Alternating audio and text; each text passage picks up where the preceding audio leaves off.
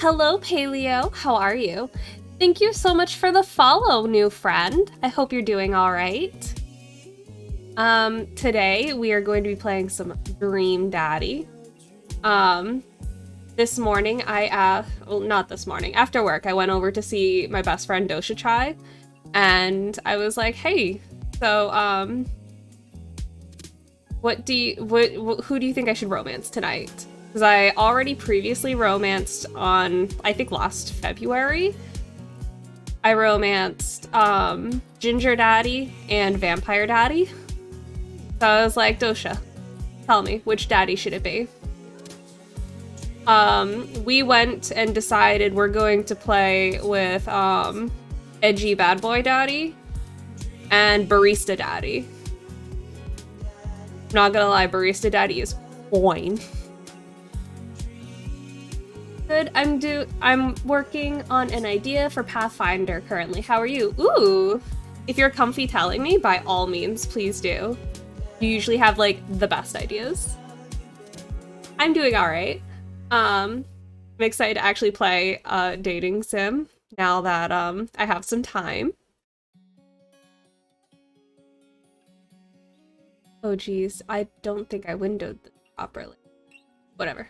We're gonna hit new game. Practice makes permanent. Oh, I cannot see my chat. Why? Why did you...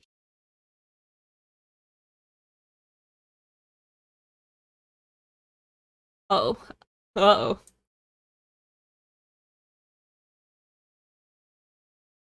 It shouldn't be that big. Alright, hold on. We're doing this. Ready? Alright, we're gonna fix this. Why did you let you be that big? That was not me. I properly ahead of time.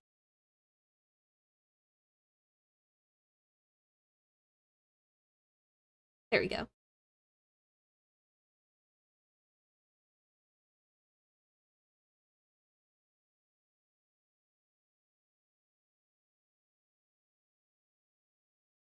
Alright, we did it. We did it. 6.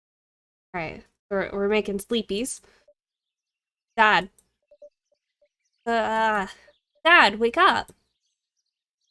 I'm gonna pretend to be dead. I let my tongue roll out of my mouth and stop breathing. Amanda shakes me. Come on, Dad. This hasn't worked on me since I was 6. Sorry, Amanda. The end for me. Dad, I swear to God. Amanda, I bequeath to you all of my earthly possessions. Spread my ashes over my recliner. Okay, well, your corpse better get into the moving van because it's leaving soon. I finally open my eyes and sit up. I'm lying in the middle of the room, spooning and moving a moving box.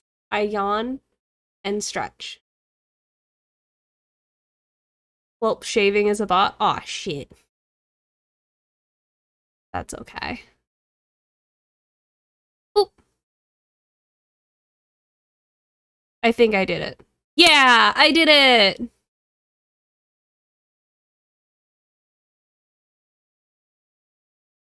We like to make new friends in this house, always and forever. But no thank you for promotions and stuff. I make my friends organically.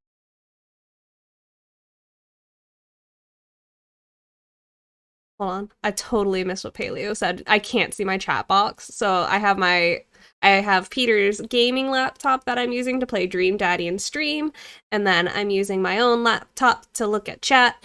So it's, oh, don't even worry about it, man. I can just scroll up. I'm making a Druid Ranger split class. Ooh.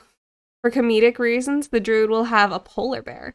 Originally, because of the age-old stereotype of Canadians riding polar bears being the primary reason. Polar bears are so cute, but they are so angry and deadly from what I hear. So you're gonna be doing hella battle damage. Who's the poltergeist? Oh shit. I don't even know what ghost type I am.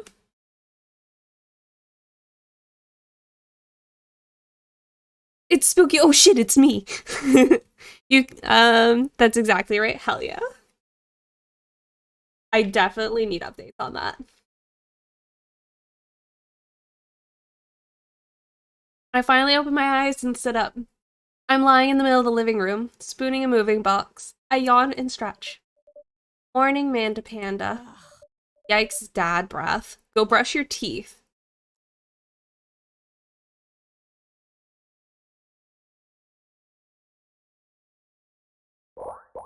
Build that dad. I love Build That Dad. I also thoroughly enjoy that they have binders too. They are very inclusive. We do not support TERFs in this house. Is there a way to randomize my dad? I don't think there's a randomizer. That makes me sick.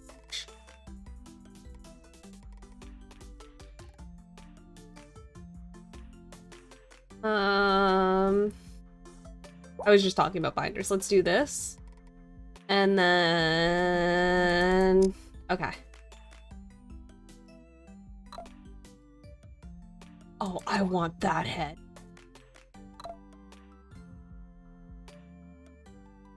What kind of hair are we doing? Peter always gets, like, weird when I mention that I think man buns are actually cute. Ayo. Sporting that Jimmy Neutron? Hold up.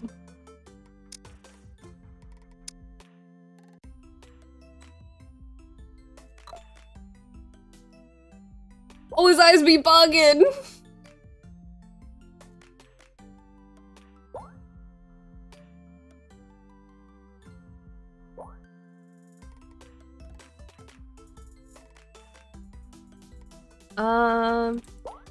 I like those. Okay. Let's have piercing. Let's do it. Noses. I don't know why. The first nose I saw was this nose. And I was like, I guess I knows it.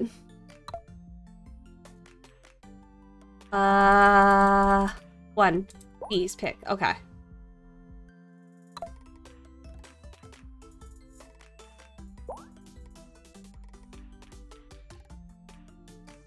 Actually, maybe I want thick.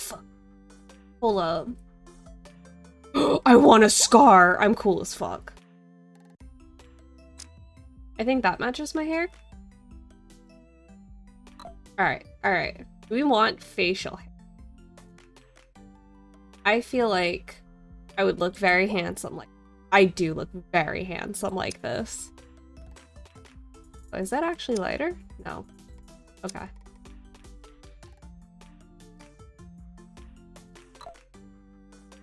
I want to be dignified. We're wearing glasses. Ooh, I actually have these glasses. IRL. Yes. I am a dignified man. Dignified men also have piercings. We're doing it. Alright, and then clothes. What are we doing for clothes? I immediately thought of Steven Universe with this, and my brain just, like, went cheeseburger backpack. Chat, what are we doing for clothes? This reminds me of the floor of the bowling alley. I am so fucking sophisticated. Alright. I'll let chat decide, though. What shirt am I doing? Unless I'm staying with this one. Because his dad looks hot as fuck.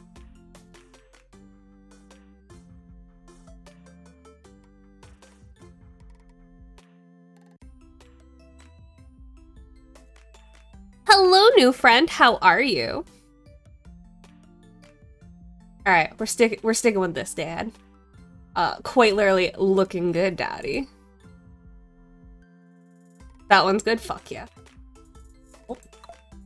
Name that dad. All right. What's my last name going to be? My first name is Spooky, always. What's a good dad last name? I'm good, you? I am thriving with Dream Daddy. And I'm glad you're doing well. My last name is gonna be Confetti. Be that dad. Spooky Jones? Oh shit. I'm jonesing to be spooky. I love Amanda's, like, little pins. Amanda is adorable. She is my child. Did you fall asleep packing? I got most of it done, I think. Searching around the room, it looks like I did a pretty good job. Every box is sealed except one. Wait. Straggler. What's in it? Looking into the box, I see a bunch of old photos in a little photo album. Whoa, I haven't seen these in years. I pull out one of the dusty albums from the top of the pile and we begin looking through. That's the coolest baby I've ever seen. We're gonna say... father. The only way your father and I could get you to stop crying was to put sunglasses on you. But whenever we tried to take them off, you'd start crying again. You spent the first 2 years of your life with sunglasses on. Nice. Halloween, you were maybe 4? Oh my god, that dragon costume. You couldn't decide between being a princess or a dragon, so you went with both. Princess Dragon. Why do I remember crying in that dragon costume? You saw yourself in the mirror and realized you were afraid of dragons. Seeing yourself inside the dragon's mouth was a realization of your greatest fear, I think. Right, yep, definitely repressed that memory. I love this game's art style so much. It's so cute. I love how, like, just wholesome and inclusive it is. There's an achievement for being a bad dad, and on God, I will never get that. I love Amanda too much. This is my child. Not hurting my own baby.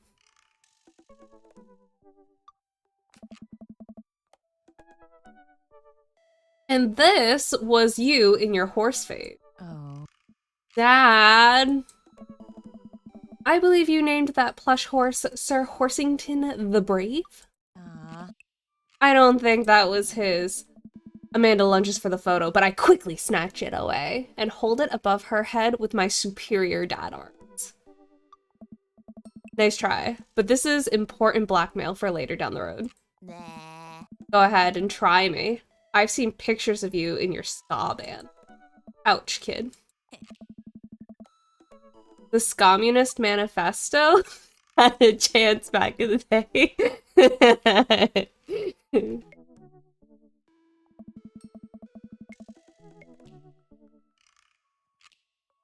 Hey, babe.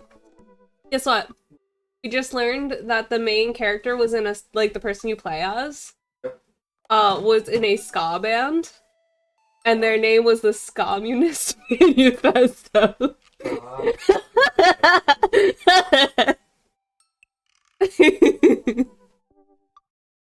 That is my partner. He does not like my puns ever.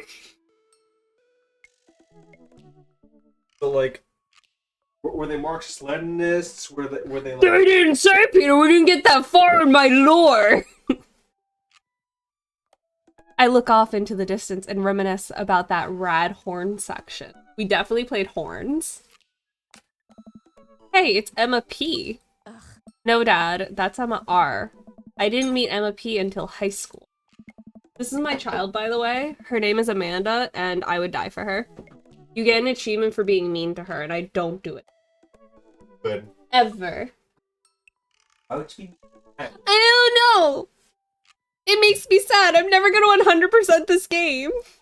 It's just like in Spiritfarer when I wouldn't 100% it because that would mean I would have to tell someone that her husband was not cheating on her and lie to her and be like, no, he's not cheating on you, definitely. You gotta be straight up with her. We out cheaters in this house. What are you doing? Oh, I'm getting the dipping oil for bread.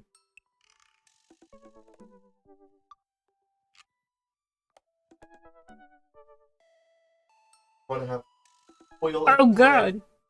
What is happening to my character? There we go. Honey, I promise you wholeheartedly that I will never stop mixing those two up. Dad, Emma R has been my best friend since I was 7. Give it, like, a little bit of effort. I'm gonna be honest, Amanda. I wouldn't remember either.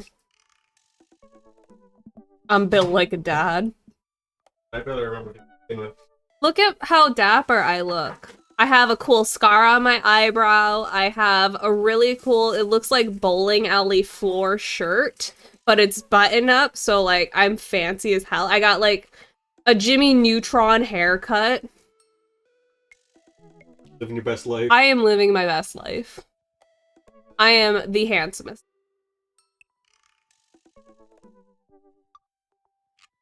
Emma, oh, I don't even remember. Tried to steal people's pets. No, Dad, that was Emma S. She moved to Kentucky 3 years ago. I miss her. I also miss my hamster. Sir Hamilton the Brave. Oh. Anyway, I gotta show this to Emma R later. She'll get a kick out of it. The first photography award you ever won. Huh. Yeah, I got us a $20 gift card to McFriday. And then you got food poisoning from the cheesy Pasta Blast. I think you mean food poisoning. You know, the Z. Ugh. Dad. Still can't drive past McFriday's without gagging. Still proud of you, though. Amanda reaches down into the box and pulls out one last photo. Hmm? Neither of us say a word. We stare at the photo for a long moment. I finally decide to break the silence. That was the day we adopted you. It's kind of a funny story. The day we brought you home, we got into a car accident.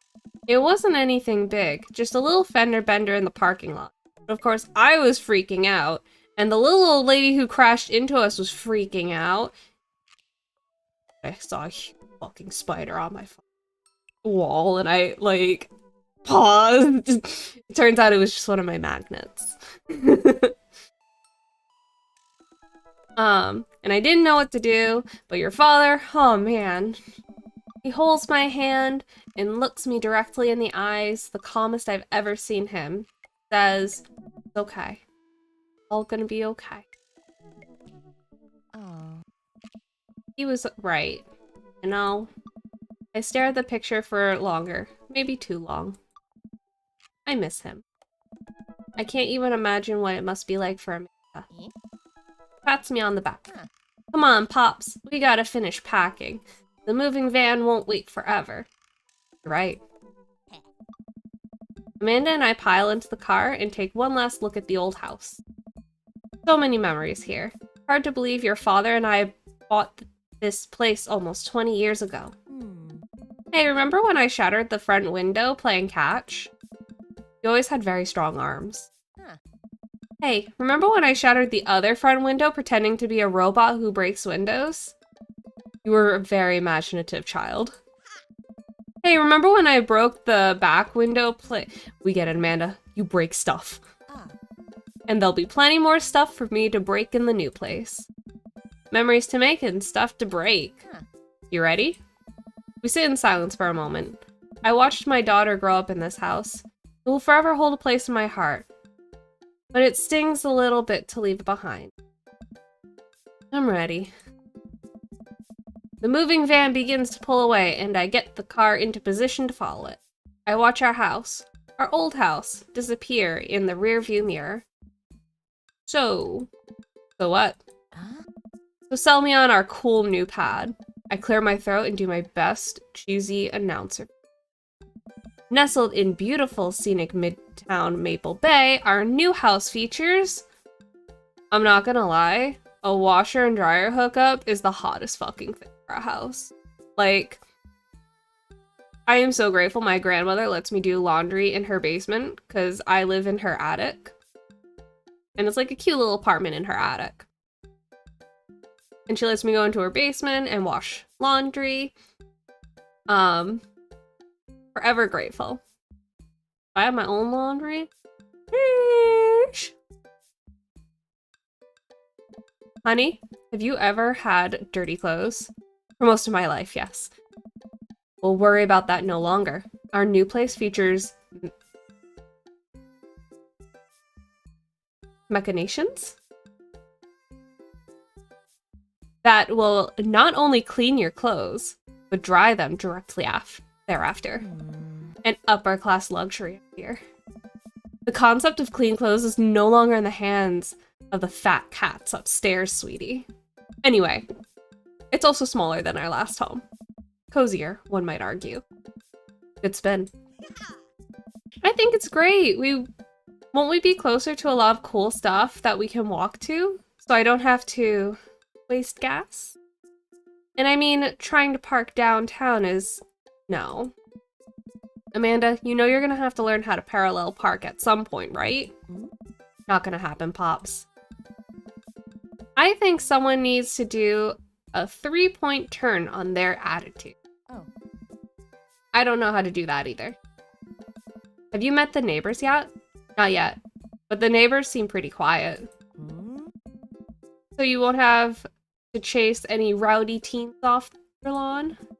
You are the very teen you mock when you say that, hon. I'm in my last year of high school. I'm practically dust.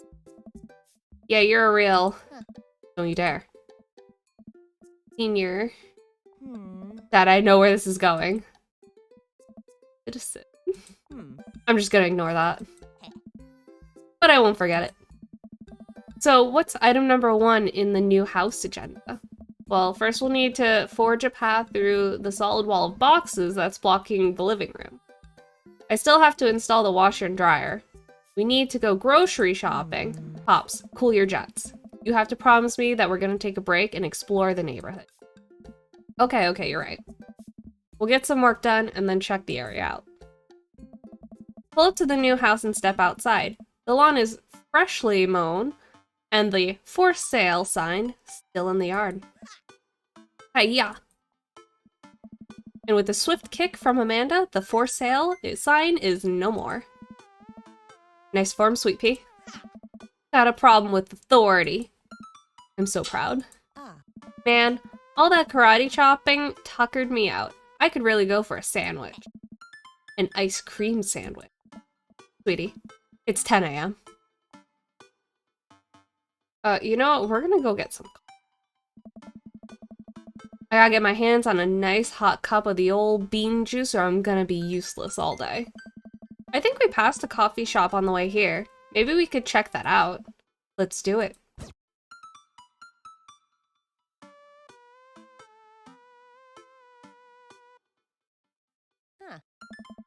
We walk down the street to the Coffee Spoon, a cute little place on the corner. Man, this is in such a convenient walking distance from our place. I mean, I guess. What's wrong? Why would I go somewhere else and drink coffee on a couch when I could just drink better coffee at home on my own couch and not have to make awkward eye contact with other people? At least when I'm home, some random guy isn't gonna come up and sit on the recliner next to me and I won't feel like a little weird about it because technically he's not sitting at my table, but he's very much within my personal. I feel that to my core. Dad. And what's the etiquette when you have a dirty mug? Is there a bin? Do you go set it up on the counter because you don't know where else to put it? Or do you leave it there and feel your face flush hot with shame as you consider the possibility that there is in fact a bin somewhere just out of sight and now you're that jerk who left their mug? Dad, are you just afraid to meet new people? Yes, Amanda! We walk inside. This daddy, top tier. Top tier fucking daddy. This man has my heart. The inside of the coffee shop is incredibly warm and inviting. Vinyl records line the walls, and patrons lounge around the well-worn-in couches. Some cool tunes spin on a record player next to a little stage. Welcome to the Coffee Spoon, guys. How's it going? Oh, Dion! What's with the name? Oh, it's kind of dumb. It gets mentioned in this poem I like, and I thought it was a good idea at the time, and I suppose now it's still a good idea, but like, the business is still running? But people ask me that question all the time, and I give them the same answer every time, and now I'm standing here rambling, and I'm sure we're all getting more and more uncomfortable the more I keep talking, but man, we're in it now, and I can't stop. I love this daddy. So much. Oh.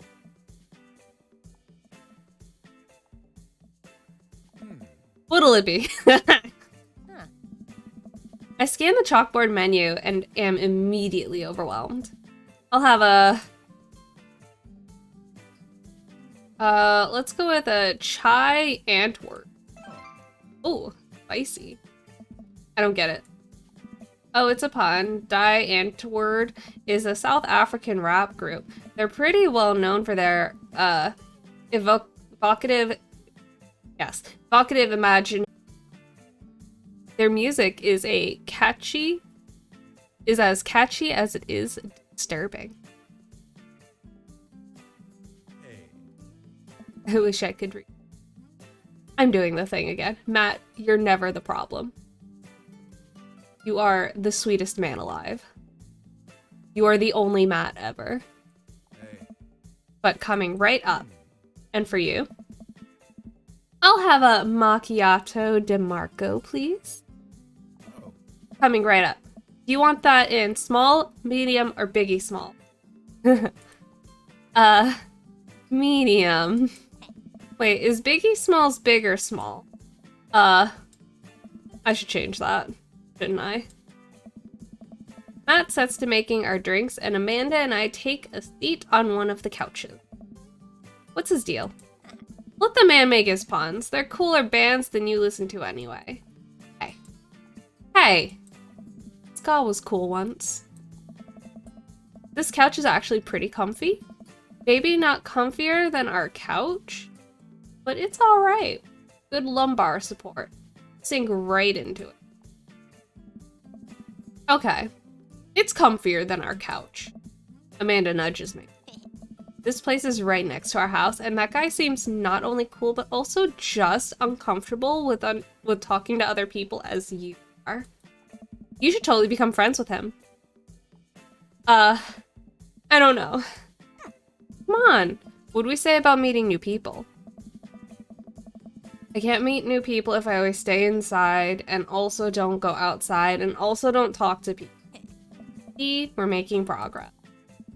Matt sets our drinks down at our table and I immediately burn the roof of my mouth. Good one. Hi, we're new in the neighborhood. I'm Amanda. This is my dad, Spooky. For some reason, it was so disalarming. Not disalarming. It was so alarming, it's a word. To see my own name, I was like, oh shit, that's right, that's me. I'm actually playing a game. Oh, right on. Pleased to meet you both. You ought to come by when my daughter's hanging around the shop. You two might get along. Yeah, I'm sure we'll maybe come in from time to time. Oh my god, I'm yawning again. I'm sorry. Amanda kicks my leg from under the table. I'm sure we'll be in here a lot. Hey. You know what? Let me get your guys' opinion on something. Matt goes into the back and comes out with a fresh plate of something that smells amazing. Hey. I'm working on a new banana bread recipe and I need help coming up with a name for it. Well, I think we're gonna have to taste test it first, so get the full flavor profile of, you know, I really appreciate the flavor sensations of. Amanda nods vigorously. She knows. Yeah, we need to give that Nana bread a taste if you want us to do free creative labor. And I think that would be commensurate with... I've taught her well. I've trained her for today. I was just gonna give you guys free banana bread anyway. Right, yes, that. Matt serves us each a piece. Amanda and I happily chow down. Yeah. This is amazing. Oh. Thanks! The secret ingredient is bananas.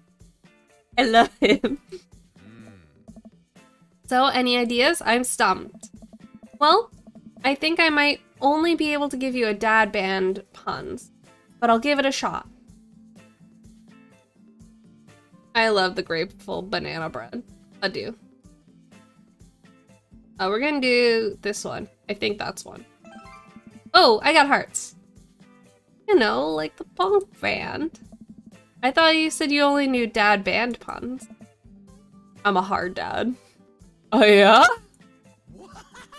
That actually has a nice ring to it. Really? Hey, dude. Yeah, banana bread Kennedys. Strong decision. That's art, baby. Oh. I wanted to say baby because I thought it would sound cool, but once I said it, I realized it just doesn't sound good coming out of my mouth, and maybe I should just leave saying baby to the professional. Hey. Hey. Call me baby more often. Enjoy your coffee. Thanks, baby. Oh. See? It sounds better when you say it. Fuck. I told myself I was gonna romance Robert first. Fuck. Well, I didn't get the eggplants from you this round, so next round I'm coming for you, Matt. Oh, there he is. There's Robert. I forgot he was here. Across the way, a man catches my eye. He sits himself brooding over a cup of coffee. Our eyes meet, just for a moment. I hastily look away, hoping he didn't catch me staring. Who is that? We finish up our drinks and head out. Thanks for stopping in. Take care. Okay, now that we're full of caffeine, where to? Let's go unpacking.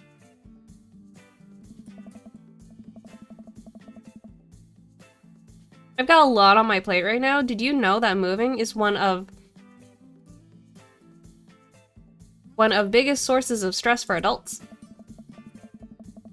Is it right behind the constant fear that you smell bad and everyone's too polite to tell you?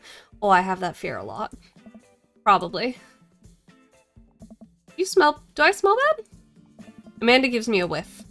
You're fine, Pops. Let's go home. Always pay your bills early. I get to work unpacking the various boxes around the living room.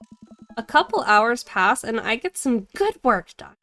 The washer-dryer unit is both washing and drying, and we can actually walk through the living room without tripping over boxes.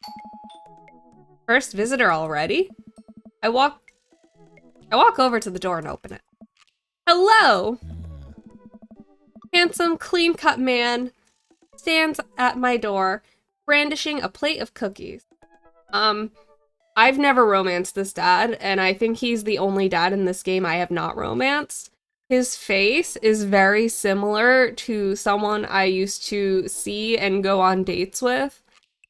And I'm just like, I don't know if I can do this, guys. One day I will. One day I will surpass this. But for now, maybe not today. We've chosen two solid daddies. Hello? Oh, where are my manners? My name is Joseph. I'm your next door neighbor. Oh yes, hi, I'm Spooky. That's what my name is. Also, this man is married? No thank you. I saw the moving van and thought I'd bring over some cookies. My daughter Christy wanted me to let you know she baked them herself. Joseph leans in and whispers, but between you and me, she just sprinkled in the chocolate. Good one. We both share a laugh. Kids, right? Oh. Yeah. Wow, cookies, huh? So nice to meet you. Joseph hands her the plate of cookies with a smile. Oh. Well, thanks for the cookies. Kirk Douglas. Amanda disappears with the cookies. Amanda, come back, and she's gone. That's my daughter. Her name is Amanda. She's a charmer. Daughters are tough. Sons are also tough. Children in general are just tough. I hear that. I mean, there'd have to be something wrong with you if you try to raise more than two. I have 4 kids. What have you done? Oh. I meant, Hmm. don't worry. You didn't mean to be rude. Oh no, this is the first neighbor I've met and my social life is already in a tailspin. I wonder if it's too late to move again. Yeah. Okay. Oh. Is the Mrs. around? I had no clue what that said at first. I was like, what the fuck is that? I had to spell it out in my head as quickly as possible. I was like, Miss. I thought it said mucus, if I'm being honest. Mr. actually, and no, not anymore. He died. Yeah. Oh, uh, Yeah. I'm sorry for your loss. No, it's alright. Wow, this is uncomfortable. We stand there quietly for a moment, acutely aware of how awkward we both made things. Hmm. I'm sorry, can you close the door real quick? I look at Joseph, quizzically, but comply. After a second, I hear a knock on the door. Opening it, I see Joseph standing there with a huge smile. Hi, I'm your new neighbor, Joseph. I promise not to talk about your dead spouse this time. I'm throwing a barbecue for the cul-de-sac, and I'd love to have you come by and meet the rest of the neighbors in our community. What do you say, pal? I am no pal of yours, Joseph. First of all, I have trust issues. I was just going over this with my partner. I was like, Peter, sometimes I think I get over my trust. I'm like, over my trust issues. Like, I don't have them anymore. And then he gave me a look and I was like, okay, I'm definitely not over them, I guess. I guess I'm very not trusting.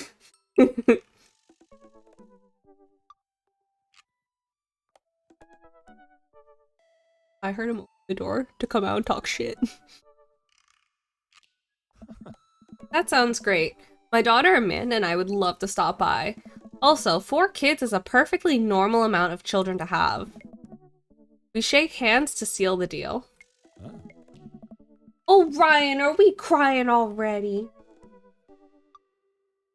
Well, neighbor, I'll see you at 3 p.m. sharp on Saturday. Oh, 3 p.m. sharp. I don't know why, that feels early for a barbecue. I feel like 5. I feel like 5 is... Why does that have to be sharp? Sure thing, neighbor. Joseph starts walking away, but stops to think for a second and turns around. Hey, in all seriousness, raising a kid on your own can't be easy. You ever need to talk about stuff? I'm the youth minister at a church down the street. Oh, I don't know. I wouldn't really consider myself Wink. Why did he say that? I hate that. I hate when guys say think. I hate it. Makes me want... Ugh. You look pretty young to me, but suit yourself. And with that, Joseph's gone. I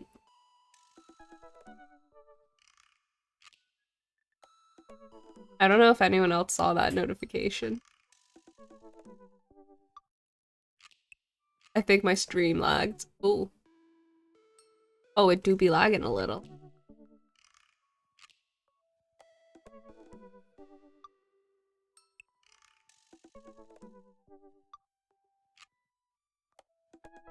I don't want it to... Oop. Oop, is it going out? We're gonna see.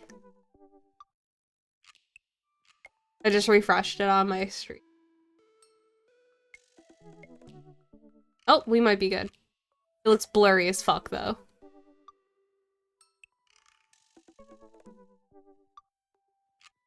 And with that, Joseph's gone.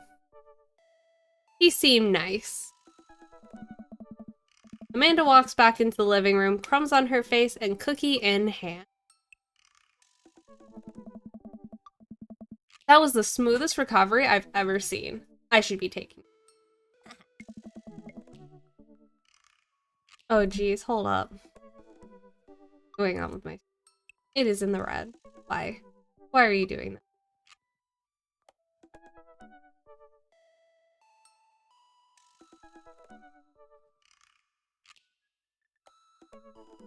Trying to think if there's anything I can pass. Oh.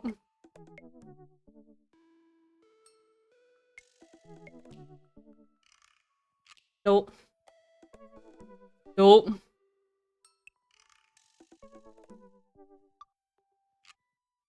Why is it so angry right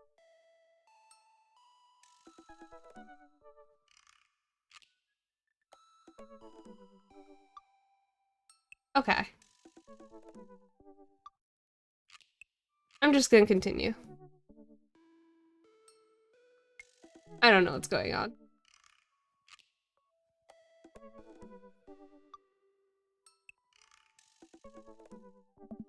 Where'd those cookies go?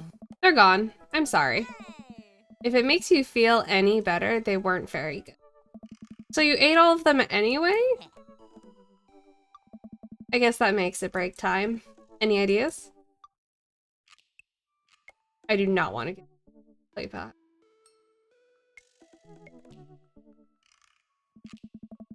Let's hit that park down the road. I thought that said Park Town Road, and I was like the song?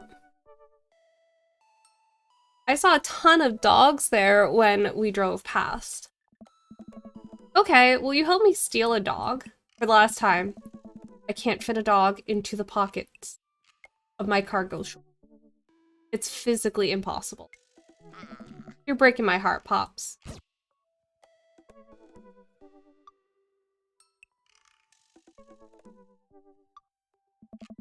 Amanda and I begin to stroll through the neighborhood. I can't believe how beautiful it is outside. Kids are playing in the street, flowers are in bloom, and the faint smell of a nearby barbecue drifts through the air. This place is nice. Too nice. I don't trust it. Good eye, honey. You can never be too careful. See that baby in that stroller over there? Government off. We're on to you, baby. We walk for a while and eventually end up at a small park. Toddlers chase each other through the playground, and dogs of all shapes and sizes romp through the grass. Pretty crowded, but Amanda spots a nice empty bench. We start to make our way over to it when... Heads up! Ouch! A frisbee suddenly hits me in the face. Woof. A corgi with a neat plaid handkerchief. Handkerchief? Tied around its neck, bounds up to me, wagging its tail. You throw this thing at my head? Bark. He runs around in a circle and nudges my leg with his nose. Oh god, this is the cutest dog. I'm gonna pet the dog.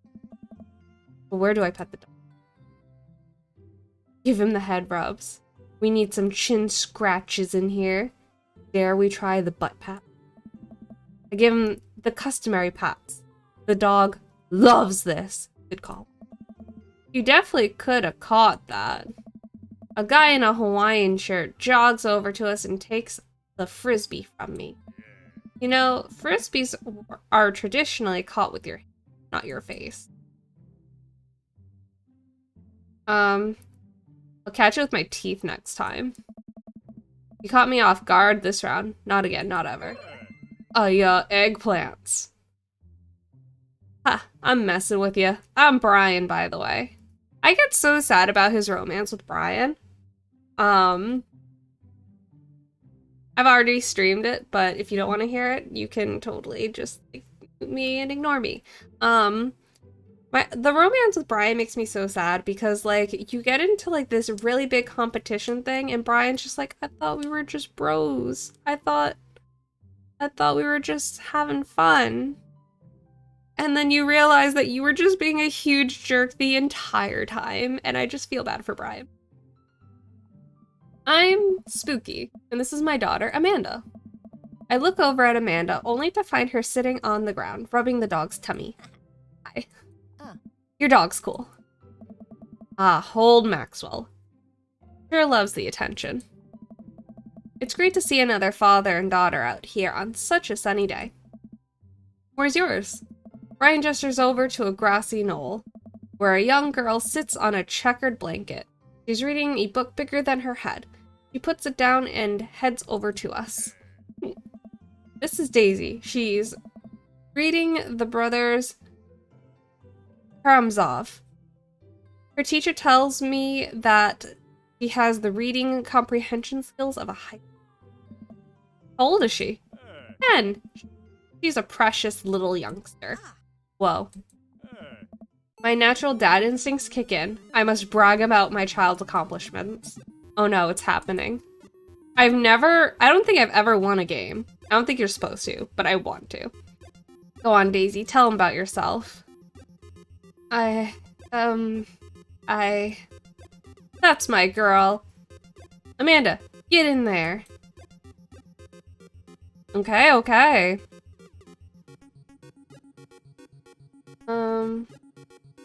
wonder if I can flee. No.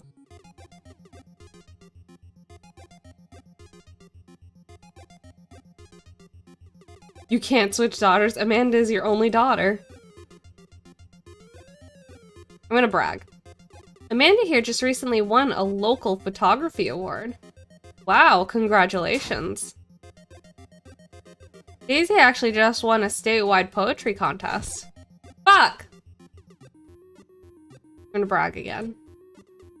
Last week, unprompted, Amanda helped an old woman with her grocery bags. Daisy just started a weekly chess club at her elementary school computer lab.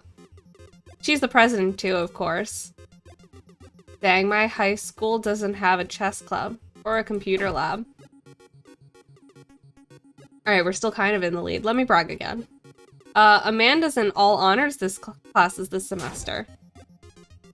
Oh, really? I'm actually talking to Daisy's teacher about having her skip a grade. Even Amanda kind of bristles at that one. Brag again. A few months back, Amanda started volunteering at the homeless shelter at our old neighborhood. You don't say. She should talk to Daisy. She actually helped organize a food bank in Maple Bay. Yeah, Amanda, I'm sure we could find something for you to do. Oh, shit. Oh, no, he's winning. Oh, fuck. Okay, hold on. Items.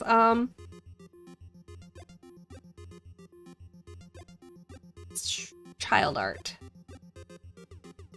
You unfurl your wallet to reveal a tiny copy of a drawing of a cornucopia Amanda did in first grade. Cute! It isn't very impressive, but Amanda genuinely appreciates you holding on to that. Daisy sold enough candy bars this year to get the top prize, a canoe. We're taking it out next weekend. How is that even possible? Amanda could barely get one of those sticky hand things. Aw, shit. But! Brag. Amanda still uses a film camera. Wow, most kids her age probably have no idea how. Hell, I'm not sure I know how. I sure don't.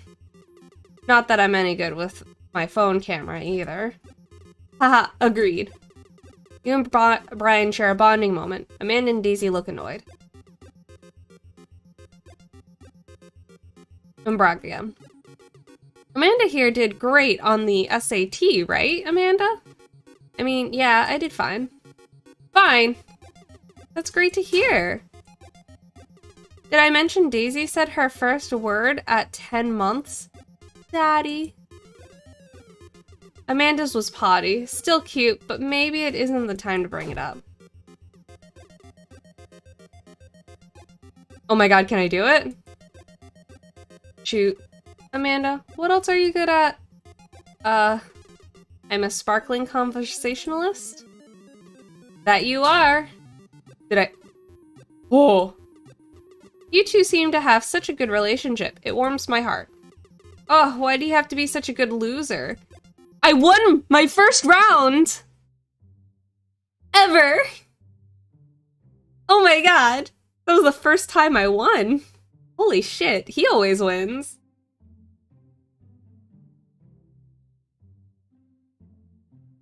That was strategic. So I take it you guys are new to the neighborhood? We just moved in. Do you live around here? Yeah, we live in that cul-de-sac down next to the coffee shop. What a coincidence. That's where we live too. Small world. Yeah, Daisy and I are in that little ranch-style house on the corner. I know that house. Just like ours, but slightly bigger and better landscape. Does this guy have to outdo me at everything? Bro, we just won at Pokemon. What a lovely place. Well, I don't want to take up any more of your time. Really nice meeting you guys. You'll have to stop by at some point. Yeah, definitely. Bye. Brian and Daisy walk further into the park with Maxwell, happily trotting along in tow. You get the feeling that he was trying to one-up us? Trying? He was totally gunning for us. You really held your own, though. I couldn't have done it without you, kiddo. I do my best. Oh, wow. I can't believe that kid's only 10. What was I even doing at her age? Oh, shit. Okay. Well, hold on. SOTMG scene. So much lag. Sorry for the delay in love. Let me refresh and see if that helps at all. It probably does not.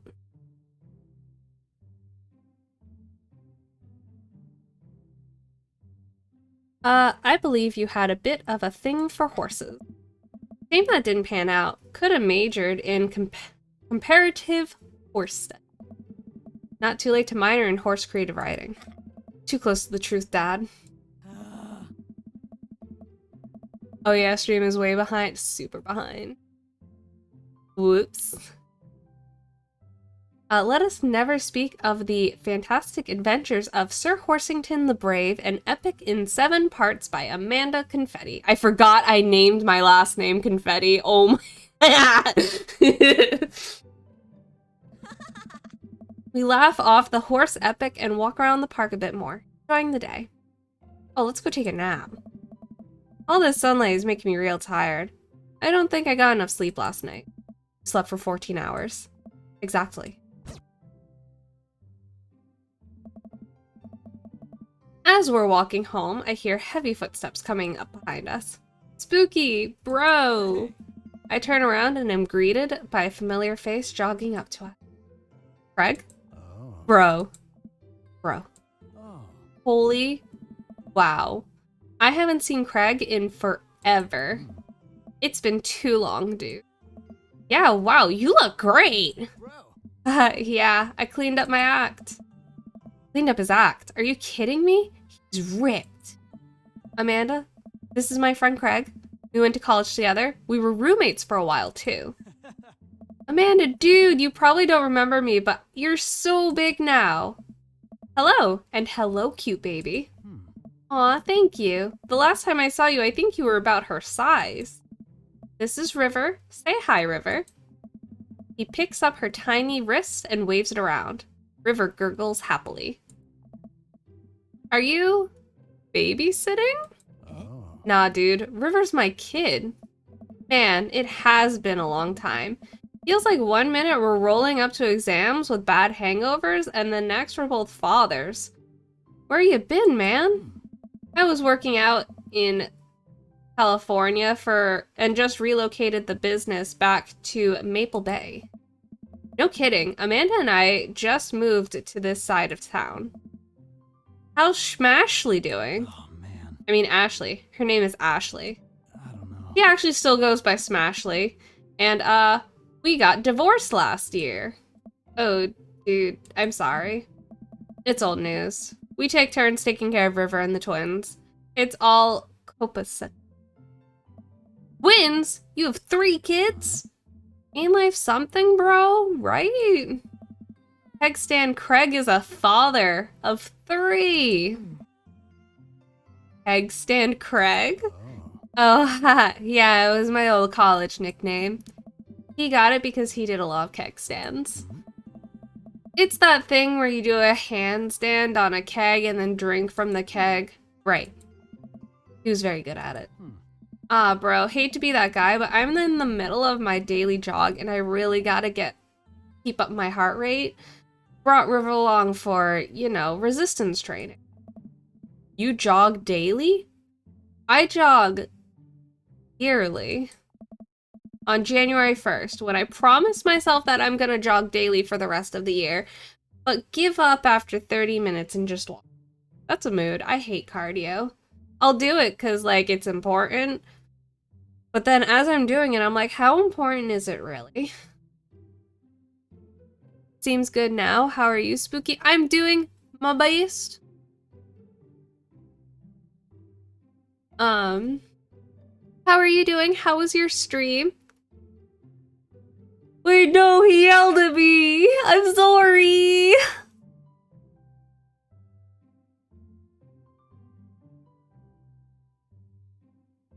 Oh. Well, it's never too late to get back into it, dude. You should join me sometime. Craig, if I'm running, it's from something. Haha, I don't know. Hey. Come on, it's fun. It'd be fun. We could grab breakfast afterwards, catch up. We could do a bro brunch like good old days. Craig, if I eat breakfast before or after, I'm just gonna throw up.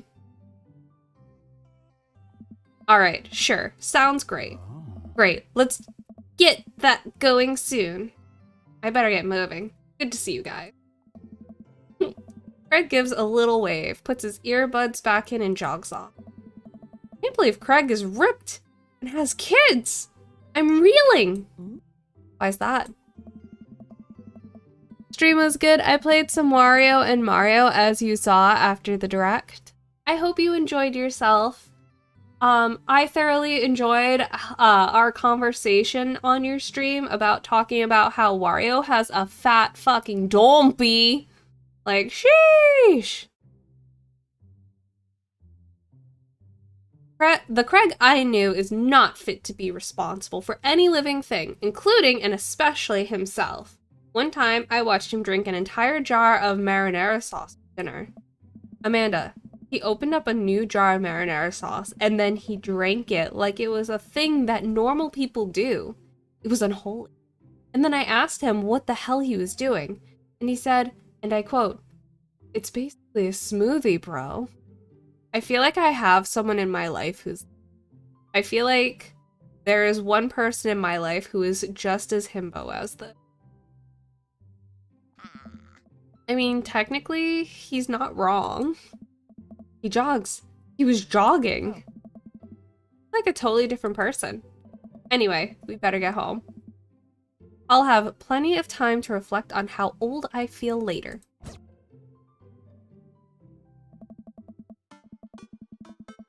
Thickest dumpy this side of the Mushroom Kingdom. Fucking Sean knows it. Amanda and I flop down on the couch. Amanda has to shove some empty boxes out of the way before she can sit. Too bad we're gonna be putting my stuff right back into these boxes in a few months. No, don't say that. Aw, Dad. It's gonna be okay. I'll be fine. I know. It's just, you're my little girl. It's gonna be weird not having you around. I'll come visit, and I'll text you every day. And I'll take lots of pictures. I mean, obviously, I'm a photography major. You promise? Of course. Are you gonna be okay by your lonesome?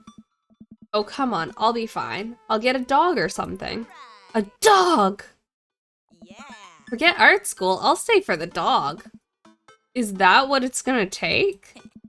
Medium-sized dog, handkerchief, around the neck. I get to name it. That's what it'll cost for me to give up on my dreams. I'm a woman of simple wants and needs. Well, a dog is a lot cheaper than college. Amanda laughs. Suddenly, a pile of envelopes slide through the mail slot. Speaking of college, the dreamiest daddy? Oh yeah, we're going after some top tier daddies. I I think this round we're going after Robert, and then I set my sights on Matt. Matt is such a good dad. He is the only Matt ever. Amanda darts over to the envelopes and shuffles through them. She pulls one out and throws the rest of them on the floor. Yes. I say, Oop! Hello, Shinichi! How are you?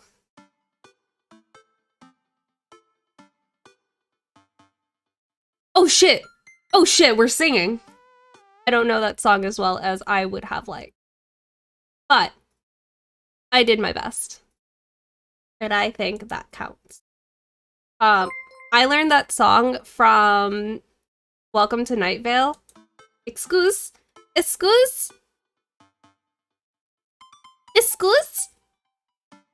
No bitties. I learned that song from Welcome to Night Vale, and I have been obsessed with it for a good while.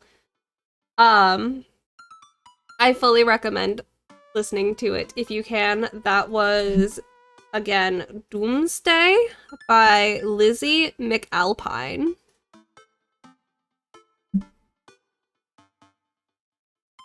But thank you for the song, Redeem Shinichi. It's been a good while since I've done those vocal things.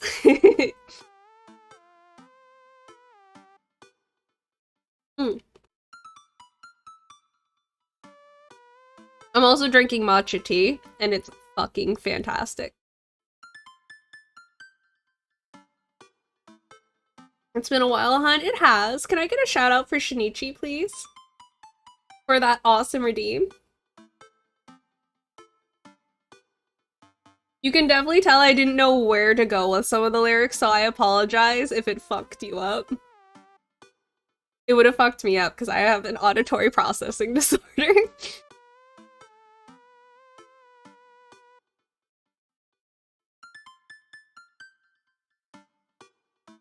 Alright. Back to the dreamiest of daddies. Fun fact. I literally, when I was thinking of playing this game, all I could remember, like, it came forth to me from my own memories that I put in a box. I had apparently, named one of my friends in Messenger that you can totally see. You can totally see what your nicknames are in Messenger. And I nicknamed them Dream Daddy. And I had a very large crush at them at the time, so like... there we were. This is from McGowan College of Art and Design. Open it. But I'm scared. It's just an envelope. Yeah, it's like my entire future. Not a big deal. Takes a deep breath and rips the letter open with her teeth. We have a letter opener, but okay.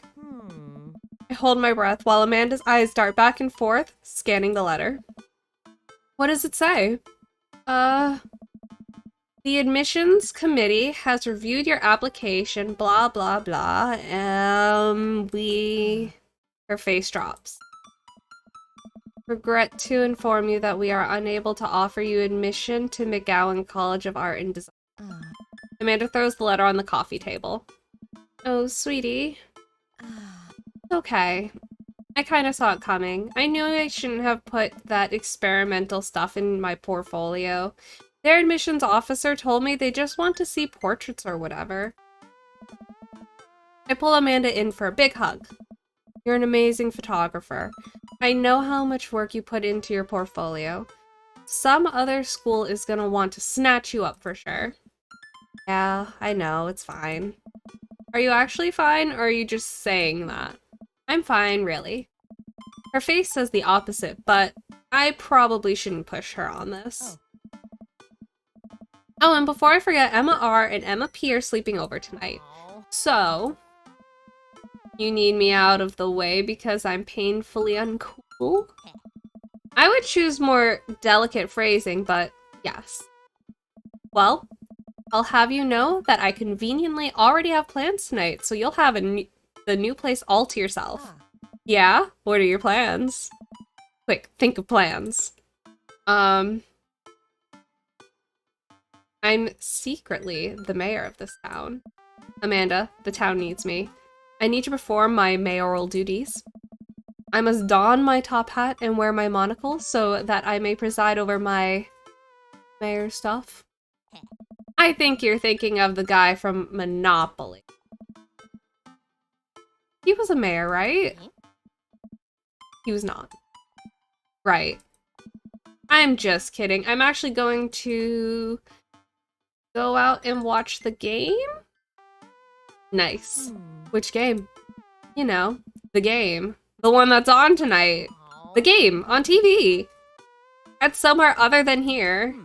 Okay, cool. While you do that, I'm gonna do drugs and commit some light arson with the Emmas. I'm concerned you're hanging with the wrong crowd. Amanda shrugs. I would have expected you guys to be up to white-collar crime by this point. Maybe money laundering at the least? I'm a street rat, Pops. You're kidding about doing drugs and crime, right? Yes, Dad. Just making sure. I give her a pat on the head. Have fun with your sports. Are you being sarcastic? No. Making fun of sports is played out.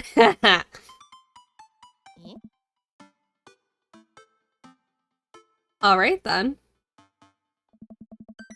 I do some light cleaning around the house and decide to clear out right before Amanda's friends arrive. Before I leave, Amanda stops me. Hey, don't forget that you have that meeting with my English teacher tomorrow. Oh right, Mr. Vega. Yep, totally remembered. I'll be there.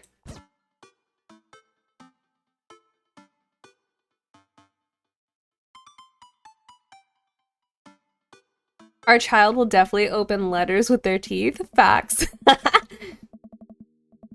Well, I guess I really didn't think this plan through. I'm not entirely sure where the closest bar is, and Amanda still hasn't shown me how to use the GPS on my phone. So I'm gonna pick a direction and walk in it. Let's go this way.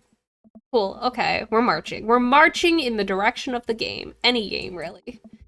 In the distance, could it be? A big burned down neon sign hangs above a tiny dive bar. Jim and Kim's, huh? Alright, it'll do. The bar is small and dimly lit. The crack of pool ball sounds in the back as patrons laugh and joke. A string of multicolored Christmas lights hover above the bartender. I can't tell if he's Jim or Kim. I pull a seat at the bar. What'll it be? 1 beer, please. Sure thing, boss. The bartender slides me an ice-cold beer. I take a sip and enjoy the refreshing taste. Get this man a fucking poppers. Say, are you Jim or Kim? I'm Neil. Oh, fuck. Oh. I awkwardly turn my attention to the game, which is playing on one of the TVs on the wall.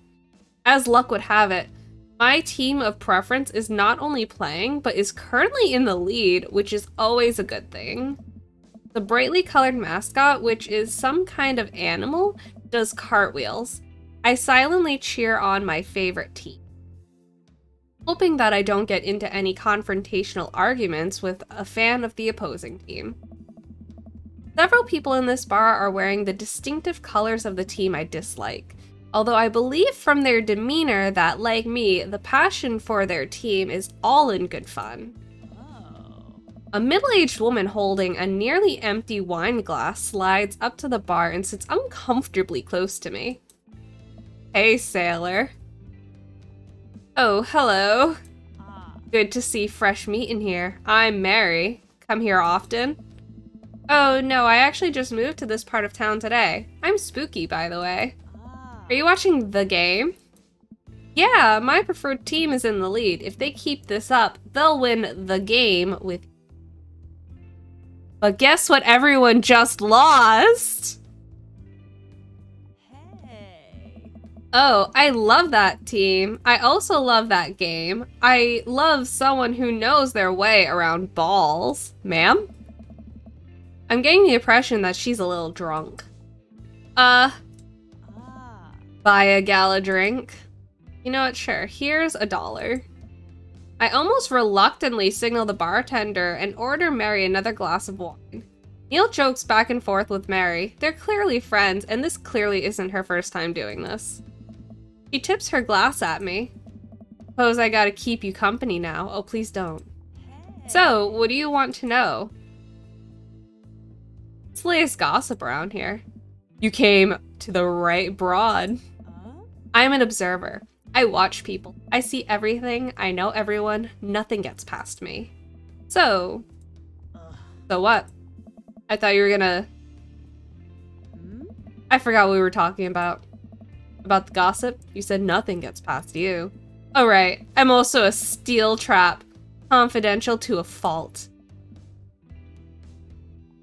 So what else can you tell me about this part of town? It's quiet, that's for sure. If you want an idyllic little life with white picket fences, this is the place to do it. But every town has its secrets, you know. She takes a sip of her drink. That was a little too ominous for my taste. She leans closer. Hey. Would you like to learn some of my secrets? Oh boy. Maybe some other time? Come on. To yourself, sailor. Mary saunters off, setting her sights on the newest bar patron to enter. I happily watch the game over another beer. The game has gotten close in terms of points. A little too close than what I'm comfortable with. After a particularly skilled player scores a number of points for the other team, putting them in the lead, I hear an affirmative grunt from another man in the bar. Go team. There was like a noise in the background music that played in my right headphone, and it sounded almost like a ringtone, and it threw me off for a hot second. It's the brooding man from the coffee spoon. He sits alone sipping whiskey and watching the game as well. Enjoying the game? I am now that we're winning. Oh, we must be rooting for different teams. In my opinion, my team is far superior. I have to disagree with that. Based upon our win-loss record, I'd say that my team is superior. That's where you're wrong. Since as it stands right now, my team is beating yours. The conversation ends there, and we both go back silently rooting for our respective teams. I got a yawn. Okay. The game is close, with both sides playing their hardest to win, but in the end, my team prevails. Quiet cheers ripple throughout the bar. I raise a respectful glass at that man drinking whiskey. He raises his in response. An unspoken truce is formed between us based on mutual love for the game. He motions to the bartender, who pours 2 glasses of whiskey. The man slides one over to me. The name's Robert. Thanks, I'm Spooky. Hey. You must be new here. Mary already hit on you? Yeah. Robert chuckles. I just like the idea of Robert being like super broody and edgy, and then I just walk in and I'm bubbly as fuck. Good yawn, thank you. I did my best with that one. She's a peach. Well, you picked the best bar in town. As slimy as it is, you'll never find a better spot than Jim's and Kim's. Is there actually a Jim or Kim that runs this place? No, that'd be Neil. Neil waves from across the bar. I wish there was a secret romance where I could romance Neil. Oh. Good guy, Neil. Not enough Neils in this world. Okay. You a whiskey fella or a beer fella? Beer, but I'll drink most things. Oh. You like shots, bro? Robert? Tequila? Shots are it for me. They are it for me. I am a fucking party with tequila. Ooh, shots fired. I'm gonna say I love shots. Thank God. Robert nods to Neil, who serves up 2 shots of whiskey. He hands me one. I'm not a whiskey fan. And a lot of people are like, how dare you not like whiskey? That is delicious. And I'm just like, it makes me not happy. I'll drink it if I'm offered it. Absolutely. Who's gonna pass up free booze? I will if it's handed to me by a stranger. But yeah, I'm not the biggest fan. I'm allergic to whiskey? Oh, fuck. You're not allowed to have it. We need everyone to be safe and healthy. Oh. Here's to your health. We take the shots. The whiskey burns going down, but I try my hardest to look tough. Hey. Wait, I think this is what making friends is. Okay, Spooky, this guy's out of my friend league, but I think if I play my cards right, we'll be pals in no time. Oh no, I don't know, should I compliment it? I think I should compliment his really cool leather jacket.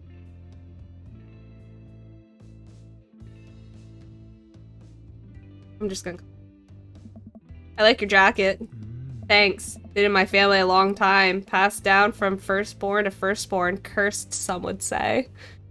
I think Robert's actually fucking hilarious when he's not being an ass.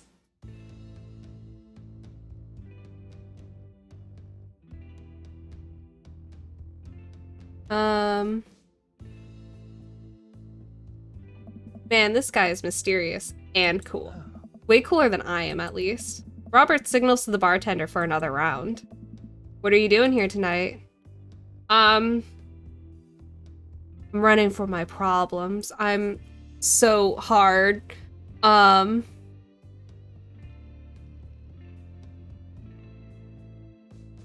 trying to make friends. I'm new in town. I figured it might be good to put myself out there. You seem pretty cool.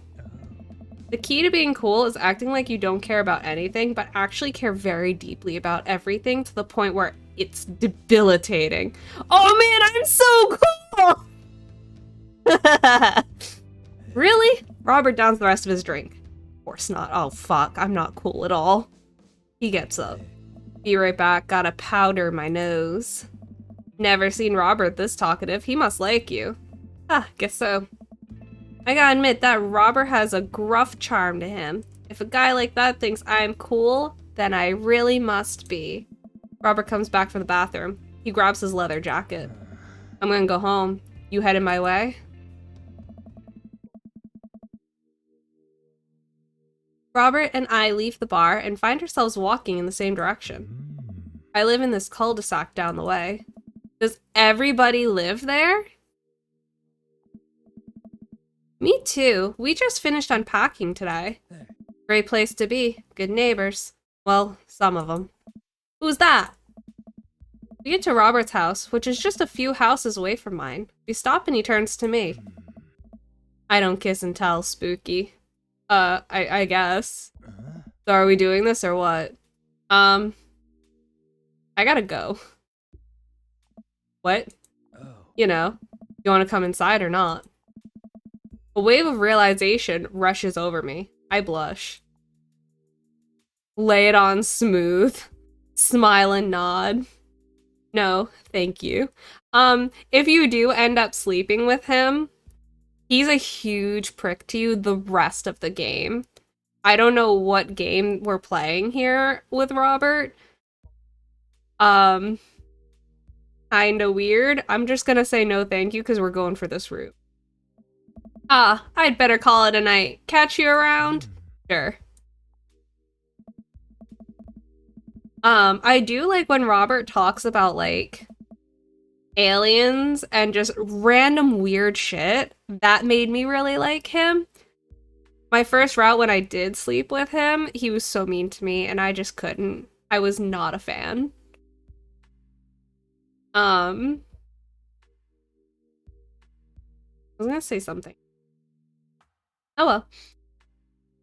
I head home, head buzzing with whiskey. What did he mean by, are we gonna do this or not? I plop down on the couch, and I am asleep before I even get the chance to take my shoes off.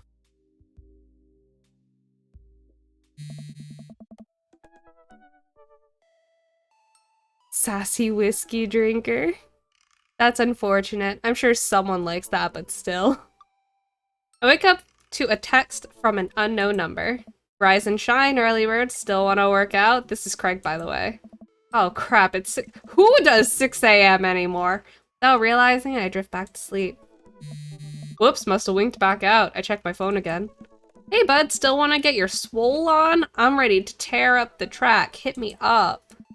The last thing I wanna do right now is work out. But it is Craig. I do want to catch up. Oh nah, I'm going back to sleep. I'm not running on a hangover. I will throw up. I shoot a quick text to Craig to apologize for bailing and immediately fall back asleep. Craig's romance is also adorable. Oh man, how long was I out? What time is it? I look over at the clock. It's 3:55 p.m. I have to be at the parent-teacher conference in 5 minutes. I jump out of bed, throw on the nearest clothes, and run out the door. I thought I fell asleep in my clothes. Well, I guess you don't want to go in overnight. I arrive at Amanda's school and check out the front desk. They give me a bright orange visitor sticker and send me on my way. I'm barely awake and feeling pretty haggard. Hopefully no one will notice. I check my watch and I'm relieved to see that I'm only 2 minutes late. Wait, was it room 103 or 108? I spot a youth standing at his locker and approach him for help. Excuse me, do you know where Mr. Vega's classroom is? A youth turns around and looks me up and down with heavily lined eyes. Hey yo, this kid's reminding me of Catharsis. From our Fantasy University, D&D group. If anyone is alive and would shout out, "Welcome to the Arcanum," I would appreciate.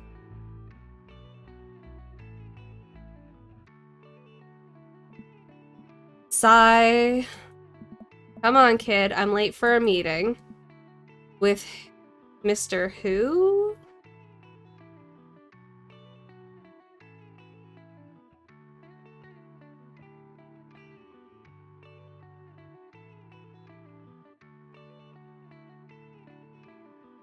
I'm like sending a picture to my group chat.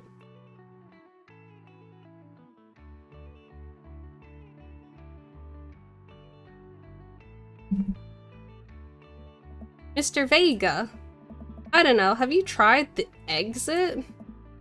Okay, wise guy, are you gonna help me or not?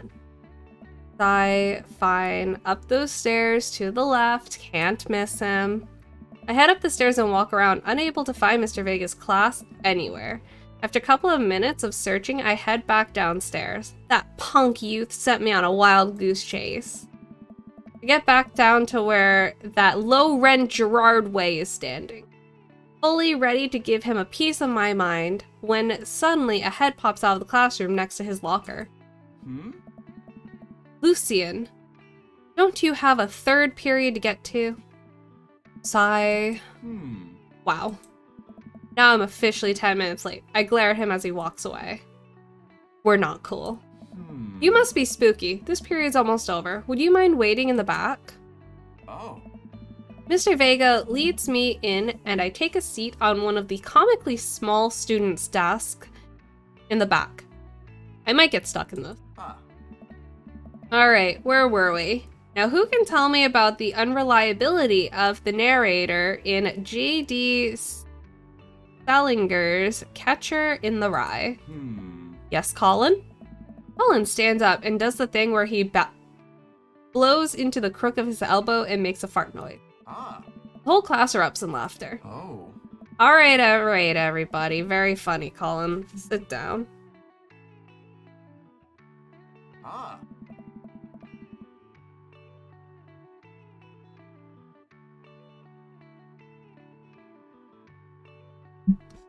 Now, Holden Caulfield is an unreliable narrator in the sense that the bell for the end of the period rings.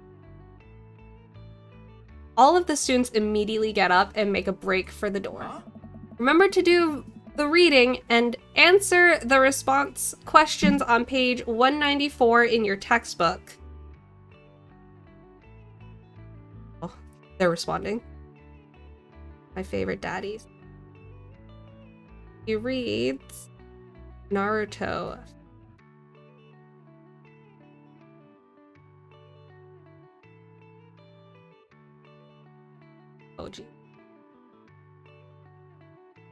the daddy.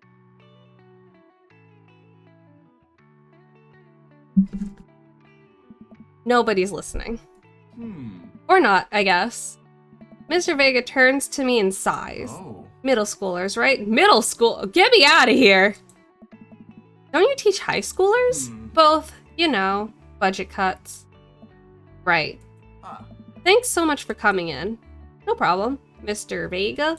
Hmm? Please, call me Hugo. Actually, I don't think I've romanced Hugo either, if I'm being honest. I might have. I don't remember. I don't think so. Hugo seems like a nice guy. I feel like he's out of my league. I feel like he's just so sophisticated. I don't normally do these impromptu parent-teacher meetings, but as I'm sure you know, Amanda's a very bright student, and I'm concerned about her recent behavior. What's going on? Amanda has never been the most engaged student, but I know she cares. Recently, though, she's been falling behind. She's not completing assignments and has been doing rather poorly on tests. I'd normally chalk this up to senioritis, but this is strange. I thought Amanda always shared everything with me. It hadn't even crossed my mind that something might be wrong. I just wanted to ask, is everything okay at home? We just moved. But it was only to the other side of town, and Amanda was more excited than I was. See if you can talk to her about it. I know she values you a great deal and would appreciate your guidance. If she keeps heading down this road... I know how important art school is to her, and I would hate to see her miss out on scholarship money that she clearly deserves.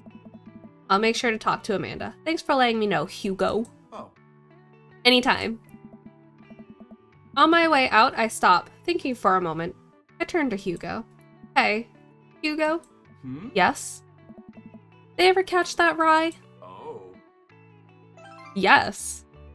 Man, I didn't even have to do that. That was cool. I'm just naturally charming. You could bag yourself a Hugo if you wanted. Oh man. I wish I could. Actually, I think I have a Peter. I think that's similar. How many times have you played this game? I've played it so many times. This is my third time streaming it. But like, doing different routes. So this is like the third time I've streamed a route. I leave the classroom and make my way out of the school. I'm still a little bit in shock that Amanda was able to hide this so well from me. She's always been such a force for positivity in my life, especially after we lost her father. Amanda must be done with classes for the day by now. I'm sure she would appreciate a ride home, and maybe I can talk to her about what's going on. I pull up to the carpool and Amanda hops in the passenger. So did you have fun gossiping about me? Mr. Vega and I actually just gossiped about our celebrity crushes. So you talked about Mario Batali the whole time? It was a very productive meeting. I'm pretty hungry. Can we grab some dinner? Sure thing. Let's make something at home. I'm very big into eating food from home because it's not that expensive.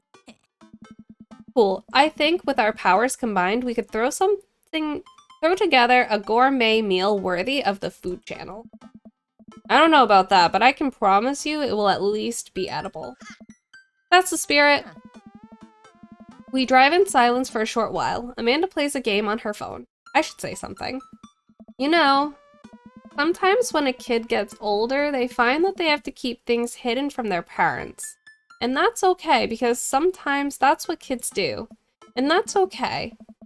But also, sometimes it's good to have the parents' perspective, because, you know, maybe the parents also have dealt with similar situations. And maybe they're a little cooler than you give them credit for. Anyway, what I'm trying to say is that it's good to share. Love you! Have you been reading my tweets? You have a Twitter? What? Never mind. Look, sweetie, Mr. Vega said you haven't been participating in class and that you're not turning things in. Oh, I'm fine, Pops. Senioritis and all that. I thought you liked Mr. Vega's class. It's fine. He's fine. We pull up to the stoplight and I eye Amanda. She's still texting. Just, I want you to know that you can talk to me about anything. Uh-huh. I can tell that whatever it is, she doesn't want me knowing about it. That's frustrating. I heard Emma R's going to that fancy art school in California. That's exciting. Yep. Are you bummed that you guys aren't going to the same school? Yep. Amanda keeps texting. She stifles a laugh. What's so funny? I don't think you'd get it. Okay. Who you texting? Noah. Who's Noah? My friend. Does he go to your school? Yep. Do you like Noah? What? No. Dad. Ugh. I can't believe you would... Dad. I mean, jeez. Why would you... Ugh. Gross. Sorry, just asking. Dad, he's just my friend. Guys and girls can be friends. He's my friend. Okay. Jeez. This is going well. Well, good talk. Love you, kiddo. She leans forward to turn up the radio. I guess that conversation is over.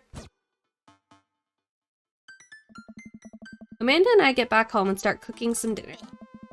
I found this artisanal mac and cheese recipe online that I've been dying to try. Artisanal? There's 2 ingredients to mac and cheese. Mac, and then cheese. Dad, please try and enjoy the finer things in life.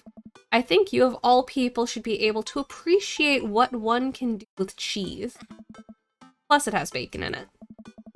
Aren't we as a society collectively over bacon? Bacon never stopped being good. It just has a PR problem. We get to work on the recipe, Amanda measuring things out and handing them to me to dump in a bowl, so I can feel useful. Amanda puts me on bacon duty, so I chop a bunch and toss it into the pan and get it sizzling. The key to good mac and cheese is a balance of texture and flavor pops. Not only are we gonna want the fullness of the cheese and bacon, but we also need to counterbalance it with the crunchy mouthfeel of breadcrumbs. I hate the taste mouthfeel. Hate it. Anyway. Oh, we're gonna ask about it. I hate it. You know, when you eat stuff and the texture.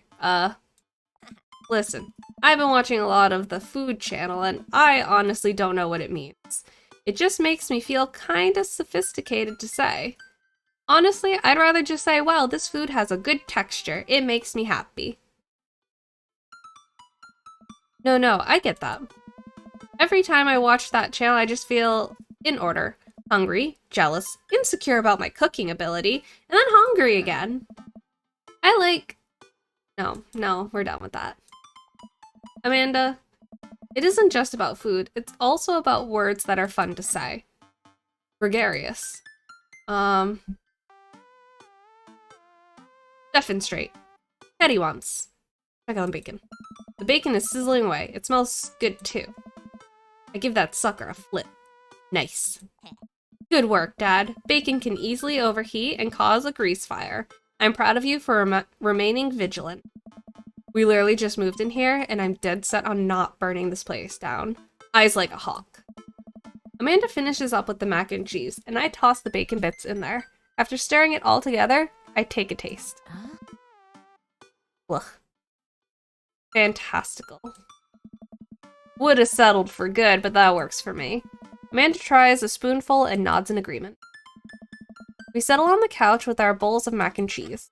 Oh cool, Long Haul Ice Road Paranormal Ghost Truckers is on. Your favorite, right? Oh hell yes. They have to make it over the Canadian tundra before the ice road melts. But also, they're hunting ghosts. Also, the trucks are haunted. This is an episode I've already seen, but it's one of the best. Halem and Flint Dogbone, the twin brother truck driving and ghost hunting duo, find themselves in the greatest peril yet. Oh no, the ghosts done got control of the truck. I can't steer them their damn ice roads. Let me use this EVP meter to try and communicate with the spirits.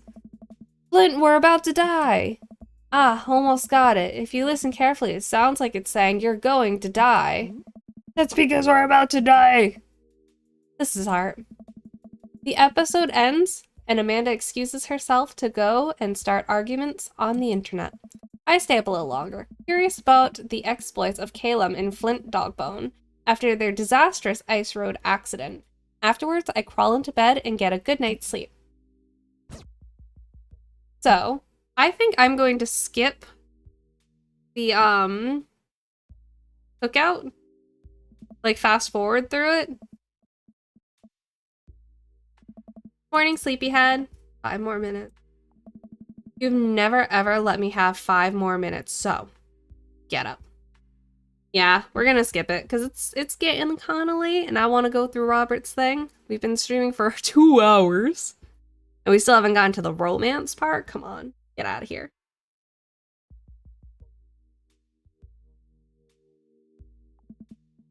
Fine. We have cereal for breakfast and spend the morning putting together furniture. Amanda is much better at interpreting the tiny manual. We're able to put together a few shelves and 1 desk, but I'm pretty sure it was supposed to be a bookcase. So you're excited for the cookout today? There's food. I'm excited. I'm all over those terrible store-bought sugar cookies that everyone brings to parties. Yeah, those are bad. Which means there are more for me. Don't you want to meet some people in the neighborhood? I'll probably end up standing uncomfortably in the corner with a plate of food and hope that nobody talks. Dad, you're a beautiful work in progress. We will get that butterfly to emerge from the cocoon. The social butterfly. Well, we better start getting ready. We definitely don't want to be late. What? No. We have to be fashionably late. Who shows up at a cookout on time? You know what? We're going early, just because you said that. I head out the door and Amanda reluctantly follows. We walk across the street to Joseph's house with a store-bought veggie plate. We didn't want tourists burning down the house again. Alright, we're skipping this whole entire cookout. Goodbye, Joseph, and your creepy children. Alright. We'll talk to Robert and Brian, and we'll actually do that, and then we'll, like, actually, let's just...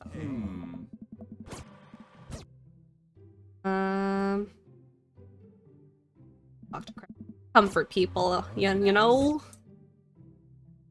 Perfect. That's what we're doing.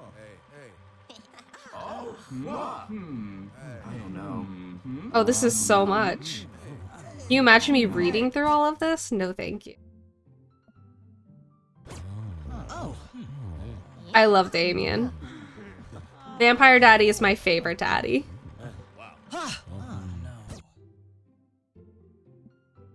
You glance across the yard and notice Robert and Brian chatting over drinks. Man, I don't want to deal with being one-upped by Brian or whatever.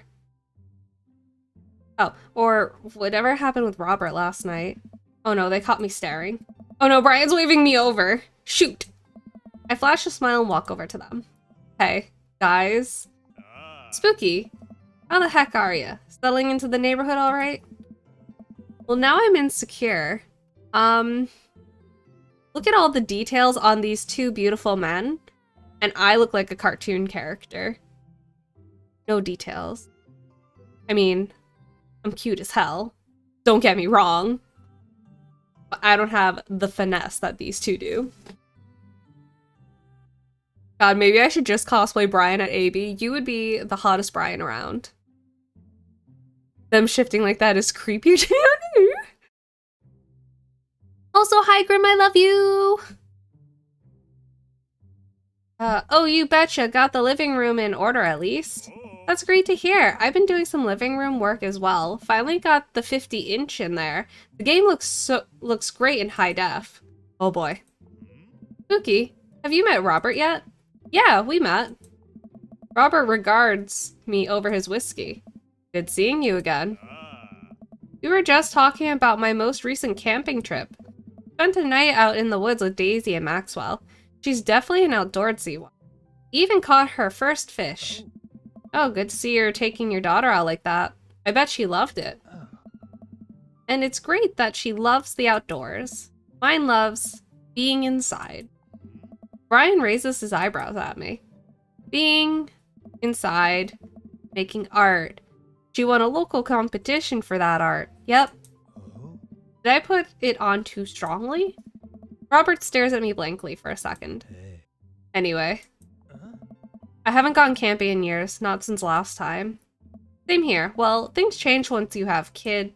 Wait, what happened last time? Hey. Robert takes a long sip of whiskey. Well, old Johnny Boy and me were out in the back country. Johnny Boy's a strong kid. Met him in the army days. Comes from Kansas. They build him tougher out there. Anyway, things go south pretty quick. Johnny Boy breaks his ankle when the rope bridge snaps. You could see the bone popping through the skin. Johnny Boy's screaming now, crying for his mama, losing blood. We're 2 days out from the next living soul, and here I am with my dear friend bleeding out in front of me. I'm able to dress the wound, but now I got a fireman carry a 6-foot, 180-pound man over some of the toughest terrain I've ever been in. I won't lie to you. There were moments during those 2 days when I thought about leaving old Johnny Boy. But you built a bond with your brother in arms. And that bond never breaks. I got that boy back to civilization, but I lost some of me out there. I guess that's camping. Brian and I stare in disbelief. Robert takes another long sip of whiskey. Hey.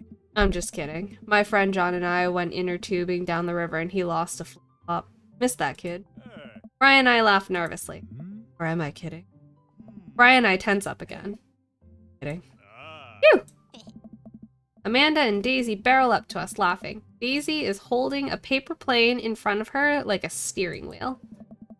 Oh, plate. We gotta get off this haunted truck. Oh no! The ghost locked the doors. Quick, hit the emergency escape button. The trucks don't have emergency escape button. Then hit the brake, I guess? And we'll get out of the truck. The imaginary truck. Anyway, we're safe from the ghosts. But now will we ever survive this Arctic tundra? Daisy, you might have to eat me. Are you prepared to do that? I'm prepared to do anything to survive. That's cold blood. I like it. Although I'm not sure I have the materials required to properly cook you. You know, that reminds me of the last time I went skiing. Robert! Wait a second, are you guys playing? Long Haul Ice Road Paranormal Ghost Truckers? Yeah! Amanda and I love that show. It's the best, especially that episode where Caleb hides Flint's keys and Flint retaliates by breaking an ancient cursed urn and sending the spirit after him. Yeah, it's such a quality reality television. I don't watch the whole lot of television, but I do enjoy that show. That and war documentaries. Alright, Daisy, I found us a couple of bugs. They're gonna make a great meal. Lots of protein. Val! Thank you for the raid! Can I get a shout out for Val, please? How are you doing? Horseshit. Horseshit. You didn't have to do that! Thank you for your sub. You didn't have to. How was Dead by Daylight? I miss coming into your streams. Thanks for the shout. Thank you for the raid. Gonna keep us from starving out here in this harsh, icy wasteland. But there's a whole lot of table food right over there. Daisy, it's a game. We're playing pretend. It's what kids do. Live a little. Amanda gives Daisy a handful of gummy worms from the snack table. They eat them with mock disgust. Let's go find kindling for the fire. Okay, but not an actual fire. Because we're playing pretend? Now you're getting it. I'm good, how are you? I'm chillin'. Trying to go after the dreamiest of dads today. I'm glad you're doing good. I miss you bunches. Man, I've never seen her get along with anyone so quickly. I guess Amanda just sort of has a way with kids. That's kind of amazing. Daisy doesn't really get along with kids her age. It's nice that he's not trying to one-up me this time. Maybe we can have a regular friendship after all. Really? She just kind of keeps to herself. Her teachers say she spends every recess in the library. I think the other kids are intimidated by her intelligence. There it is. I wouldn't worry about it too much. Amanda was shy at Daisy's age too. She used to have a habit of crawling under tables and crying every time we took her to a restaurant. She bit people too. Kids, right? Gotta love them. You're required to by law. I hear that. Well, since they're getting along so well, maybe we should just try to put together a little play date for them. They do seem to get along really well, but the thought of continually hearing about all of Brian's accomplishments is rough. Yeah, that'd be nice. Well, I don't want to take up too much of your time. Go meet the other fellas. Oh, we're doing it. Goodbye. Hey. Wink. I don't like when people say wink. I wish I could have been playing Paranormal Ice Road Truckers. You and Daisy seemed like you were having fun. Having a way better time than I was. Because we were. Well, hey, at least you met some other cool dads. You should hit them up on Dad Book. Maybe I will, if I ever figure out how social media works. Hold up. We're just gonna skip this too.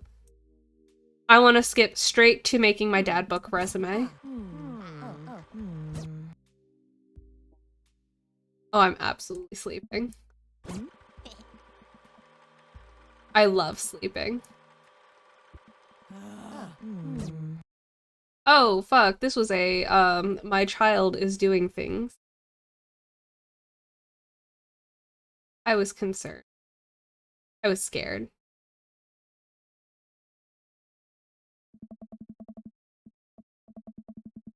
Hey.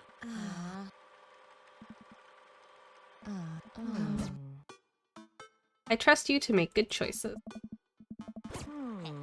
Yeah. Dad. On Friday nights, you are most likely to. I think your Dad Book choices don't actually matter. When romancing, and they're just fun. We're going to sink into blissful oblivion. That's what I can do Friday nights, besides playing tabletop RPGs, usually. Except we finished that. So, I guess now I sleep.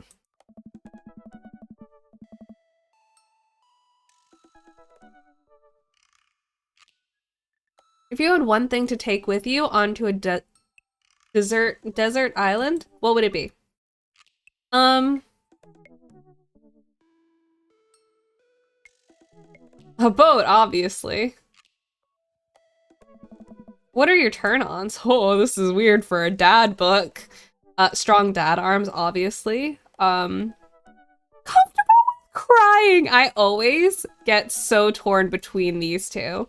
Because strong dad arms, 100%. I love big beefy arms. But also, like, this is just funny. We're gonna go strong dad arms. What did you want to be when you grew up? President of Space, obviously.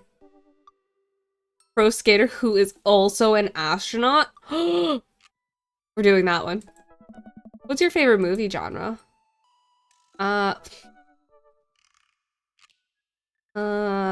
Whatever makes me cry. What's your ideal date? Arson, obviously. Trying to geocache but getting hopelessly lost. Actually, I love geocaches.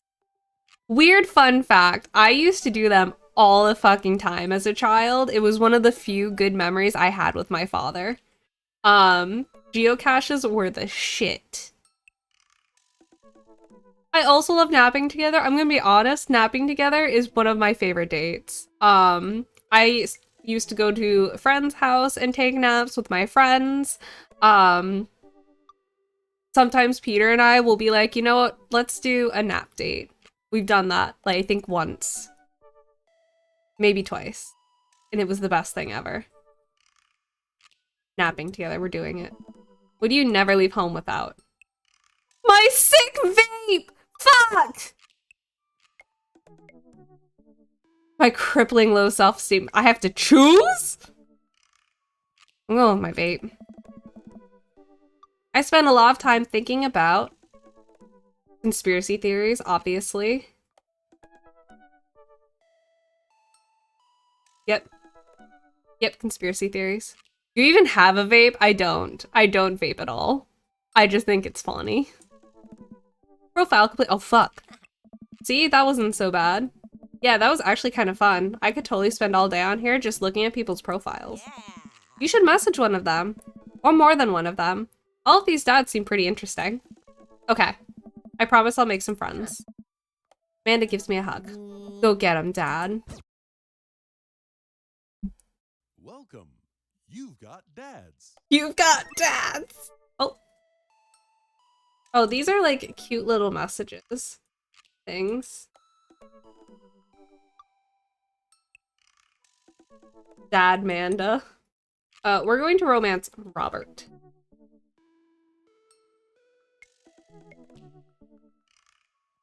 Just drinking more of that matcha tea. I've previously streamed Brian and Damien. Love Damien. We're doing good with Robert so far. Let's see. On a Friday night, he's most likely to make a deal in an alleyway. Have it go badly. Who's the cop? Was it Giacomo? I trusted Giacomo. If you had one thing to take with you on a desert island, what would it be? Gun. What are your turn-ons? Don't talk to me. What did you want to be when you grew up? A grifter. What's your favorite movie genre? Italian neo-realism. What's your ideal date? Grave robbing. What do you never leave home without? At least 4 knives. Oh, Peter too. I spend a lot of time thinking about, do you ever really look into a rabid animal's eyes? Robert, you are a mess. You are a whole mess. Your last name is Small? What the fuck? Wait, what's everyone else's last names? Hold up. Harding? Blood March. Look at this man. Look at how... This is my man's. Hold up. I gotta go. I gotta go. I gotta go. We're gonna message Robert.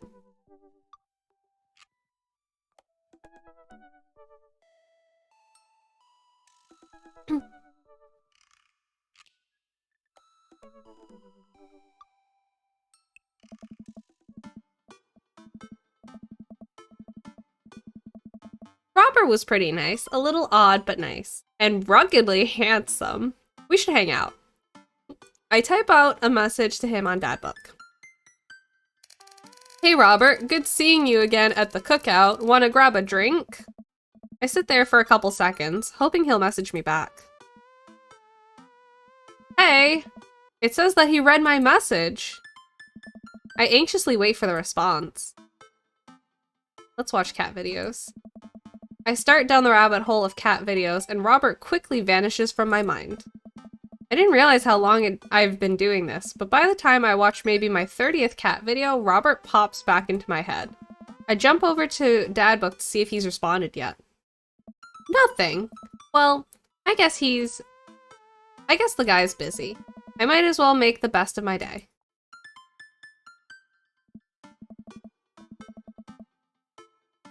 I get up, walk to the living room, then sit down and turn on the TV.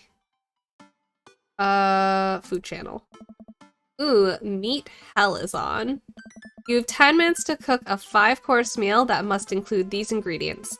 Steak, lemon meringue pie, paper clips, and a hammer. If you are unable to finish cooking, or if any of these ingredients are absent from the dish, we will release the wolves. Oh my god. I'm not kidding. Please help us. I lose several hours to whatever the hell that was. Sighing, I get up and walk around the house. My stomach grumbles. Time for lunch, huh? Well, I guess it's time for old Chef Confetti. I always forget I made my last name Confetti.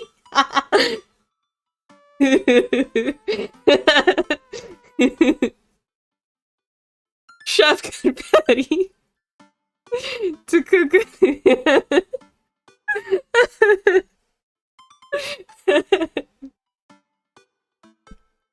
Oh my. For once, I started scrolling past the people I follow on Instagram recently, and I watched so many animal videos. Animal videos are choice. Pumpkin! I love you! Did you find the daddy of dreams yet? Damien is always the daddy of my dreams. However, we're romancing Robert this time, and we did not have sex on the first date, so I think it's going well. Spooky is losing it to their own Listen. Every now and then confetti comes in and it's just funny. No, I love you. Fuck! I love you!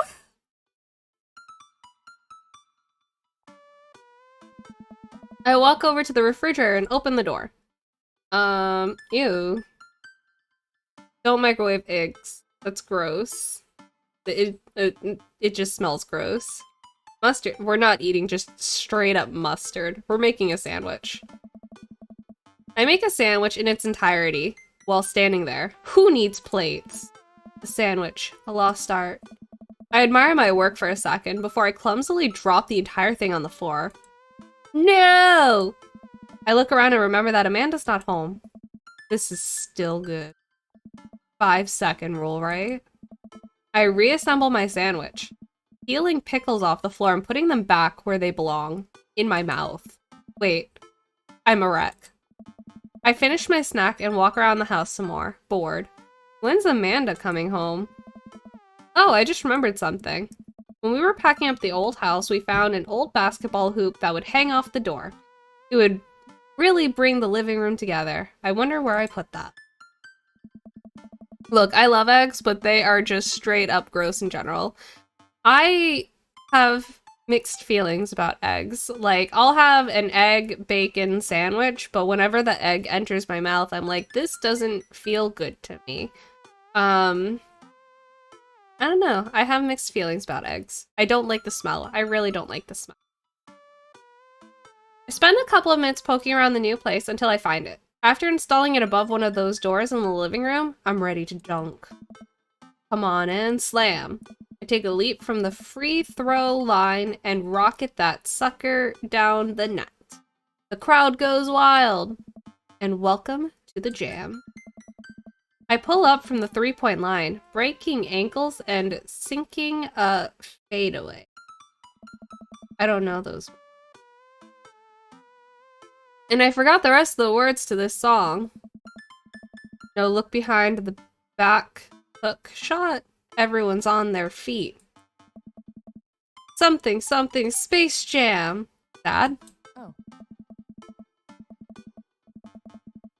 Oh no, I think I outed myself. I think everyone can tell I've never seen Space Jam now.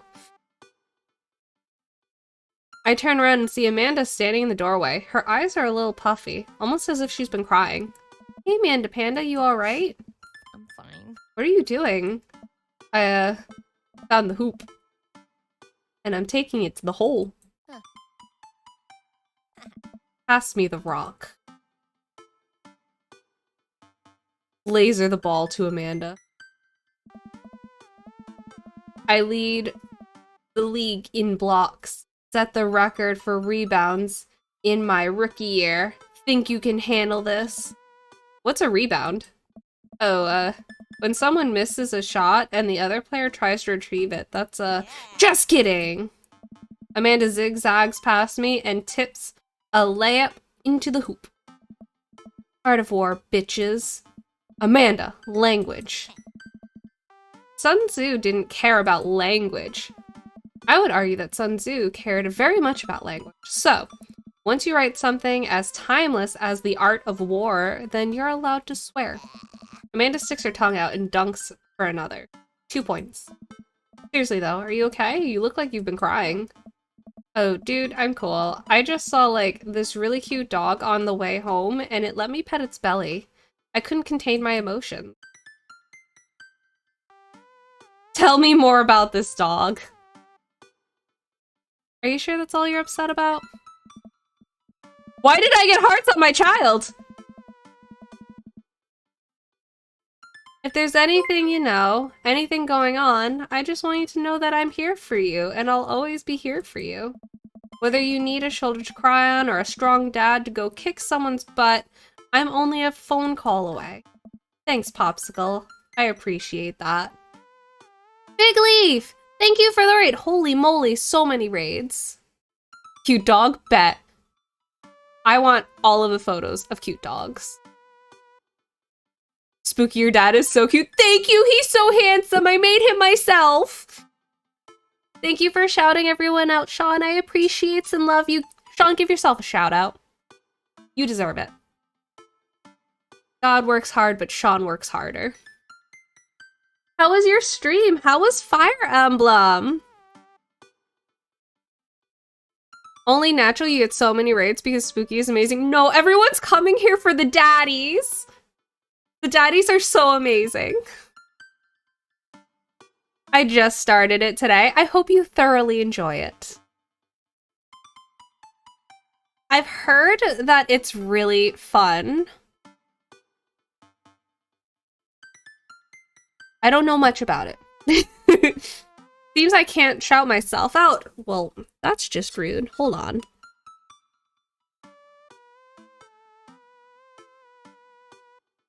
There we go. Yay! Sean was playing Wario. And he was real cool, and we were talking about Wario's dumpy. I'm fine, really. I'm unconvinced, but I'll stop badgering her about it. I'm sure she'll tell me when she's ready. Oh, okay, just making sure. Maybe you should be less concerned with my face and more concerned with your full court press. Amanda and I played ball for a little longer, then we cooked dinner together. We managed not to almost burn down the house this time. Afterwards, Amanda and I dig into a carton of ice cream over an episode of Chopped, Toddler Tournament. What you have in front of you is a vulgarly deconstructed sweet potato with a brown sugar demi-glace with creme of course. This is literally a jar of baby food. The toddler immediately bursts into tears. Are we bad people for watching this? Yes. Just then, my computer dings. Huh? What's that? Oh, you probably got a message. Amanda and I walk over to the computer and check Dad Book. It's a message from Robert. You up? What you doing? What does that mean? What you doing? What am I doing? You're just chilling. Work out my motorcycle. It's fun so far. I like the engaged mechanic. It puts an interesting spin on it. Fuck yeah, I'm glad you're enjoying. Discord ding. Is that really the Discord ding?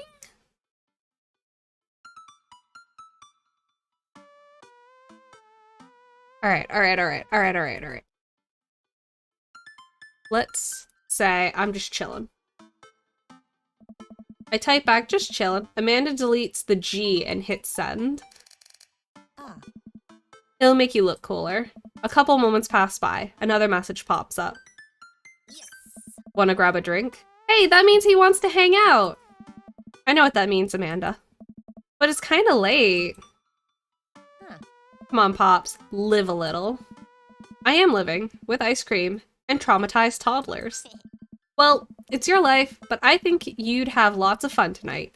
You are trying to get to know the neighbors better, aren't you? Ugh, fine. I type back a message to Robert asking him for details, and he tells me to meet him at Jim and Kim's. Well, don't wait up for me. I never do. I throw on a nice jacket and run out the door. It's only a short walk to Jim and Kim's, and it's a beautiful night. I walk into the bar and see the usual crowd of barflies, drinking beer and watching sports. I spot Robert and at the back of the bar and wave hi as I walk over. Hey man, how's it going? Hey buddy. Ahoy there, Skipper. Robert and Mary are here? Uh-oh. I brought Mary along. Figured we needed a drinking buddy. Aw man, I was excited to get to know Robert a little better. Now I have to deal with this weird married lady passing at me. Don't look so scared, kiddo. We're just having a drink. Yeah, speaking of which, I think it's time for the first round. What are you having? I feel like this man's would like me to have whiskey, so I'm doing this for eggplants. Tropical me? God, I fucking love martinis, guys. Oh no, just a joke because notifications on computer. Oh shit, okay. A dad after my own heart, huh? Yes, eggplants! Robert orders 3 shots of whiskey and passes them between us. Well, this wasn't how I was expecting my night to go. Here's to bad decisions and relaxed moral values, fellas. What have I got myself into? We all knock back the shots. I almost choke on the whiskey as it burns down my throat. Holy hell, that was a kick. I look over at Robert and Mary, who seem like old pros at this. Robert grabs his jacket and throws it on. Let's get marching. What? The night's young, Chief. Come on, we're bar hopping. Oh, alright. We leave the bar and start walking down the street. I still don't know this area of town very well, so I just follow Robert. So where are we headed? Irish I were drinking. It's an Irish pub. A good pun is the whiskey to my heart. Come on. Puns are the lowest form of humor, Spooky. Try harder. I'm trying my best, Mary. Get out of here. Ouch. I am gonna be the butt of the joke all night. Jesus, Mary, put your fangs away for a second. Get her, Robert! Get her! We walk into Irish I were drinking. The bar is pretty much the same as Jim and Kim's, except for the old-timey Irish memorabilia on the wall. Next round, what are you having? Fruity Irish, God. Whiskey hasn't failed me yet. Whiskey's gonna get me the eggplants, and we're going for an S-rank date. Listen, Fire Emblem always told me that there's the C, and the B, and the A, and that S is the best. I know that one. We're going for S. Yes! Let's do it. Robert orders 3 more glasses of whiskey, and we post up in a garish green booth. Mary slides in and slides up next to Robert, which makes me breathe a sigh of relief. Let's sip this one, why don't we? Suit yourself. Mary immediately downs her shot in one gulp and burps loudly. Hey. That'll put hair on your chest. You are truly the paragon of grace. Mary grabs my drink and sips on it. Hey, Spooky, be a dear and get us another round, will ya? I don't know how to process this evening at all. I get up and order another round of drinks from the bartender. As I head back, I see Mary and Robert having a lively conversation. Robert roars with laughter. I don't think I've ever seen a smile on that guy, let alone laugh. I take a seat across the booth from them and pass out the drinks. So Edith's kids snuck some pot brownies onto the table at the last bake sale, right? And I spot the little hemp sweatshirted gremlin in the act. So I go up to Edith with the baggie and I'm about to tell her when all of a sudden she just freaks out at me. You're ruining the bake sale, she says. I should have been PTA president. Your roots are bad and blah, blah, blah. So what do? I told her to have a brownie and that everything was gonna be fine. They both erupt in laughter. I politely follow along with the story. Reminder, kids, do not give people drugs without them knowing. That's fucked up. If you're going to give someone pot brownie, explain it as a pot brownie. Hey. She ate 3. More laughter. Okay, that was actually pretty funny. We called the cops and told them that time had stopped. Mary looks directly at me. Do you smoke weed? What? You know, the devil's lettuce. I have 2 big fat blunts in my purse right now. Wanna blaze? You with the feds?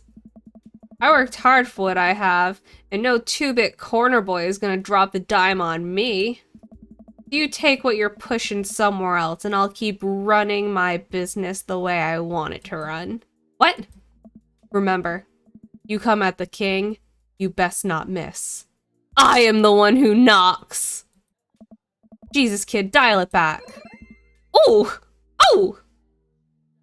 Robert giggles helplessly. I did that way too fast, guys. I wasn't even thinking about how Robert would react. I was just like, what are you, a cop? Do you smoke weed? I'm just kidding, cowboy. Lay off the kid, Mary. He might not be used to your brand of humor. Fine, fine. We sit around and drink and sip our drinks, people watching and cracking jokes.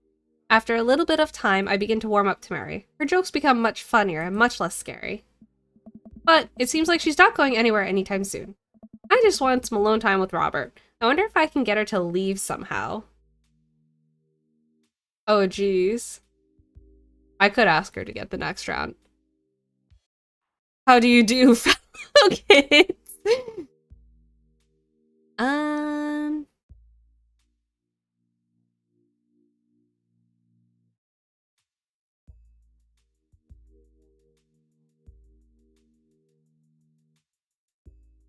Maybe I should just ask her to get more drink.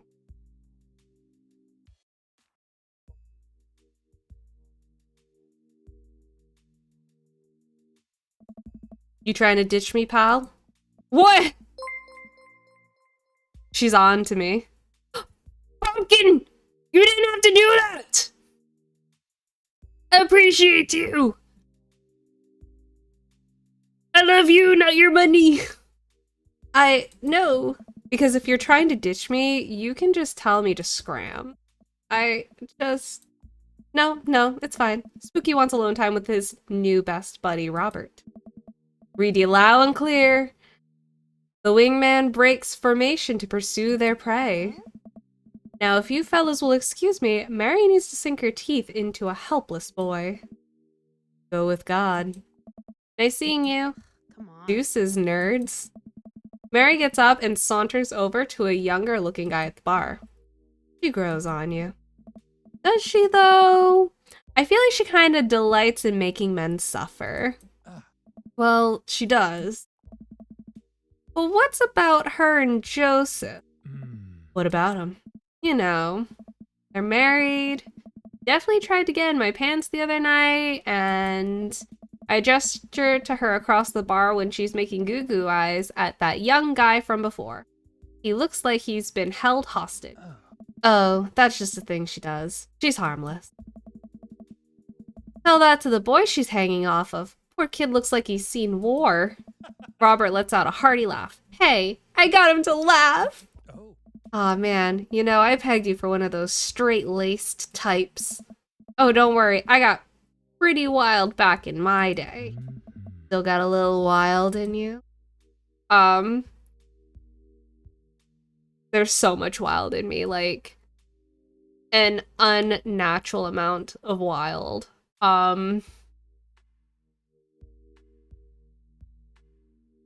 Yeah, there...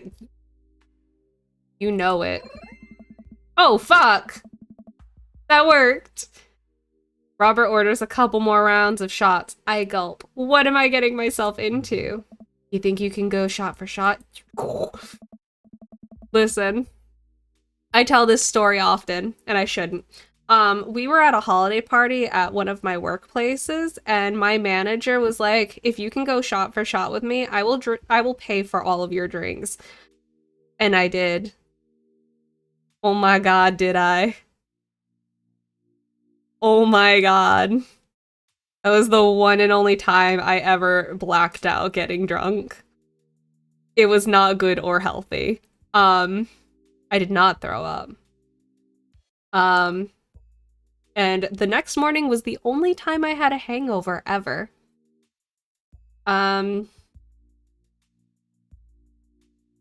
Yeah.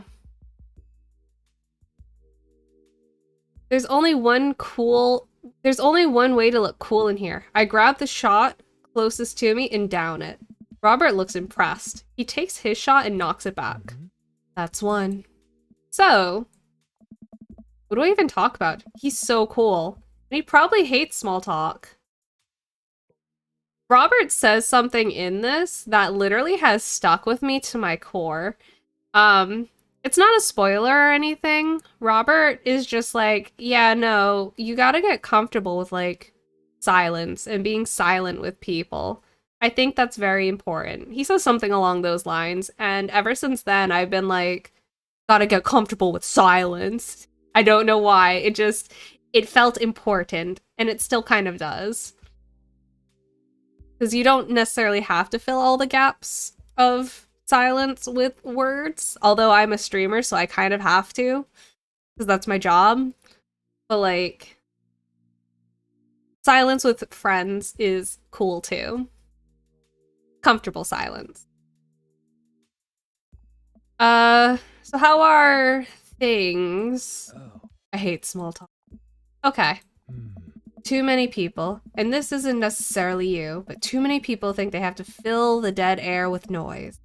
Personally, I think they're afraid of silence, or they're afraid of what the other person is gonna think of the silence. If you want some unsolicited advice, just learn to be comfortable with silence. Nothing's wrong with two people sitting in silence and drinking whiskey. Oh, alright. Robert and I sit in silence and drink whiskey. I take in the rest of the bar. Patrons laughing, playing darts, spilling beer, Mary giving the hard sell to that young man. The young man pretending that he got a phone call from one of his friends. Huh, maybe silence is nice sometimes. So, you ever kill a man? I choke on my drink. Excuse me? You know, watch the life drain from someone's eyes. It's not just their life, you know. It's their hopes and dreams draining away. Every memory and experience they've ever had. Gone. No. Great, me neither. Robert knocks back his shot and motions for me to do the same. I reciprocate. I'm just messing with you. Relax. I laugh nervously. Where am I? I laugh nervously again. We sip more whiskey and people watch some more. Mary has her sights set on another man after the other one excused himself to the bathroom and, I assume, crawled out of the... Gosh, this whiskey's hitting me hard. You betcha. Robert gets up out of the booth, shouldering his jacket. Let's roll. Sorry, whiskey. Inside voices. Let's roll. Wait, what about Mary? Brother? Mary's gonna be just fine. I look over at Mary, who's lying on the bar in front of some poor sap.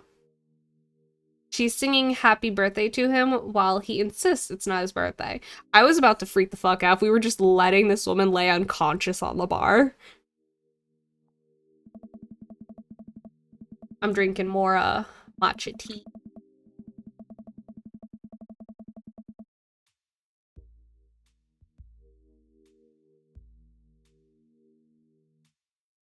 We make our way out of the bar and back onto the street. I'm trying my hardest not to stumble, but man, that sidewalk is just coming right at me. I hope Robert doesn't notice me tripping over my own feet.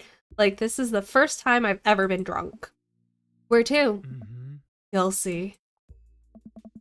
I follow Robert through the street lamp spotlights until we eventually arrive at a run-down strip mall. There's a beauty salon, a sex shop, a computer repair store that looks like it's been closed for 10 years, and finally a liquor store. Wait here, I'll be right back. After a minute, Robert returns with 2 wine bottles in brown paper bags. He hands one to me. Cheers. He sits on the curb and drinks. He motions for me to do the same. This is really not where I expected the night to go. I take a sip. White Zinfandel? What? Nothing. I just wasn't expecting It is delicious, fruity, and refreshing. Don't judge me. I start to say something. Think of his lecture about valuing silence earlier, and stop. I sip on my wine and watch the cars drive by. Let's throw rocks at shit. Robert suddenly hurls a rock at the stop sign. The ding echoes throughout the empty parking lot. That felt good. He presses a stone into my free hand. Now you try. I don't know. The feeling. I look at the rock in my hand, and I look at the stop sign. Back at the rock, back at the stop sign. I know what has to be done. I always have a problem with authority. It's part of me. I think I'm just gonna hit I'm sorry. I'm sorry. I don't know who or what I was apologizing to. It was more of a universal apology. I am so sorry. I feel that to my core. I tend to apologize for everything. It's just what I do. Bob's giving Orion kisses. Oh, that worked. I hurl the rock at the sign. It sails over the stop sign, right into the window of a parked car, leaving a crack. Dude, run. I leap up and dart into the nearest alley. Wine in hand, I can hear Robert's footsteps behind me. After I'm sure I'm far enough away from the cracked window that I am no longer culpable for this heinous crime, I start to catch my breath. Maybe we strike rock throwing from the to-do list. Agreed. Suddenly, my stomach growls. Oh man, I'm starving. Let's get pizza. Can't argue with that. Where's good around here? Actually, I don't even care if it's good. It just needs to be edible and in my mouth in the next 5 minutes. I know the place. I follow Robert through a maze of alleys and side streets until we eventually end up in front of a tiny hole-in-the-wall pizza joint. The bright red neon sign reads, Pete's Piece of Pizza. Ta-da! I can see a few exhausted-looking workers behind the counter tossing dough and pulling piping hot pizzas right out the stove oven. My stomach rumbles again. We go up to the counter and get ready to order. Can I get 2 slices of Hawaiian pizza? Oh wait, Spooky. You're cool with pineapple on your pizza, right? I feel like I'm gonna get yelled at no matter what I answer on this.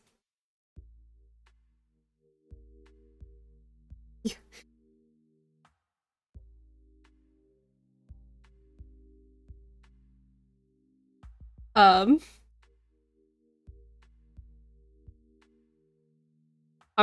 gonna say yes, guys. I want no one to yell at me. We wait a minute for our pizza to come out of the oven. I'm practically drooling at the smell. The cashier hands us each a giant slice on a paper plate so saturated with grease that I'm worried it will fall apart. We take our pizzas outside and wander through the alleyways as we eat. I take a bite. It's absolutely delicious. Pineapple is truly the best pizza topping. You said it. Man, I feel way better now. You and me both. We hear a noise coming out of a slightly ajar door in the alleyway. Robert looks at me excitedly. Got any more of that wild in ya? I love my daughter, and I should go home to make sure she's alright. Let's say you betcha. Yes! Good on ya. Robert and I slide the door open and peek inside. It's completely dark except for some flickering light. We slowly creep forward, cautious not to be heard or seen. Shh. Don't shush me so loud. Shh. We come to the end of the hallway and find ourselves standing in front of a movie screen. Oh, this suddenly makes sense. Did we just really sneak into a movie theater like a couple of teenagers? No talking during the movie. We look into the audience and are surprised to find that it's almost completely empty. Save for a row of few teenagers in the front. They look annoyed when they notice us. Robert starts making his way to the very back of the theater. I follow him. We nestle in with our wines and try to make sense of this movie. It's a romantic comedy, I think.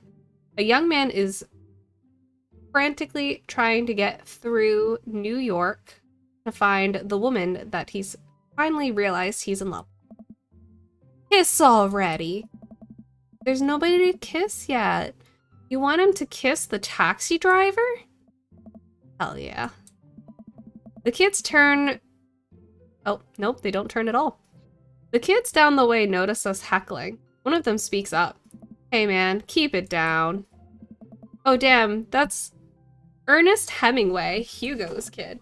Ernest! Hey Ernest, I know you, it's me, your neighbor, hi! Ernest turns back around, embarrassed. I turn back to Robert. You kiss anyone yet? Turns out that yes, he did kiss someone. He made his way out to the tiny island near New York to profess his love for a woman who for some reason he knew would be there. She tells him that they hit the jackpot. He said that they had, but I think there was some subtext I'm missing here. Ooh, love is dead. Shut up, it's beautiful. No, you shut up. Ernest grumbles. The credits start to roll. I stand up. Robert immediately pulls me back down. Hundreds of people worked very hard to make this film happen, and you're going to sit here and appreciate them. Respect. Okay. Look at that. Elizabeth Shelton. She worked really hard. I bet she did lots of good wardrobe design. Thank you, Elizabeth Shelton, for this beautiful film-going experience. And Peter Anders, catering, fed a bunch of people so they could have the energy to do their jobs. What a guy. We let the credits roll, while Robert individually thanks every member of the crew. Once it's finally over and he makes sure no animals were harmed in the making of this film, we leave the movie theater. We stumble into the theater parking lot, polishing off the rest of our wine. Hey, assholes. Out of nowhere, a rock flies through the air and hits me in the knee. My knee? What the hell? Ernest and his friends stand in the alleyway blocking our exit. Oh, what do you guys want? Why'd you throw a rock in my knee? This is my good knee. My orthopedist is gonna be pissed. Ernest tosses another rock up and down his hands. What's wrong with this kid? You ruined my theater-going experience. Now you have to pay. Oh, well, I don't have any cash on me right now, and like, movies got really expensive. Ernest hucks another rock at my other knee. I'm able to jump out of the way, but I didn't properly stretch before physical activity, and I'm probably gonna feel super sore. We ruined it for you? That movie was pretty crappy in the first place. Hey, you take that back. That was a beautiful love story with really genuine acting. You call that good acting? What classist mainstream slop have you been served your entire life? What? You ever seen any Michael Powell? A Matter of Life and Death, 1946, easily the toughest 5 minutes of love you'll ever witness. Listen, man. No, you listen. That popcorn-ass drivel the mass media is shoving down your throat will only make you dumber and sadder. You of all people should strive for a higher standard in art you consume. Your name is Ernest Hemingway, for Christ's sakes. Oh no, now you've done it. Ernest rushes Robert, screaming like a banshee. Ah! I drive between Ernest and Robert. Oh, thank you for the follow for... Hold on. That my little brother. Quentin, say psych right now. Hi, Ellie. Nah, thank me. That's my little brother. Sup, dude? You here for daddies? Kicking me as hard as he can in the knee. Fuck my knee. Robert gets in between Ernest and myself. Oh, Ryan, are we screaming? What? I have to say something 5 seconds ago. Yeah. My ears. I did.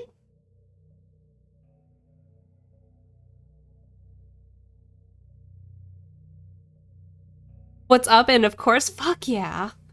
Just playing some daddies, mans. I miss you bunches. Robert gets in between Ernest and myself. It's as if he's seeing red. Fuck, my fucking knee hurts. Alright, buddy. Talk like a punk, get hit like a punk.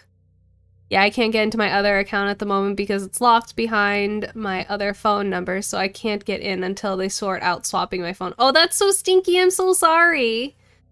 I'm glad at least you have the backup.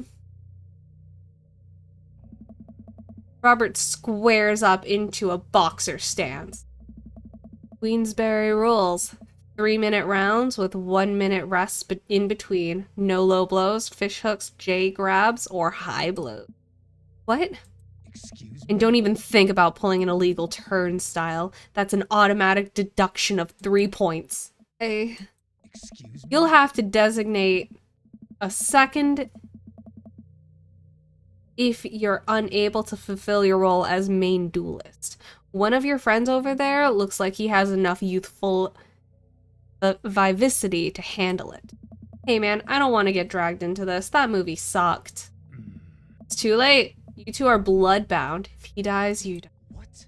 Sorry, I don't make the rules. Talk to Queensberry. We're just gonna go. Ernest and his friends Ernest and his friends warily back away. Robert calls after them. The Queensberry Association will hear about this and consume better content.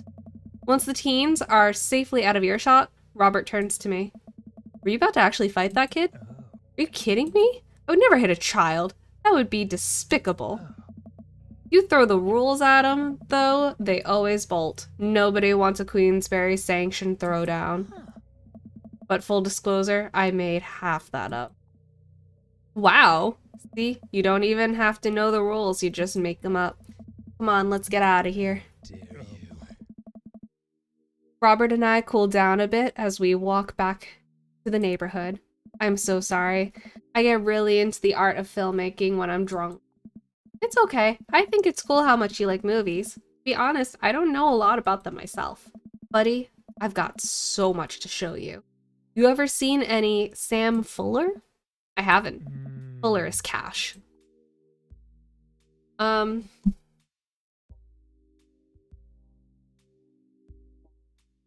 You don't know dad lingo? I am everyone's dad. I am the dad. I will thank you for defending my honor. Eggplants! It's a little strange when you say it that way, but sure, why not? Robert throws an arm around my shoulder and we drunkenly belt out tunes all the way back. We finally get to his doorstep. Oh boy. This was an interesting night. I liked it. A smile forms on his cheek, a rare sight. Let's hang again soon, yeah? Yeah.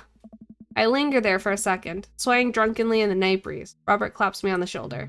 Night, bud. Robert heads back inside, and I stumble my way back home.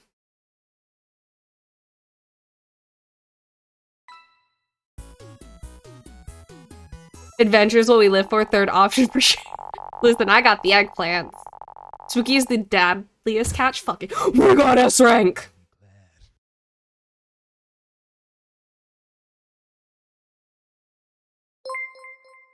I got dad points and daddy points. Bloody no! When did I head back inside? I don't know. When did you head back inside?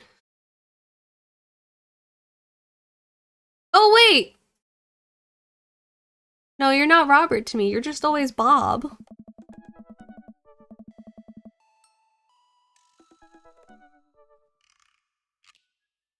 While I'm doing my afternoon word jumbles, I hear the mail truck pull through behind the cul-de-sac. I wonder if we got any coupons today. The nice mail person slides a couple letters and a large yellow envelope through the slot. It takes a couple of tries for them to get in. Hey, my coupons! I take a closer look at the large yellow envelope. Motherfucking Ole. What's up, BB? I'm playing daddies. How are you, BB? You missed Lorian. Literally, I saw him and I was like, hold up. Hold up, that is definitely, like, Catharsis's twin. And he's the son of my favorite daddy who reads Naruto fanfiction. Oh, you know, chillin', yeah, every day I'm chillin', yeah, fuck yeah. I take a closer look at the large yellow envelope. Oh shit, I need to see this dude in action. Oh fuck, I'm not even doing that route. I'm so sorry. I mentioned it and it's not happening. Okay, I must take off. I love you and I hope everything goes good on stream. I'll talk to you later. I love you so much. Goodbye. I lightly knock on Amanda's door. She probably has headphones on. Amanda?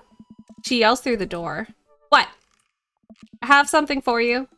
I'm kind of busy right now. Can you come back later? Okay. Just thought you'd want this big ol' envelope I got from Haya. Yeah. Immediately, Amanda punches her door open. Horn Institute for the Arts? I mean, if you're busy, I can come back. Father, please. I hand her the envelope, which she tears open with her teeth. That's probably bad for your teeth. She doesn't seem to hear me and spits out a piece of envelope. She pulls out a letter and unfolds it. And? The suspense is killing me. This is her dream school. Amanda's face is unreadable. I can't believe this. Oh, honey, it's okay if you didn't. I got in! Oh! I got in. Amanda tosses the letter aside and gives me a big hug. Congrats, sweetie. That's amazing. I'm so proud of you. She pulls away and looks at the letter again. Oh my god, I really can't believe I got in. Well, of course you got in. You're a great student, you nailed that interview, and your photography is incredible. Wait, Dad, I know this one's really expensive and it's so far away. I think for a moment. Haya was one of the more expensive schools that Amanda applied to, but I know she had her heart set on it for the longest time. It'll be tough, but we're gonna make it work. Really? Of course. Amanda hugs me again. Thanks, Dad. Okay, sweetie, we're celebrating tonight. Dinner, your choice, wherever you want. Wherever? Amanda and I walk along the bayside, tearing into our foil-wrapped burritos from a nearby food truck. You could have chosen anywhere in Maple Bay. Cost was not a determining factor. Please, Dad, you know I'm a simple gal. Just give me a Rito with a view. I can't say I'm mad. Amanda and I sit on a patch of grass and watch ships sail lazily through the bay. And the dorms are right near a bunch of cafes, and there are all these galleries nearby, and there's a discount if you bring your student ID, and... Amanda, slow down. You're gonna choke on your burrito. I know, I'm just excited. Did I mention that students get their own studio space once they're seniors, and we all get the professional photo editing software for free? It's nice to see Amanda so enthusiastic about Haya. But I wish she wouldn't do it between bites of her burrito. I thought I taught her to chew with her mouth closed.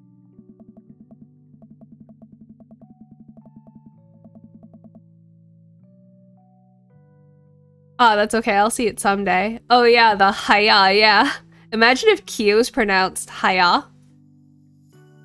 Haya. How we feeling about that? Reminds me of, like, I don't know. I thought of, like, flying a kite when I did that. Craig and I were. A good roommate can be a lifelong friend. But don't even get me started on bad roommates. Oh no. I'm just kidding. We didn't have bad roommate. Our only other roommate was a puppy that Craig brought home one night. We spent a semester fabricating a story about how our new foreign exchange student who had a really bad cough that sounded exactly like a dog's bark.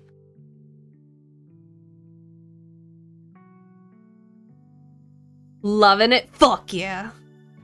Carl ruled. Yeah. Ooh, they let you have animals in the dorm? You get a note saying you need one? I bet I could forge one. I think I'd get a rabbit, or maybe a snake, or maybe both. Would the snake eat a rabbit though. Not if you got a small one. I had a Kenyan sand boa, and he was like a really big sausage. That man was so cute. His name was Noodle.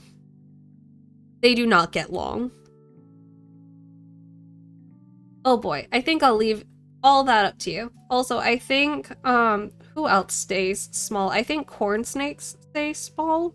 I think hognose also are small boys.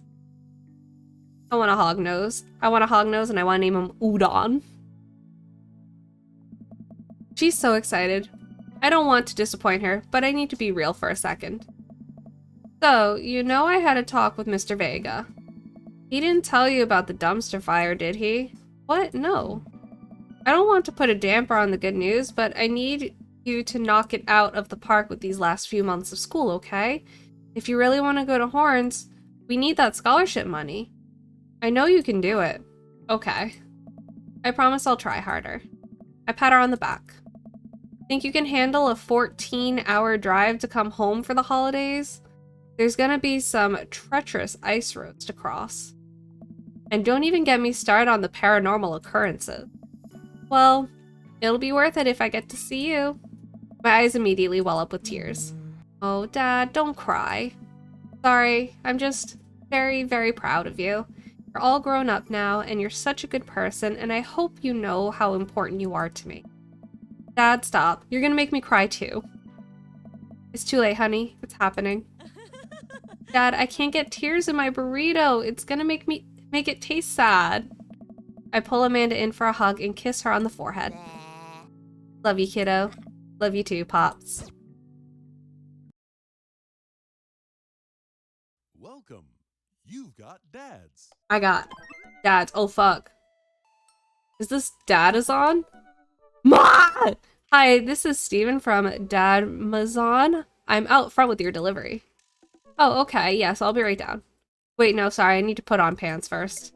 I can't find my pants, but I'm wrapped from waist down in a duvet. Are you cool with that? I can come back tomorrow. No, wait. I'll be right down. I found some sensible capris. Let's put pants on. Oh, yeah, saw Spiritfarer was included on PS Plus, so I downloaded that. Bro, quite literally, I am chasing the high of that game ever since. No game has left me so... Whoa! There's no other game like it. It's perfect. I got a package. I wonder what it is. I bet it's that package of socks I ordered. I open up the box and start pulling the packing peanuts out. Man, these socks reek. Okay, that's definitely not socks. It's... butterflies? Oh boy, I almost don't even want to know what Amanda was planning on doing with these. Hey Amanda, your box of dead butterflies is here. What's up? Are you sacrificing them? What? You ordered butterflies? Yeah. You can order dead butterflies online? Wait, so these aren't yours? No, but I'm definitely ordering some right now. Okay. Love you. I take a look at the box again. Oh. This is addressed to Damien's house. I should take it over to him. We might run into Lucian, actually. I jog over to Damien's house with the box. I pull back his door knocker, but suddenly the door opens. Mr. Confetti, to what do I owe this pleasure? Whoa, how did you know I was about to knock? I don't know. Oh, okay. Anyways. I think this got delivered to my house by mistake. Oh, okay. I wasn't trying to romance you, but I mean... I hand him the box and his face lights up. What a wonderful surprise. I was just about to send a strongly worded letter to the courier service about this. Many thanks. Not to pry, but what are you gonna do with those butterflies? He has a butterfly collection, by the way. This man's. Love this man's. I wish I still had long hair. That would be an easy cosplay. He's so handsome. Vampire Daddy is my favorite. Oh, hey, it's Bob the vampire. It's literally Bob. For real though, Hawkeye shit. Would you like to see? Alarm bells ring in my head. This is how you die, spooky confetti. Sure. And in these books is his Naruto fanfiction. Damien leads me into his study, where he set up some sort of workstation. Above his desk is a wall of pinned butterflies, moths, and beetles.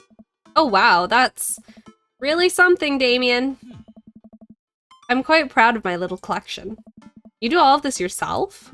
Of course. I find it rather relaxing. How do you... It's simple. Here, let me show you. These aren't ready quite yet.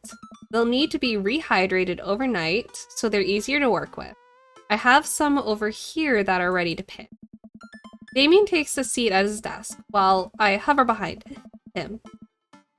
He picks up a little triangular paper package and snips off the edges. He pulls out an all-black butterfly and shows it to me. I'm rather excited about this one. It's a turquoise swallowtail. He gently opens the wings, spreading the butterfly out on the table. The backs of the wings are a gorgeous iridescent green color. Oh, and the pigment on this one is so nice too. Anyway, pinning a butterfly is actually very simple. It just requires a delicate touch. First, I'll put a pin through the thorax. Damien slides a pin through the middle of the butterfly and places the butterfly on a piece of styrofoam. He carefully arranges the antennae with forceps and begins placing paper and more pins on and around it. He does this so effortlessly that it's almost hypnotic. I have a frame here that I think this one will look quite pretty in, but I'll need to let it sit for a couple of days until it's ready. And then what? I remove all of the pins and put it on display with the others. I take a closer look at Damien's collection. One with the bright blue wings keeps drawing my eye. This one's so pretty. Damien takes it off the wall. Ah, yes, that's a blue morpho. One of my favorite types too. Damien, shut the fuck up. I have a blue morpho butterfly hanging up in my bedroom. That is the same fucking butterfly from Life is Strange. I'm gonna cry.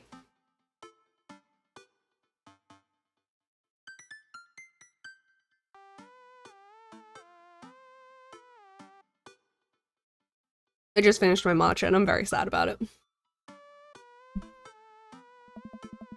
He hands the small frame to me. Here, I think this would look lovely in your home. Oh, I couldn't take this. I insist. Believe me, I have more than enough. Thank you.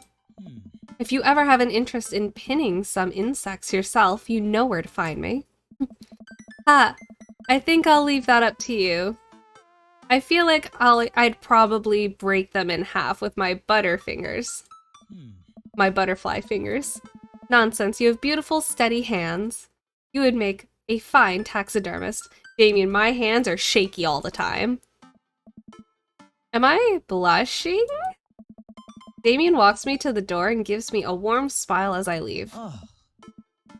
Do take care of yourself, Spooky. Thanks for allowing me to share my odd little hobby with you.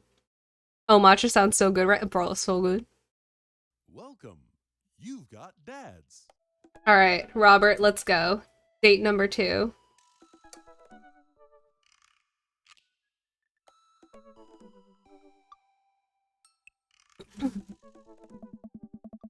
I had a lot of fun with Robert the last time we hung out, but I'm beginning to wonder if he's dodging me. I've tried messaging him a few times and Dad Book says he hasn't even read them. Haven't even seen him come out of his house, actually. I decide to send him one last message, figuring that this'll produce the same result. Hey, didn't know where you've been, but we should grab a drink soon. Wait, what the fuck, Robert? The hair, the beard, the jacket, me! Robert is an interesting dad. If you don't sleep with him on the first date, he's very nice to you and will talk to you about conspiracy theories and, like, the weirdest randomest shit. But if you do sleep with him on the first date, he is a fucking ass. I walk away from my computer because at this point I know he's not messaging me back anytime soon. I linger in the kitchen. I'm all caught up on work. The house is relatively clean. Maybe I should do something nice for Amanda. Ah, I'll bake her favorite pie. I root through the pantry and pull out all the ingredients. This is an old family recipe that I used to make with my grandmother when I was a kid. I lost the actual recipe card a long time ago, but I think I'll be able to remember how to bake it. I start mixing the ingredients together for the crust until I get a nice dough. I throw some cherries into a saucepan and make the filling. Normally, I don't like to multitask in the kitchen, but this cherry pie is a piece of cake. Pie? It's a piece of pie. I'm making a pie. Aw, man, I can never remember what temperature you're supposed to set the oven at. I'm pretty sure it's 375, but I could be wrong. Who am I kidding? I'm never wrong when it comes to this pie. My special twist on my grandma's recipe includes a secret ingredient that not even Amanda knows about. It really makes the cherries extra flavorful. God, why can't I remember what the secret ingredient is? Oh no. Almond extract. Oh, it's almond extract, duh. Oops, I accidentally poured a little too much in. Way too much in. I'm sure it's fine. Baking is an art, and some of the most beautiful art is made from mistakes. Can I just say, I'm on Tumblr, right? I am fucking obsessed with the vanilla extract meme. Literally every time I see it, I get a good fucking chuckle out of it. So when they said almond extract, I was about to fucking lose my shit. What kind of backwards fucking pageantry is that, Robert? Man shouldn't be an ass ever. For real though. I finally get the pie in the oven. How long am I supposed to leave it in there? 15 minutes? I'll just wing it. Amanda's gonna be so excited. That kid loves a good pie. I have a seat at the kitchen table and do word jumbles until Amanda comes home. I can hear the door slam open. Yo, Pops, what smells like pie in here? It's pie, sweetie. Amanda darts over to the oven and looks inside. Yes! Hey, it's not done. Be patient. What's your angle here? What? Pies are an objective-based infection. What are you trying to get out of me? I've been leading a double life. Amanda, I have terrible news for you. I'm actually a pro skateboarder and aspiring astronaut and bank robber. The lifestyle is calling me back and I must go. One last job. You know how it is. This pie was the only way I knew how to tell you. Well, I appreciate the years we spent together, but a trade-up is a trade-up. Remember me when you're kicking your feet up in Ibza? Thanks for all the pie. We share a cordial handshake. I wait a few more minutes before taking the pie out of the oven. I set it on the rack to cool and guard it so Amanda doesn't dig into it before it's ready.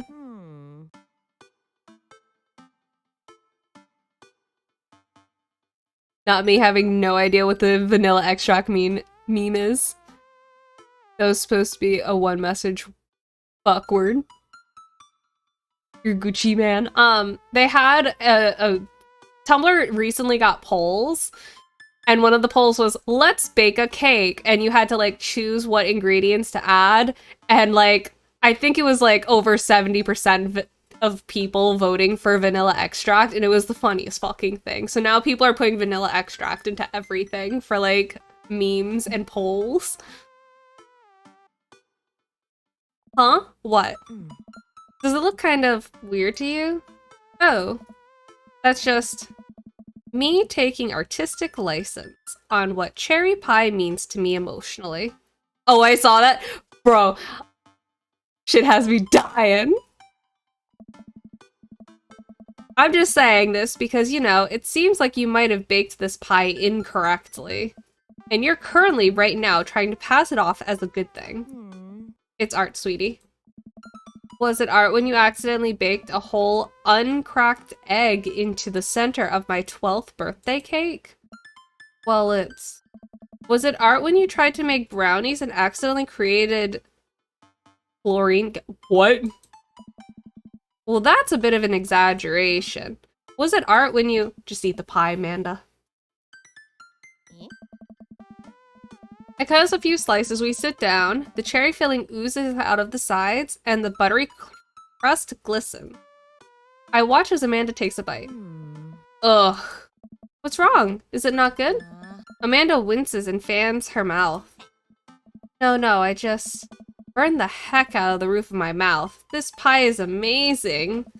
Sorry for doubting you. I breathe a sigh of relief and take a bite. She's right. This pie is pretty incredible. As it always is. I'm really proud of you for making a pie without burning the new house down. I thought it was gonna be terrible.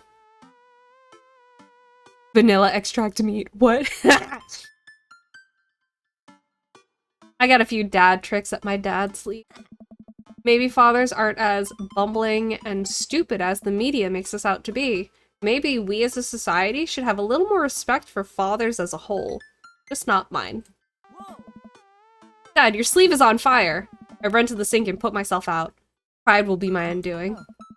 Amanda and I clean up the kitchen and play a little more living room hoops before she retreats to her room to do homework. I go back to my word jumbles. Hey, this one spells cat. The rest of the evening trickles by. We eat dinner, I help Amanda with one of her scholarship applications, and we both start getting ready for bed. I decide to check Dad Book one last time before climbing into bed. Still nothing from Robert. Huh. Hope he's okay. I turn out the lights and lay down. He's in my bed. I'm gonna cry. Hey, Spooky. Hey. Hey, Spooky. Hey, I'm outside. Come outside. Robert, I'm going to scream. Ugh, what is that? I was just on the verge of falling asleep. I climb out of bed and try to identify the source of the dinging. My computer screen illuminates the dark room. I, on God, me personally, would not have looked at that message. I would have continued sleeping. Robert would have gotten fucked over. I walk over to it, ready to turn it off, when I notice what's happening on screen. Don't make me honk. I will honk. Get out here. Oh, I would have been pissed. I would have come out and I would have been like, Robert, what the fuck? Get in my house. We're going to take a nap together. I look out my window and sure enough, there's Robert leaning against his pickup truck in my driveway. You know what sucks about living in the Midwest? It was 50 degrees all week and now it's snowing. Also, Robert will catch these hands. Make sure you're all bundled up and warm, that's important. I open my door and try to figure out what's going on. Hey. Hey? Oh. Wanna hang? I was kind of sleeping. Oh. That's no fun. Robert! Oh. Come out, come hang out.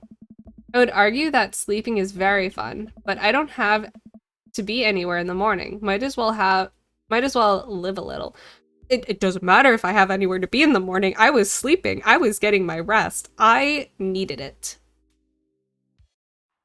Time for snowdrifting. Not allowed. Sure. Cool. You plan on going out like that? I look down and realize that I am, in fact, not wearing pants. I mean, I don't mind. Right. 1 second.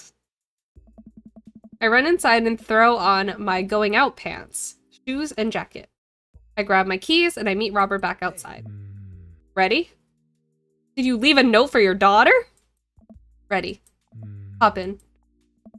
I jump into the passenger seat of his old red pickup truck. I have to move a few empty cigarette packets and gas station receipts out of the way before I can sit. Robert silently starts the car and we drive out of the cul-de-sac.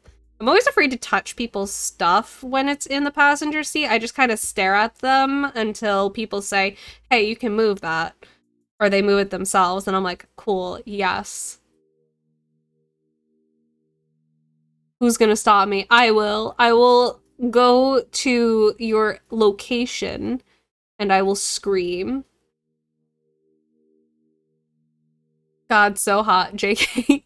Oh, red pickup truck? Nah, couldn't be me. I have Oh. You like Tom Waits? Um.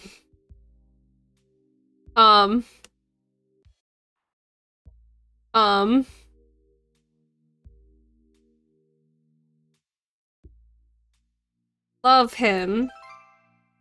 Before I can answer, Robert turns up the radio. Yep, that's Tom Waits, alright. He lights a cigarette and cracks the window. We drive together in silence. So, where are we going? Robert doesn't respond. Robert? Oh, I heard you. He still doesn't answer my question. I look out the window and notice Robert's taking us to the highway. I twiddle my thumbs. Well, whatever I've got myself into, it looks like I'm in it for the night. I settle into my seat and watch the streetlights pass. I glance over to Robert, who's driving intently. He looks tired. He always does. But there's something a bit more there that I just can't place. I'm gonna be honest. I usually love nights where my friends and I will go for late night drives and just talk and drive and just not even know where we're going. If this was someone I was comfortable with and knew very well, I'd be okay with this. This is someone I've hung out with like 2 or 3 other times. I would not be comfy with this. I'd be crying. I think I should say nothing.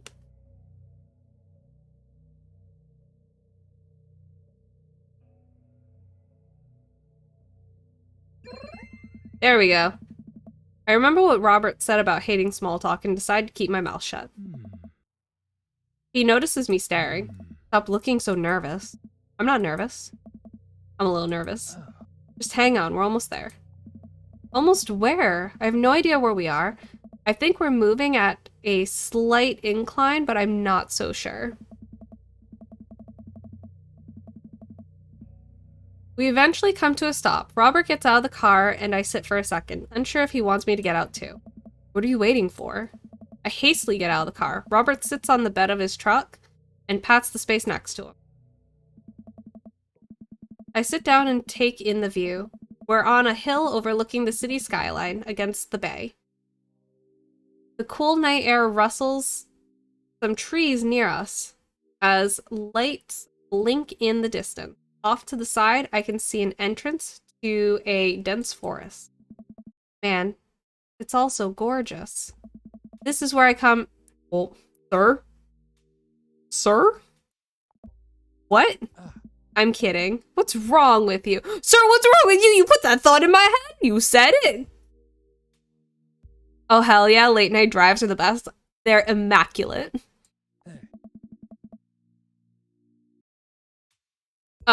Okay.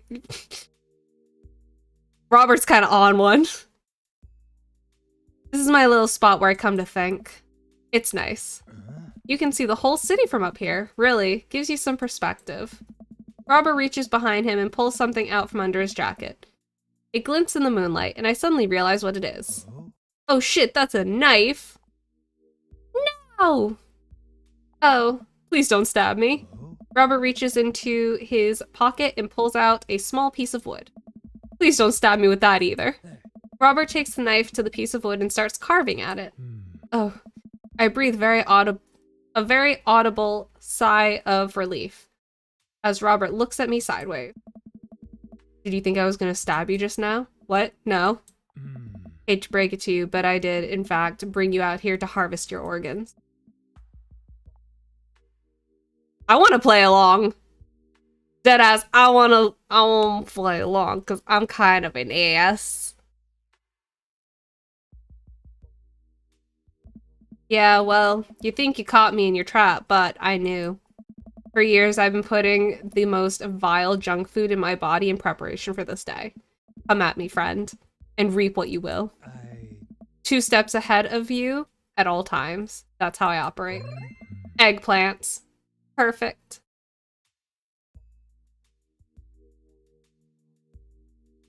They are. I've been doing that in the new car. Fuck yeah. How is the new car? Nothing gets past you, huh? Robert reaches into his pocket and pulls out a folding knife that he opens and hands to me. I'm gonna warn you, the last guy I had a knife fight with lost 3 fingers because he didn't know the 8 basic rules of knife fighting. You're familiar, correct? I honestly can't tell when you're kidding. I'm so many levels of irony deep that I've forgotten what humor is. I feel that. He and I laugh. Oh. Have you ever whittled before? Considering I'm not a grandpa, no. Oh. What do you mean by that?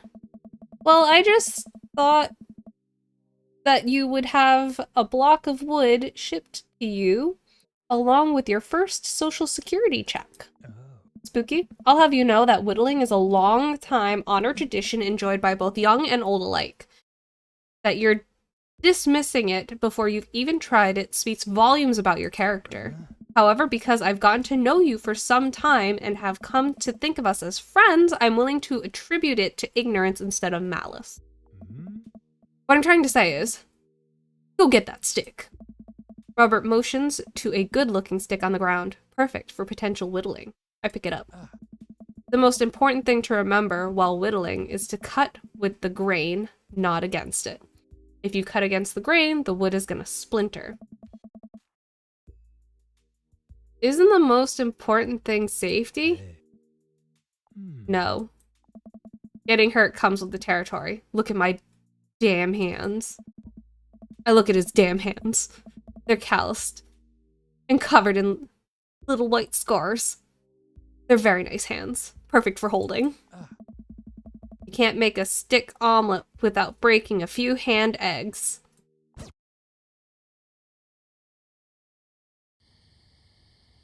Knife that wood. Oh, fuck!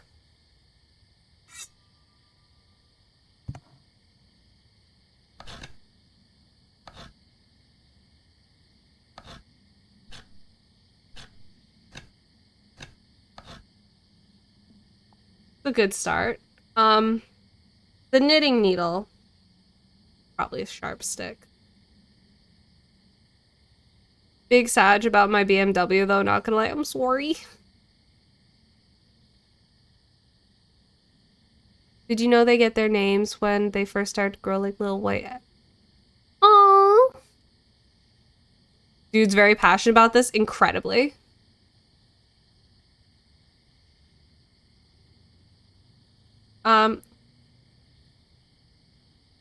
The sharp stick. Careful, don't poke yourself with that.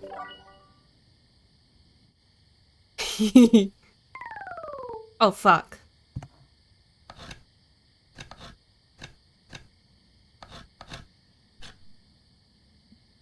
Tell me about this one.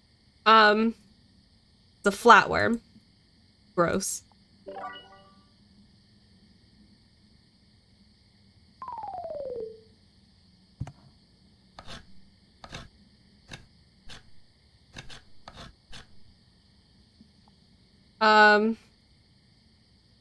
Something to make me look tougher. It's working. I think you could take me in a fight, probably. Tough guy accessory.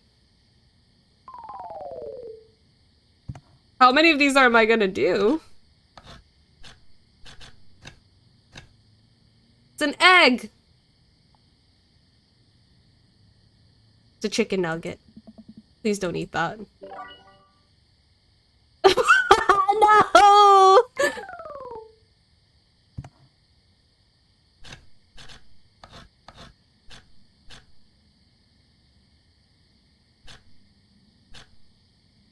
It's a peep.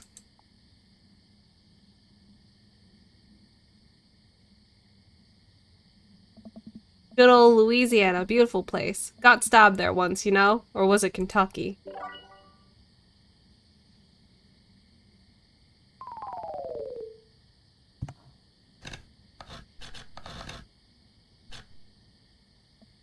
Interesting. What do we have here? Chopstick ambidextrous. It's a stick.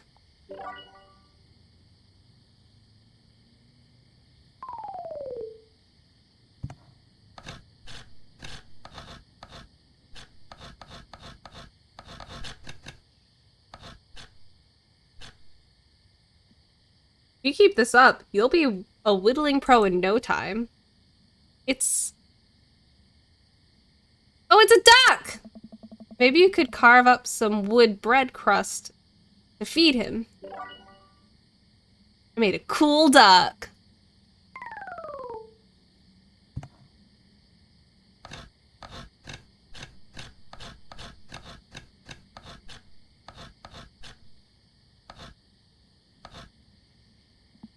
Beautiful handiwork. What do you call it? Sir Horsington the Brave. A brave and noble name for a brave and noble creature. A beautiful gift for Amanda. Oh, thank God. Hey. Robert and I sit in silence for a while, carving our piece of wood.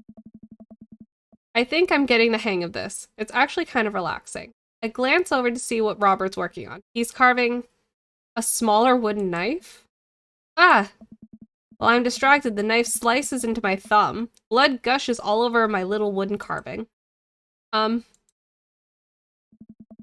Robert is lost in carving and doesn't notice me bleeding everywhere. Robert still doesn't notice. Robert, I'm dying. I'm bleeding to death. Robert finally looks over. He reaches into his jacket again. Jesus. How much stuff does this guy keep in there? And pulls out a red bandana. He wraps it around my thumb. Hold tight. He hops off the truck and I can hear him rummaging around in his car. He comes back after a moment later with a well-stocked first aid kit. Robert carefully wipes all the blood off my hand and swipes a bit of antiseptic onto the cut. With surprising gentleness, he places a bit of gauze on the wound and wraps it all up. You okay? Yeah, I'm good. He hands me what's left of the tube of antiseptic. Make sure to keep that cut clean. It's oddly touching and a little sexy? I guess I'm a real whittler now. That you are. Be careful though. They're attracted to the smell of blood. Wait, what? What's attracted to the smell of blood? Cryptids. Tons of them out here, you know. Cryptids? Like Mothman and stuff? Y'all. I gotta go. I gotta go. Mothman is- Fuck you, Robert! Fuck you, Robert! This town's a hotbed for cryptozoological occurrences. You're joking. Oh. How I wish I were. I'm a skeptic myself, or at least I thought I was. There are things in these woods that we can't possibly comprehend. I think about my entire time in this city. Aside from the occasional stray coyote, I don't think it's too bad. Oh. You ever hear of the Dover Ghost? I don't think so. Hey. Well, let me tell you a story. I was out in the woods here on a weekend camping trip with Betsy. You don't know Betsy, but she's a big pup, pit bull, real intimidating. I feel safe around her. First night goes without incident. I get some solitude. Betsy gets to pee wherever she wants, all good stuff. Second day, I get the idea in my head that I can hike deeper into the woods, probably against my better judgment, but hey, we're just having a fun camping trip, right? So me and Betsy start marching in the morning. It gets a little late and we set up camp, but it's different this night. Real quiet. I can't hear the birds, the crickets, squirrels, nothing. Silent. Then it happens. I hear the most unholy growl I've ever heard in my life, right outside my tent. Me and Betsy, we go investigate. We look around the clearing, nobody's there. But there's this feeling, not sure if I can quite describe it. I know something is watching us. Betsy, though, she's scared. Never seen her like that. And when she's scared, I know that I should be too. And then I see it in the distance. A man, but if something that didn't know what a man was supposed to look like made it, it just looked wrong. Big, arms too long for its body, black eyes, it just stood there and stared at me. Then it disappears. I hear one yelp from Betsy and I turn around to check on her, but she's gone. Into thin air. I didn't sleep at all in my tent that night, and I don't think I've slept right since. You're lying. Okay, you're full of shit. You think I'm lying? Robert pulls out his wallet and shows me a picture of a beautiful pit bull. Tell that to Betsy.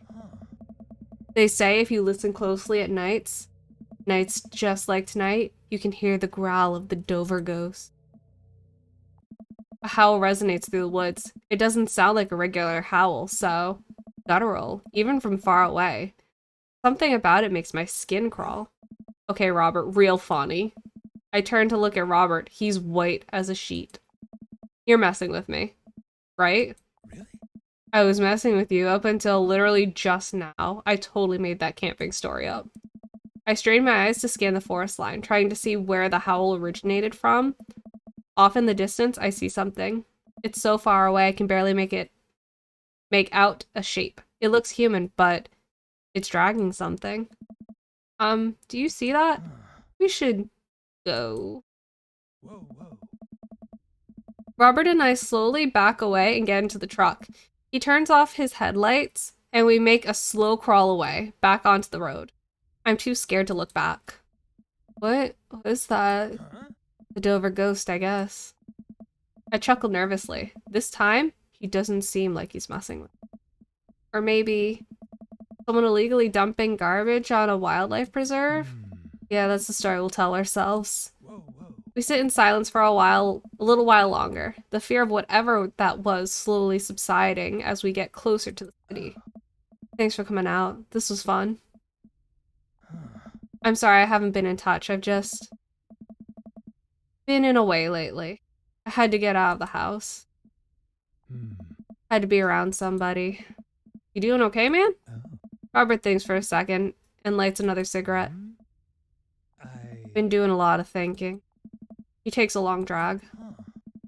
As I get older, I feel more and more that I'm just drowning in this sea of regret.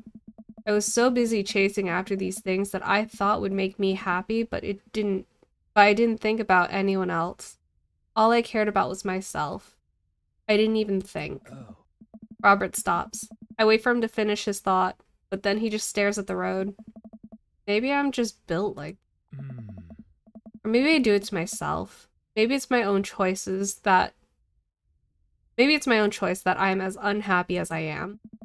I try to think of something to say. I remember all the times in my life when I've been sad, and there's a great many of them. But there was always a light at the end of the tunnel. Something I held on to that kept me going. But there's something so resigned about the way Robert's talking.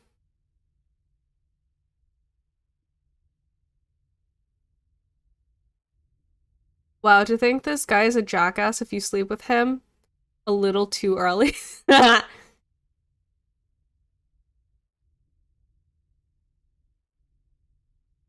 You can have your alone time after stream? Wait, what?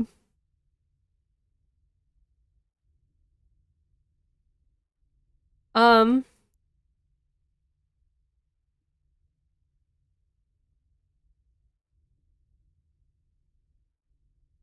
glad you told me.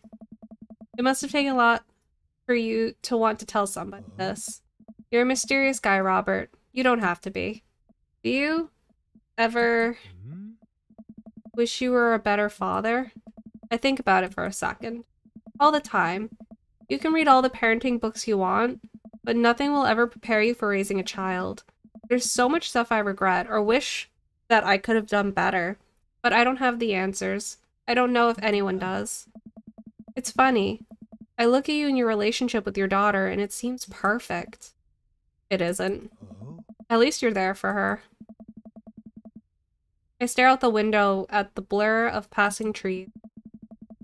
I just hope I'm a better father to my kid than my dad was. Oh. What did your father do? More about what he didn't do. He was quiet, stoic. I don't think he ever once told me that he loved me. He cared more about his work than he ever did about me or my mom. Do you hate him? No, I used to, but after I became a parent, I just kind of feel bad for him. He missed out on my whole childhood. When I think about all of the happiest moments in my life, they're all with Amanda and Alex, and he just wasn't there. I hurt like hell when I had to leave him to die in that Belarusian prison. What? I turn and smile at him. No, he's retired in Florida with my mom. We go there every Christmas. Ooh! We both break out into laughter. He pats me on the shoulder. We drive the rest of the way in silence, listening to the radio and watching the bright lights of the city grow bigger.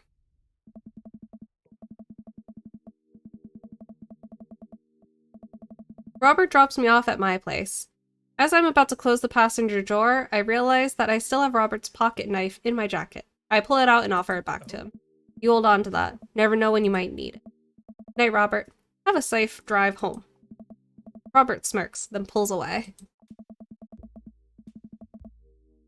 Then immediately pulls into his driveway, which is one over from mine.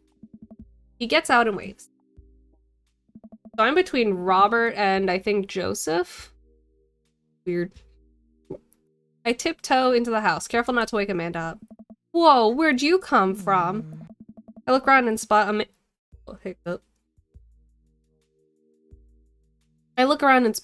coming out of the kitchen with a glass of water. I thought you were sleeping. Oh, Robert woke me up to go cryptid hunting. You know, Amanda, my own child is against me? Amanda, laying... You know what? Fine. I think about the conversation I had with Robert in the car as Amanda starts walking towards her room. Hey, Amanda? She stops. I love you. It's weird when you say it outright and sincere like that, but I love you too. Night. I chuckled to myself, then finally decided to go to bed.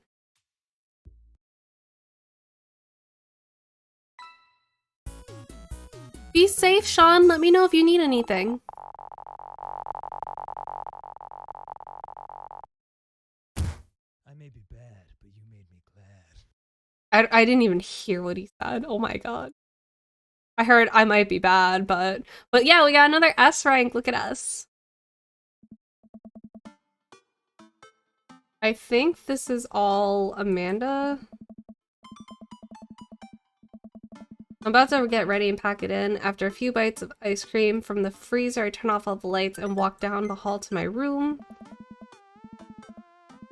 I think it is. I'm gonna skip it all because it is getting very late.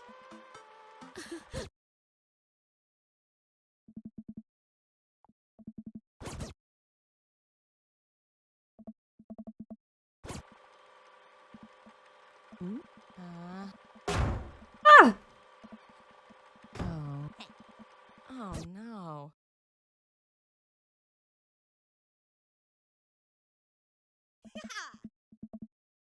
Basically in this, Amanda is saying that she had a crush on Noah. And then, he found out one of her best friends is dating him and basically embarrassed her in front of the in the mall when she was trying to get nachos. Yeah. And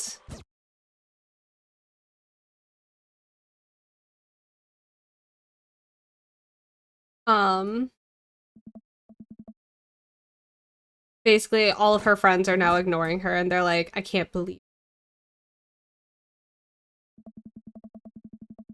Oh no. Oh.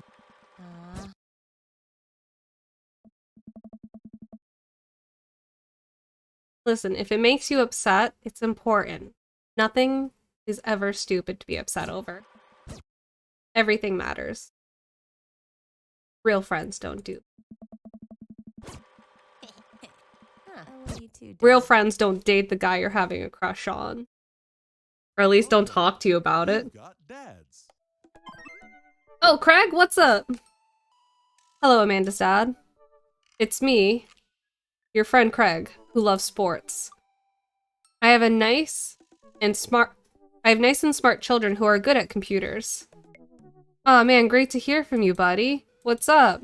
I'm still strong. Strong. I am strong. Ha, don't I know it? Hey, I've been reading up on whey protein. You use that at all? I figured it'd help me develop a bit more muscle. Yes, I know what that is. My children are having a tea party, and they wanted to invite Amanda, but we can't find her on here. You're also invited. Physical invitation to follow. Cool, I'd love to come. I'll let Amanda know. Thank you, Amanda's dad. Let's attend this very sophisticated tea party. And then we will go on our final date. Coffee time. You know dads love coffee. Gonna brew myself something black as midnight on a moonless night. I put on a fresh pot and work on a few word jumbles while I wait for it to brew. Personally, I like so much sugar and cream in my coffee. Okay, this one spells sorrow. Dad, ready for today? I'm ready for every day, sweetie. Gonna tackle it head on. No, are you ready for the thing that we're gonna do today? The thing that you promised you'd do? Honey, I already told you that I'm not gonna throw away my Tom Clancy novels. Christ. They're just stacked in the living room. I keep bumping into them and knocking them over and you don't even read them. Wait, no, that's not what I'm here about. The tea party, Dad. Nope, I don't remember that. Craig's kids, that hand-drawn invitation. Amanda walks over to the refrigerator and comes back with a hand-drawn invitation on a sheet of computer paper, inviting Amanda and Amanda's dad to a tea party. They spelled cordially wrong. Just put on some going out pants and let's get going. I can go outside in sweatpants. Nothing's stopping me. Dad just... Ugh, I'll see you in a minute. Fuck authority! I'll put on going out pants. Hello, thank you for coming to our tea party. I do my best bow and present my daughter, who thanks them with a curtsy. This way, please. Briar and Hazel lead us to a small table with tiny chairs. Some are occupied by stuffed animals, and Matt and his daughter, Carmencita, are here too. Matt raises a comically small plastic teacup at me. Hey dude, how's the tea? The imaginary tea is absolutely wonderful.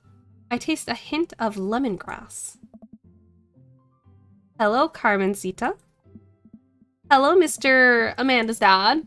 Please have a seat. I sit down between Amanda and Matt. I don't think I'm going to be able to get out of this chair. Hi, everyone. I turn to see Daisy and Brian enter the backyard and take a seat next to us. Sorry we're late. Daisy made me put on my going out pants. See Amanda. Amanda gives me a knowing look, and I return and I almost read that as a blinking wink.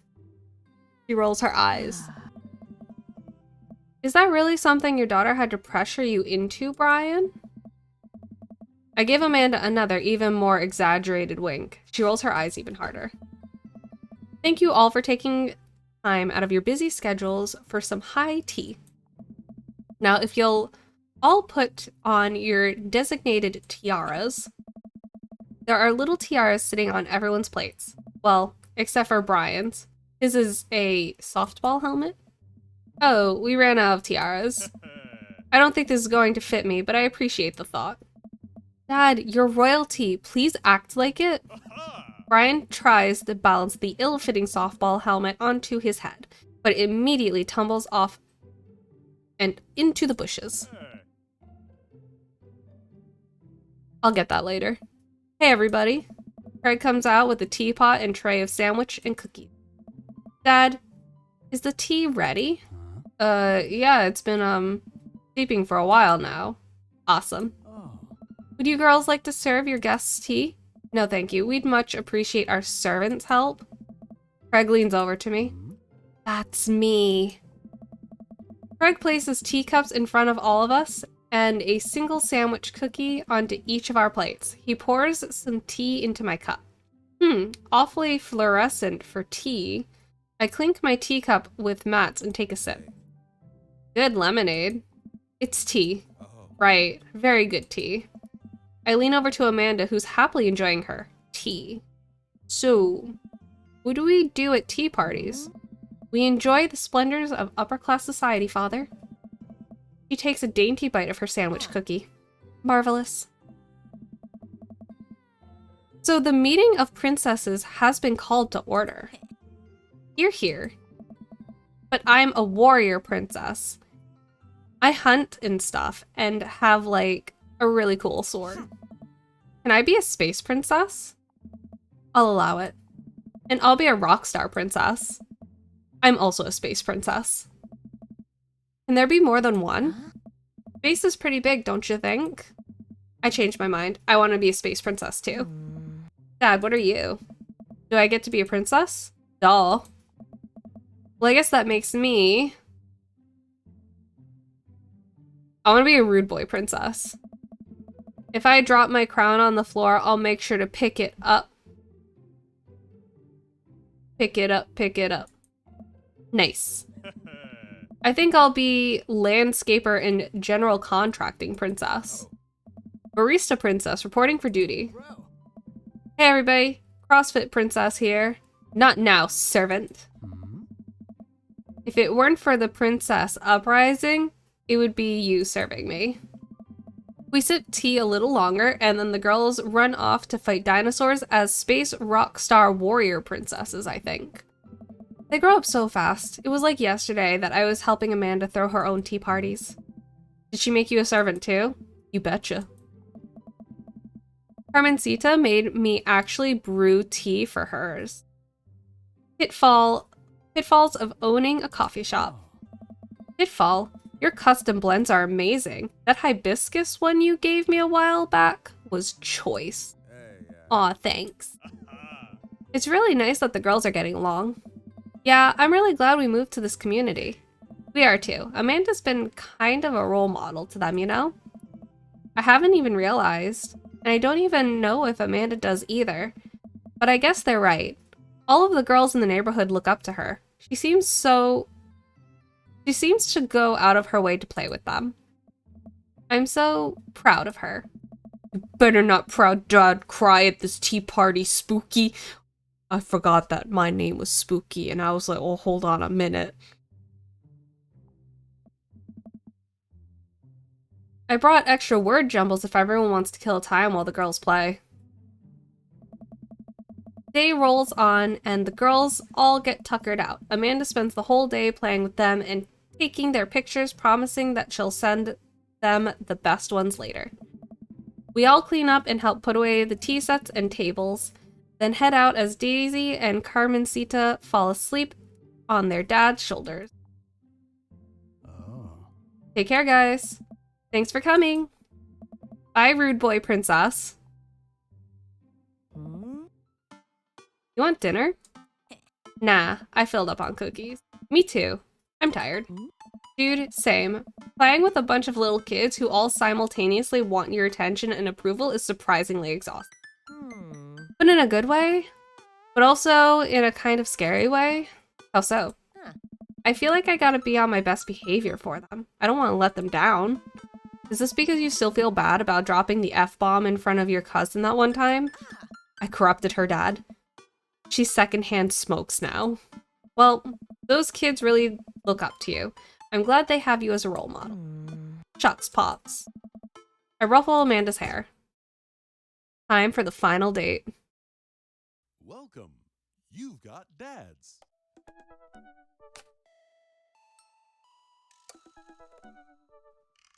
You know what they say about third dates. They get pretty serious. You might not have time to browse your dad book for a while. Are you ready? Doing it. Final date.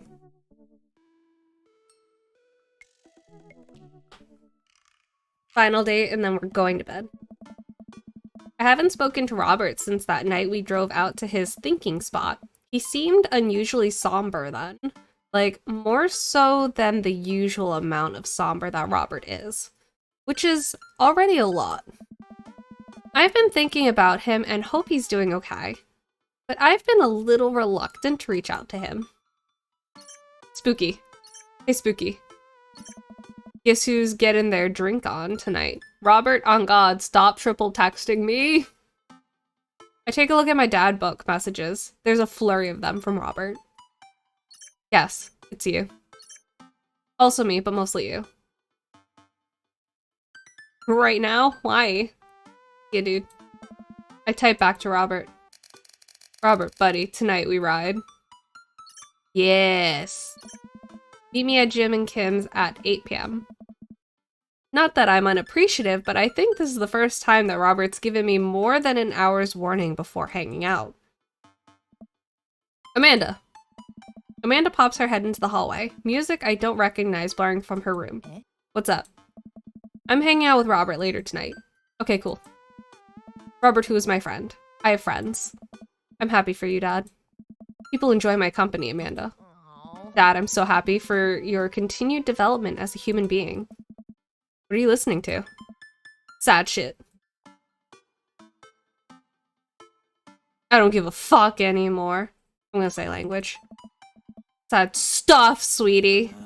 Holy stuff, lay off me, pops. Amanda goes back into her room and turns up the volume to her sad stuff. I put on my going out coat and walk over to Jim and Kim's. I spot Robert leaning against the brick wall, smoking a cigarette. As I get closer, I realize that he looks a little different. Cleaner, I guess. It actually seems like he combed his hair, and his clothes are less wrinkled than usual. Hey. Hey. You take a shower just for me? I'm working on my relationship with existence. We both stand there for a second. I don't say anything. Robert finishes his cigarette and abruptly goes inside. I follow him.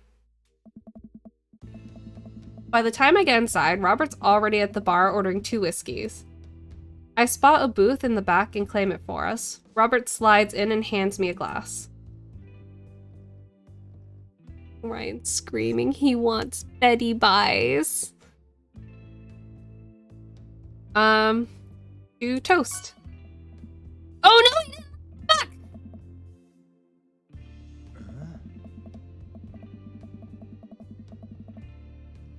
We clink whiskey and I watch him sip his, rather than his traditional approach of slamming the whiskey back as quickly as possible. What's the plan for tonight? Hit some other bars, maybe grab some pizza. I think that'll kill time before we go burn down that old abandoned house in the woods. It's definitely not as fun if it's abandoned. Mary pops over to the back of the booth, a glass of wine in her hand. She punches Robert in the shoulder. Where was my phone call? Sorry, figured you were busy sinking your teeth into some poor sap. I am, he's right here. I look around the booth to see the guy sitting across from her. He waves meekly. You're replacing me with the new kid? Mary, I could never replace you, whether I wanted to or not. Mary leaves her booth and slides in next to Robert. The guy she was sitting with looks mildly relieved. She eyes Robert clean-pressed clothes up and down suspiciously. What? You got a court date coming up? He looks very handsome.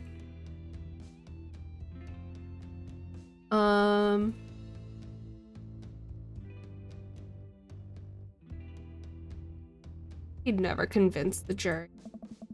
He would have had to shave first. Yes, I did it. I think I made up for my fuck up. Seriously though, what's up with you? Robert stares down at his drink, suddenly looking serious. It's happy. Doctor says it's cirrhosis of the liver? I told that old bag of bones to quit it with the sauce, but it's all he's ever known, especially since Ma's. That's why I invited you out tonight. Just didn't want to be alone. Oh, come on. Spooky, don't be an asshole. You know the one thing Robert doesn't joke about is his pappy. Mary, I've known this man for 3 days. Oops. They're giving him 2 months. Gotta help him straighten out his affairs. Robert, I'm so sorry. Robert takes a long look at his whiskey, eyeing it in the dim glow of the bar's light. I look at his life, then I look at mine, and I know the history is just doomed to repeat itself. Oh my god. I'm just kidding. He's retired with his new girlfriend. You both! I'm gonna fight you. I'm gonna fight you. They watch the sunset every night. Probably screw like donkeys. I guess. Wait, aren't rabbits the one who... Oh, sorry, I didn't realize you were an expert on which animals screw a lot. Get a rest, buddy. Please stop saying the word screw. Gotta marry. Robert finishes his drink and slides it away from him. He gets up out of the booth. Me and Spooky are gonna hit the bricks. You coming with? Mary casts one last glance at the sad sap she's been hunting and downs the rest of her wine in one gulp. This place is dead anyways. Hey,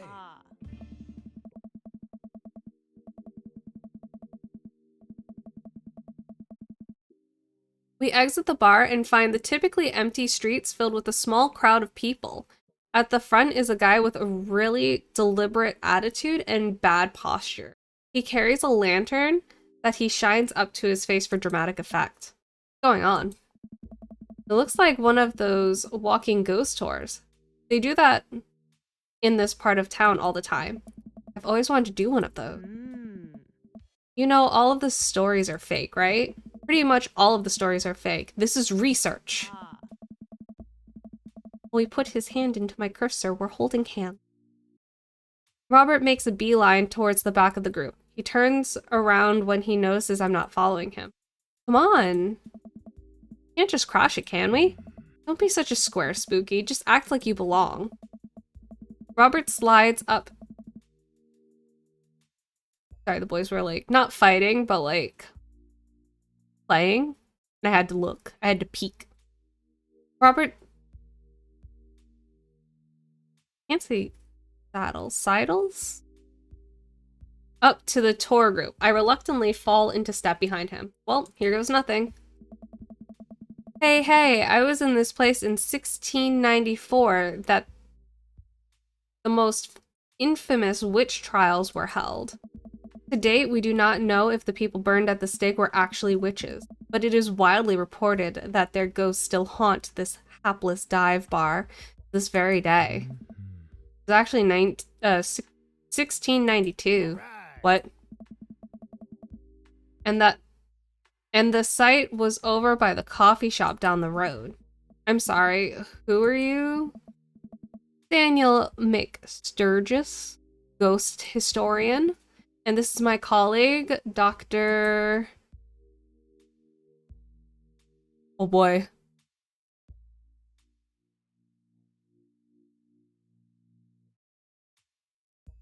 We're gonna go with 90s rock. Yeah! Dr. Prescott, paranormal investigator extraordinaire, we're touring America's most haunted locations as research for our new book. You may have seen our guest cameo on Paranormal House Hunters Extreme Edition. A couple of people in the group start nodding. Man, Robert's good at this.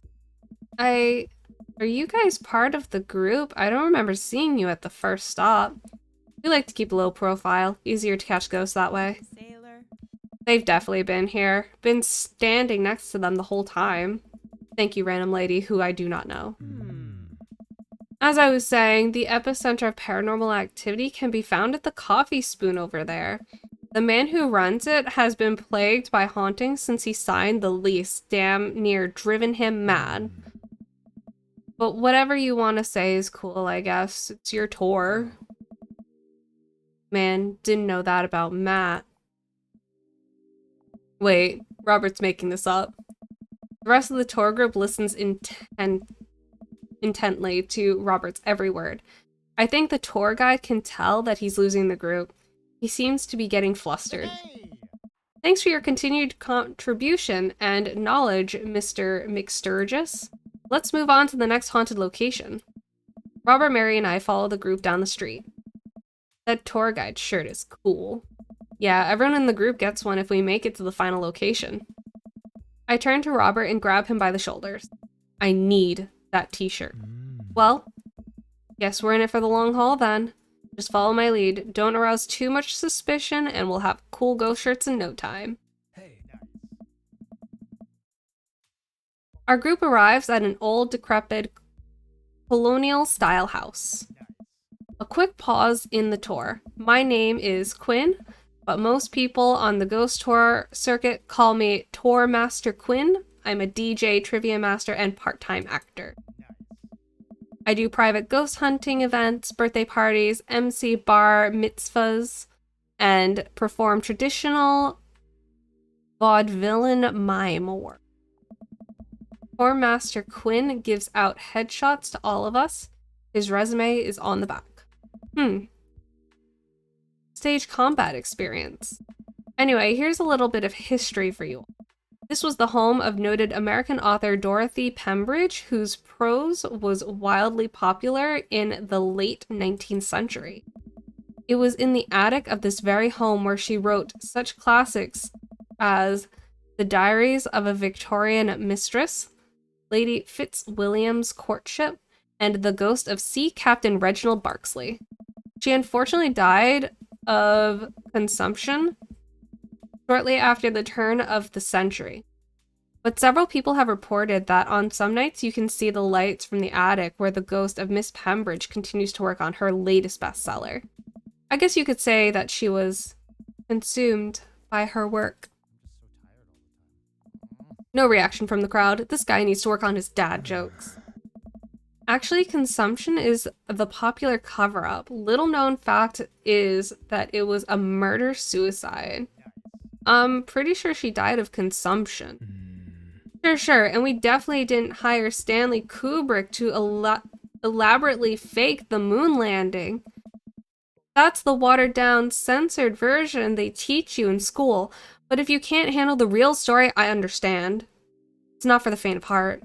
Can we... I think everyone would much rather hear what this world-renowned ghost historian has to say, right everyone? The group murmurs in agreement. I am sad. Did one of them just say, I am sad? This is a topic we cover extensively in our book. Dr. Prescott, would you care to tell the story? Folk.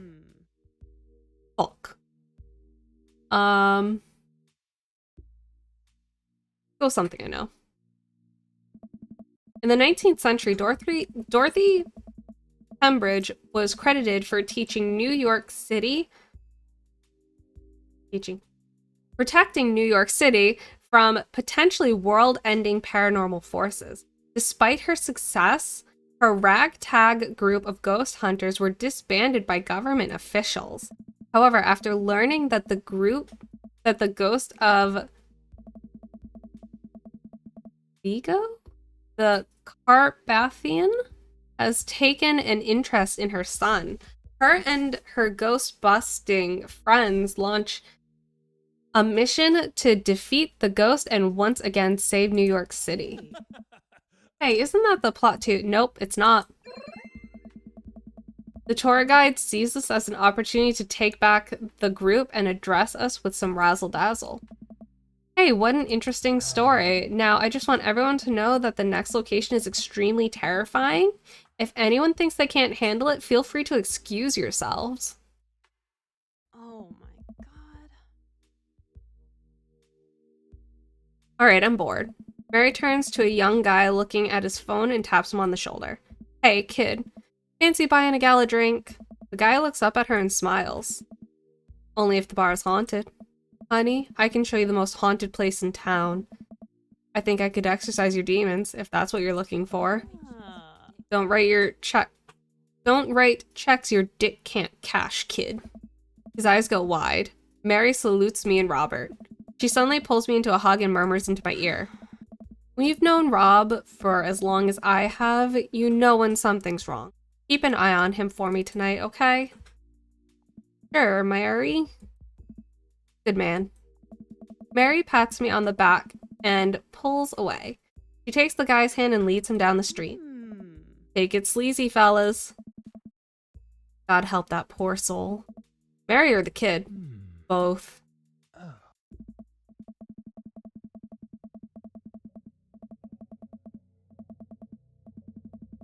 Our last stop, this burial ground, is such a hotbed of horrifying paranormal activity that I'm not even sure where to begin. There's the wailing ghost of the Wharfman, the vampire of Maple Bay, the children of the moonlight. What about the Dover ghost? By this point, the tour guide is clearly irritated with us. What about it? Oh, Oh, nothing. I just thought it would be a crime to come all the way out to this cemetery. The actual origin of the New England's most notorious paranormal entities, and not even mention the infamous Dover ghost. That's not a real thing. That is absolutely not a real thing. I think someone needs to brush up on their paranormal history. I know tons about paranormal history. I know every ghost story in this area. I can guarantee there's one you don't know. Robert looks over to me and smiles. hi. You folks like to hear the tale of how Prescott and I met? No. The entire group shushes the tour guide. Okay, fine, fine. Tell the story. I don't know. Well, it was a dark and stormy night. I wasn't always a paranormal investigator. Way back when, I was just oh god, traveling grifter. Moving from town to town, always looking for my next mark. It wasn't an easy life, but I had fun. Taking from the rich, giving to the poor. Actually, also taking from the poor. Oh, I had a shaky moral foundation. I happened upon the quiet town of Maple Bay quite by accident. But little did I know that this city had a dark side. Now, about the same time, I was just starting out as an apprentice to a rather famous ghost hunter who was an old family friend of mine. I carried the equipment, operated the EVP machine, all that. Wait, hmm? yes?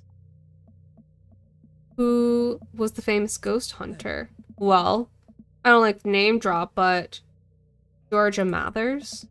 The tour group gasps. Georgia Mathers? She's a legend, you know her? Knew her. Amazing woman. Died mysteriously. Miss you, Georgie. Hey. Anyway, we were in Maple Bay investigating some reports of strange lights and sounds coming from the cemetery late at night. Now, we had been warned by the old crypt keeper that this place was highly dangerous, but Georgia was never one to shy away from an adventure. We camped out in the center of the cemetery for 3 nights. Straight. I couldn't read straight. Oh, geez. We're ready for bed. We endured your so-called wailing watchmen. Wailing ghosts of the wharfmen. Whatever, your stupid vampire was just a teenager in a mask, but the Dover ghost? Man, tell him, Prescott. Folk. So there I was, just walking back to my hotel after a long day.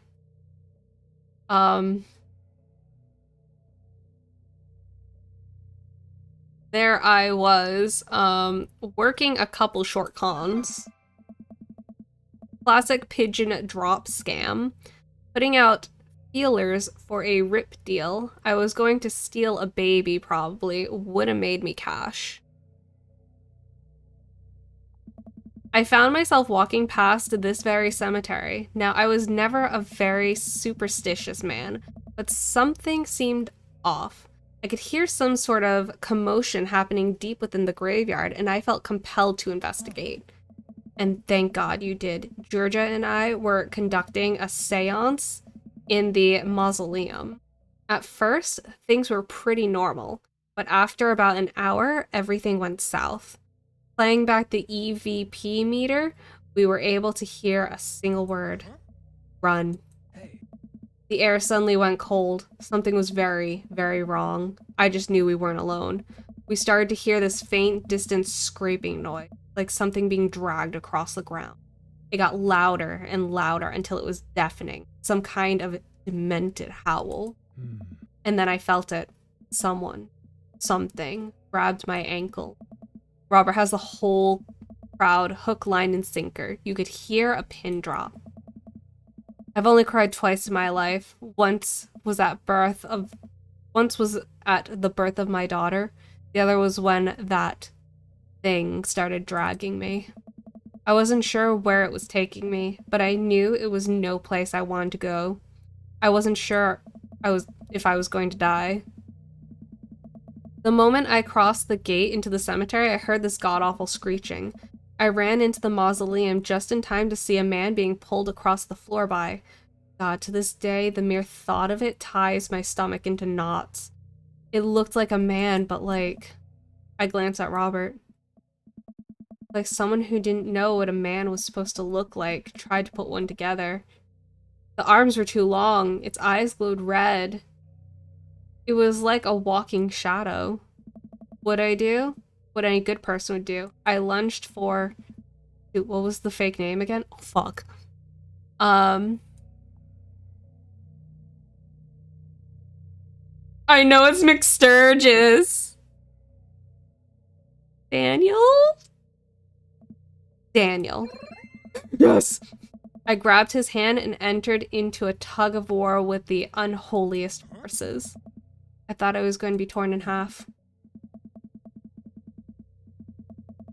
But I had God on my side. The pocket Bible I always kept on me fell out of my shirt pocket, and to this day I can remember what passage it opened up to. That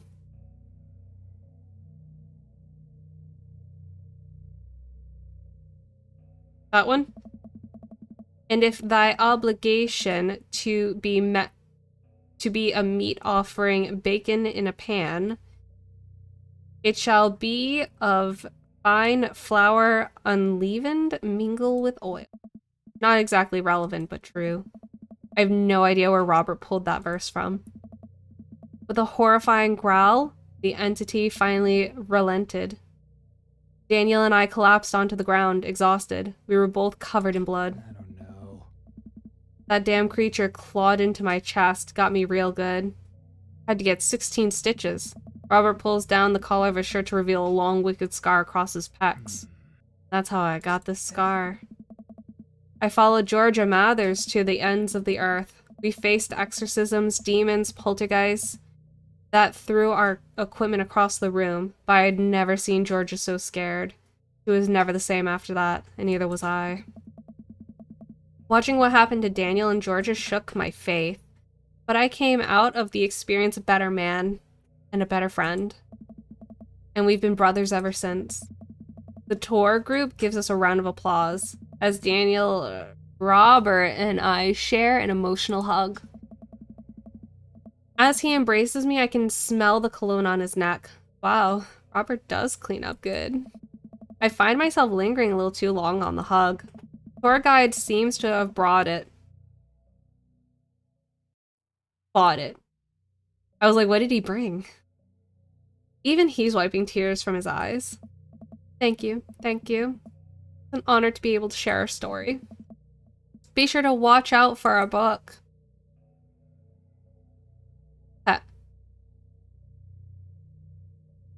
No, we can't do Ice Road Truckers. They'll know. They'll know.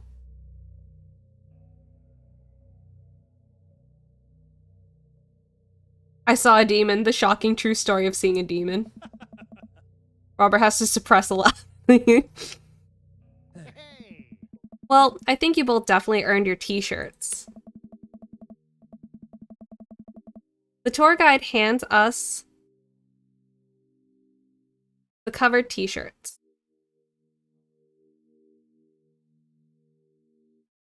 Then slips us both his business card and leans in close.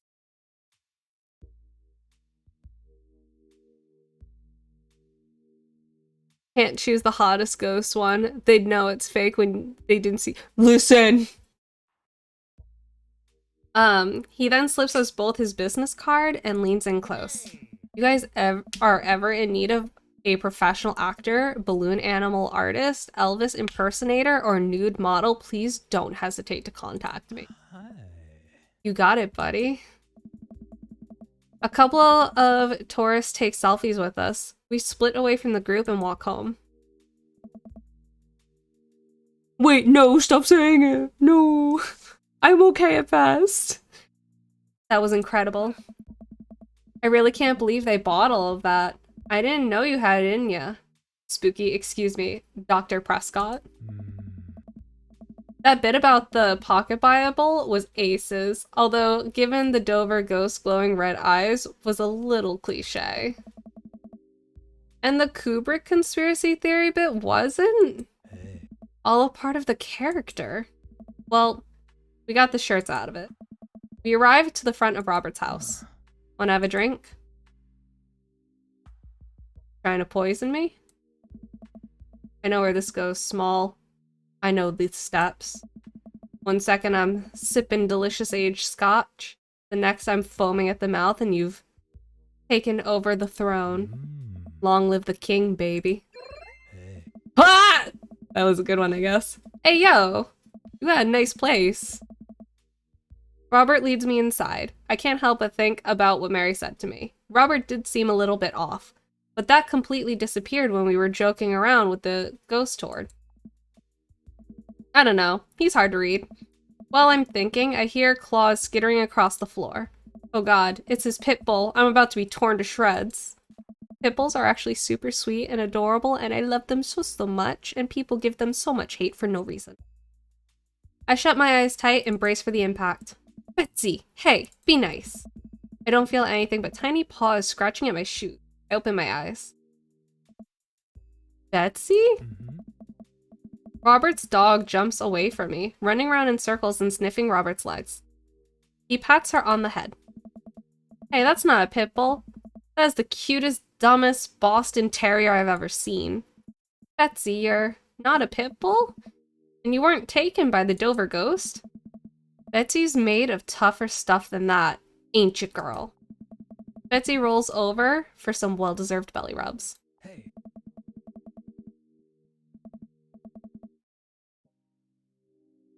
I just keep a picture of a large pit bull on my wall in case of emergencies. Comedic emergencies. We make our way to Robert's living room. For a quiet man with arguably the oldest pickup truck that can be legally driven, his place is amazing. There are sleek, modern appliances throughout the room, with a big, flat screen TV mounted to the wall. He has shelves upon shelves of DVDs. Guess he wasn't lying about being really into cinema. He pours us both glasses of whiskey from a well-stocked bar in the corner while Betsy curls up on a pile of cushions. So, did you really get that scar? How did you really get that scar? Don't tell me you got it fishing for Alaskan king crabs in the Bering Sea or something. You trained me too well. Robert laughs and takes a sip of his drink. My daughter and I were riding bikes. I hit a rock, flew over the handlebars, and then we went to the hospital.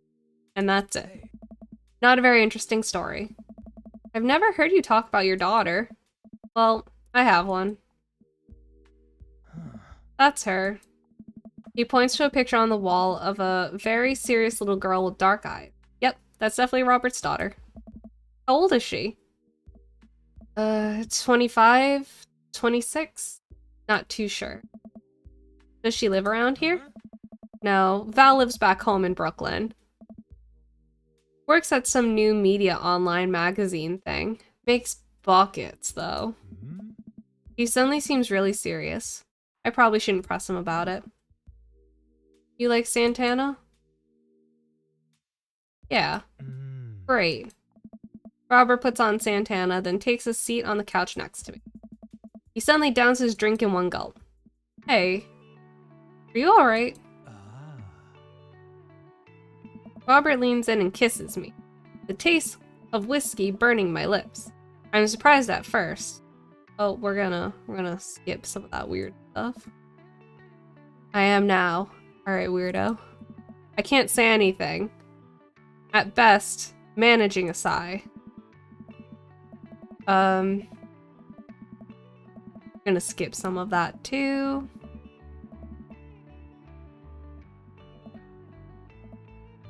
Wait. It's not that. Nope. Stop. And he respects boundaries. He stiffens up and pulls away. Huh. No biting? No, no, no. I'm more okay with that. Hey. Something's up. Robert runs a hand through his hair and looks away. I'm fine. I've just been kind of stressed out. Tired, not a big deal. I kind of want to push it.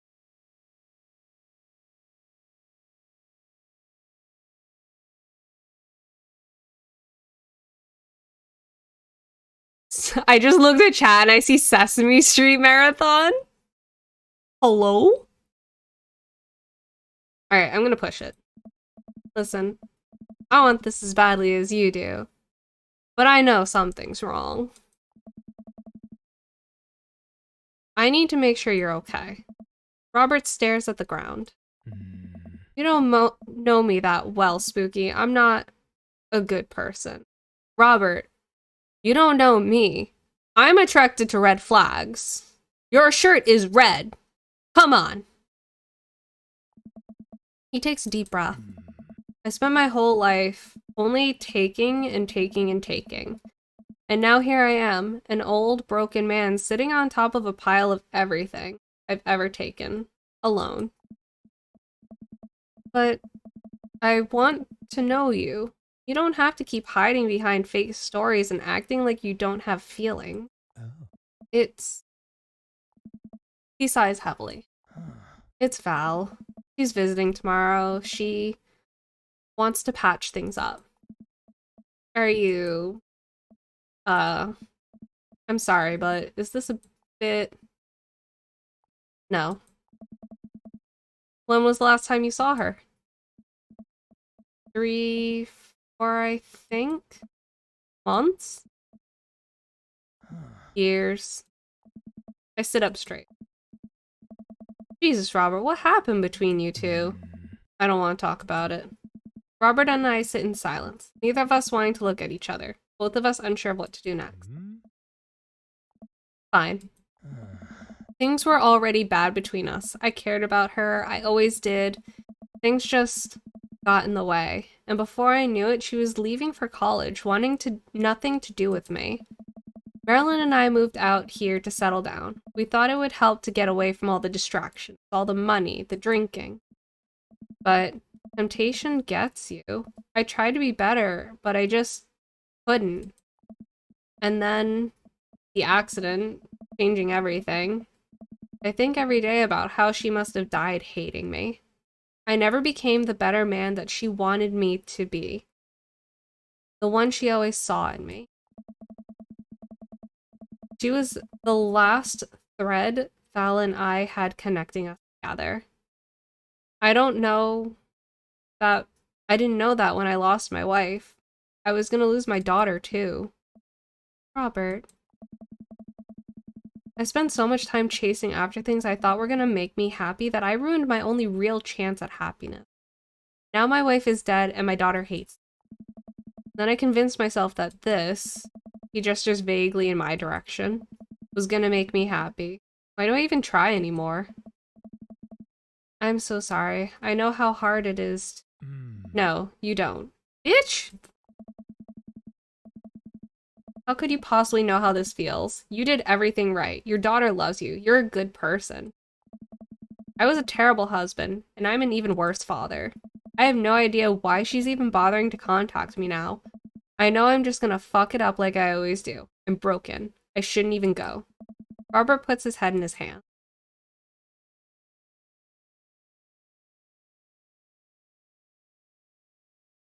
This man needs a big hug and therapy. He definitely needs therapy.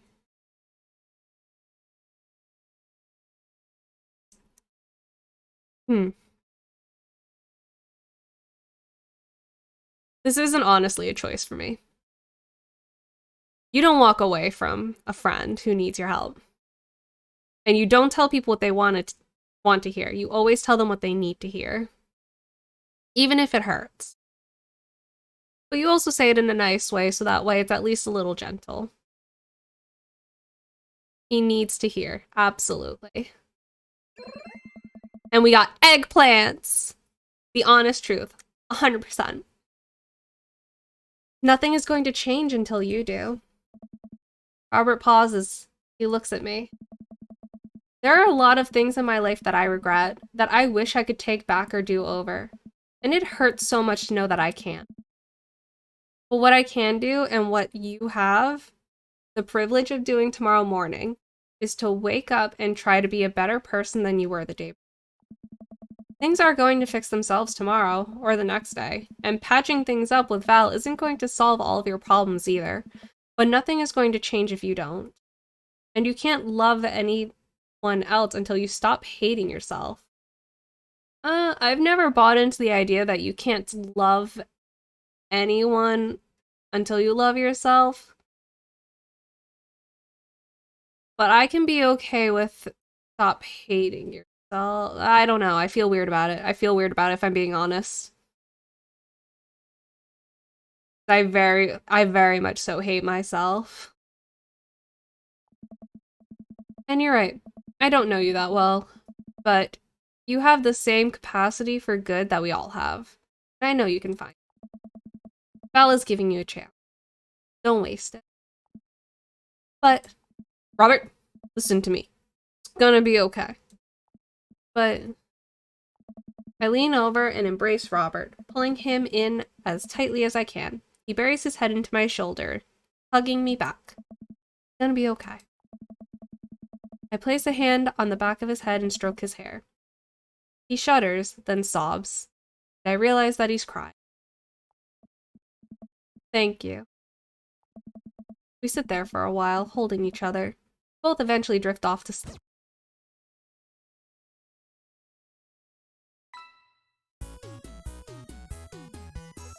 How'd my date go? How did I do? Angry about weather? An A! Special. I'm very upset with this news. I want you all to know that.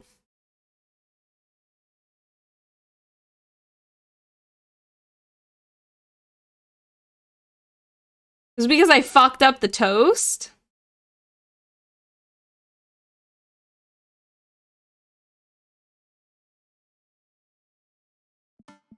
Mad. Ooh, I think I have everything finally set up. Amanda should be here any minute. I think that's her car in the driveway. Okay, gotta act natural. Be cool, Spooky, be cool. Amanda walks through the door with a suspicious look on her face. Hey, Dad. Off to a good start. Something fishy? Rats. It's the feds. That life of crime is finally catching up to you. I tried to send him in a different direction, but I'm no match for the power of and the funding of the US government. Dad. Well, if they think they're gonna take me alive, they got another thing coming. I'm kidding, you're right. I have a little surprise for you. Oh. Yeah, I can tell, you're very bad at lying. Amanda, my dear, would you care to join me in the kitchen? Father, it would fill my heart with glee. I lead Amanda over to the kitchen table where I present lies covered under a tablecloth. Nothing special, but I wanted to give you a little something. You graduated high school last week, and I know you told me not to make a big deal about it, but... Dad, you... I dramatically whip the cloth off of the table. Amanda's jaw drops. No way! I figured you probably won't be able to get cable in the dorm, so I thought it might be nice to take a piece of home with you. A DVD box set of Long Haul Paranormal Ice Road Ghost Truckers. This is all 19 seasons. And bonus material, including commentary with actual ghosts featured on the show. Dad, I love this. Thank you. She gives me a big hug. I'm glad you like it. Hey, you want to hang out with me in the backyard for a bit? Toss the old pig skin or something? Totally. I follow Amanda to the back door. Look at all these dads. You told me not to make a big deal, but you seem to have forgotten that my entire mission in life is to make a big deal out of your accomplishment. So consider this your graduation party. Surprise! Dad, everyone's here. I hear Peter moving. Peter? Are you peeing? Okay. I'm almost done. Well, yeah, everyone wanted to come and support you. Is that a mac and cheese bar? Sure is. Fully customizable. Down to the type of mac. And there's an ice cream cake. The good kind with the crunchies in the middle. I don't know what to say. Don't say anything. Just go have fun with your pals, alright? I'm so proud of you, Amanda. Amanda smiles and runs to her friends. I should make rounds and make sure everyone's having a good time. But first, mac and cheese. I walk over to Mary, who's having a lively conversation with Amanda. Listen, kid, you're gonna need some real life skills out there if you're gonna make it out on the streets. I'm going to college. Same thing. Look, I know you're not old enough to drink. Right. And I know you're smart enough not to drink until you're of legal age. Uh-huh. But hypothetically, if you were to drink, it'd behoove you to drink a glass of water between rounds. Got it. Hypothetically. And if you were to wake up with a headache, all you gotta do is take a jar of pickles and drink the pickle juice. You're gonna be fine. What's going on here? Girl talk. Mary turns back to Amanda. Now let me tell you about how to deal with a bad roommate. First thing to know, you get straight A's if they die during the semester. Mary! Relax, it's a myth, supposedly. Against my better judgment, I leave them be. I don't think I recognize that girl by the snack table. I should go say hello. Hi, I don't think we've met. Oh, we've met years ago. And I'm here for my revenge. You're Robert's kid, aren't you? Spot on. I guess that makes you spooky, huh? Yeah. It's nice to meet you. I'm glad Robert brought you along. He promised there would be free food, so that's kind of hard to pass up. And look, I don't know you, but can I get real with you for a sec? My old man's a real closed book, you know? Me and him, we got a long way to go. You don't erase decades of neglect in a week, but you sure can get tired of staying angry about it. That kind of bitterness, it poisons you, I think. I'm too young for that. Anyway, lately he's been better. A lot better. And between him shaving for once and how much he talks about you, I get the feeling you have something to do with it. So, thanks. Robert means a lot to me. I'm glad he's getting better. Just keep an eye on him for a while. Oh, just keep an eye on him while I'm not around, okay? Or else. What? I'm kidding. Or am I? I don't know why I'm like this. It's in your blood, Val. I think it runs in the family. Amanda trots up to the conversation. Hey, I love your necklace. And your hair. And just, geez, your whole vibe is cool. Thanks. I like your jacket. My girlfriend collects pins too. Oh, this is my daughter, Amanda. Amanda, this is Robert's daughter, Val. Nice to meet you. I heard you're a photographer. Aspiring photographer. I'm going to school for it. You take pictures? Yes. Then you're a photographer. Welcome to the biz. Val hands Amanda a business card. If you're ever looking for internships, shoot me an email. Anyway, I need to go make friends with that woman over there who's dual-wielding wine glasses. Catch you later. Val walks away. She's so cool. She gave me her business card. She touched my hand. Congrats. You just networked for the first time. I'm a regular business lady now. Quarterly projections. Stock markets. Synergy. While you're making a fortune as a businesswoman, I gotta keep this party going. Catch you around, Pops. Spooky. Brian, you made it. Ha, I don't pass up on good Mac. What do you think of the party? It's not bad. Just not bad? Yeah, not bad. Don't let him bait you. Don't let him bait you. Thank you for the lovely compliment. Daisy trots up. Hi, Amanda's dad. Hey, Brian's daughter. See? See how that feels? This is a really great party. Thanks so much for inviting us. You're very welcome, tiny child who knows how to pay a compliment. Brian and I lock eyes. This isn't over. Hey, bro. Bro. Oh. This is a real rager, taking our older age into consideration. I'm trying to be in bed at a reasonable hour tonight. Don't let me get too wild. Don't worry, dude. I'll keep an eye on your fruit punch intake. You know, I'm really glad we're bros again. Me too, dude. Briar and Hazel peek out behind Craig. Hi, little ones. Hello. Hiya. Thank you for all the ice cream cake. Wait, girls, how much did you eat? Briar ate 4 pieces. Ask any witness. No, I didn't. Hazel ate 4 pieces and wants to pin it on me because we look alike. I have your face. Nobody will ever believe you. Oh boy. I'll let you guys figure this out. Good seeing you, Craig. Let's hang out soon, yeah? Bro. Totally. Tell Amanda congrats for us. Looks like you've settled into the neighborhood quite nicely. Yep, couldn't ask for a better cul-de-sac. Oh. Well, I'm glad. Hopefully we'll see you at more church events. We got a big schedule planned for the rest of the year. Sure thing, Joseph. Maybe if you aren't doing anything later, we could hang out sometime. Joseph, you're sketch as fuck to me. Sure, Joseph, that'd be great. Having clever twins must be a nightmare. It would be so funny, though. Well, see you later. Hugo comes up with a plate of mac and cheese. Hey. The perfect cheddar to mac ratio. Beautiful work, Spooky. Thanks, Hugo. I almost called him Cheddar. I don't know why. Thank you. I'm really pleased to see Amanda going to her dream school. I'm glad she turned it around for finals.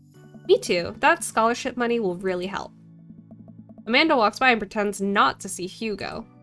Amanda, come say hi to your old teacher. Hey. It's the orange suit jacket. I think it's because he just talked about Cheddar. My brain's going places today. Congratulations on graduating. I know you're going to do great things at art school. Yeah, thanks. Amanda starts to back away. Wait, I just realized that you're not my teacher anymore, so I don't have to be afraid of talking to you. You no longer hold power over me. You're right. Go forth, adult. I can no longer give you detention. That reminds me of when I graduated high school, and I realized that I didn't need to pass my statistics class in order to graduate, so I didn't show up to the final because I was already failing that class, and even if I got an A, I wouldn't pass, so I was like, fuck it. So I went to graduation, and I graduated, and my statistics teacher found me and was like, there's Hannah who's graduating, even though they didn't show up to my final, and I was just like, ma'am, there was no way I was passing that final.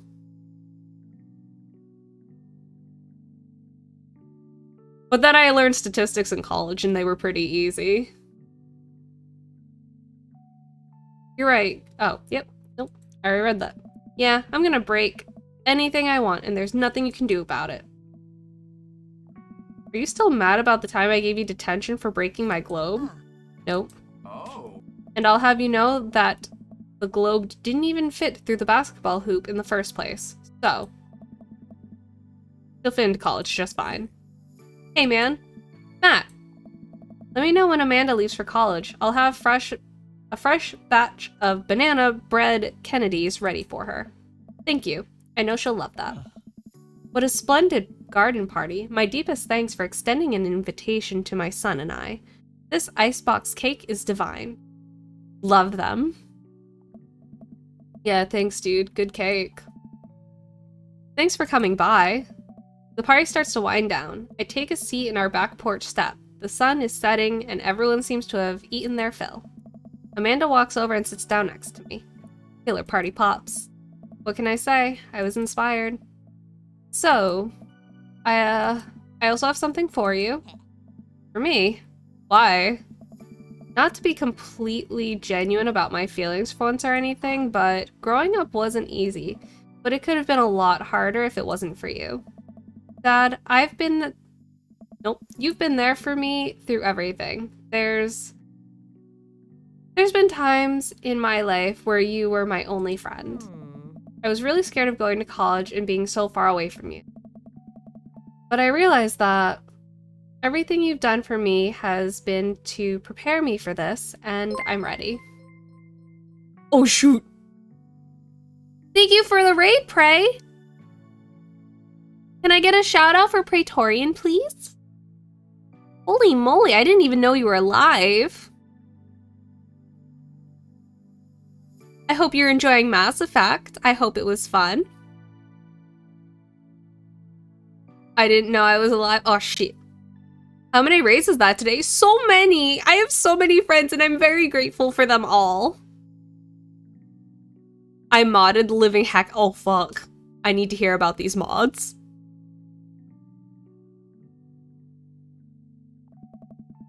I wouldn't be who I am without you.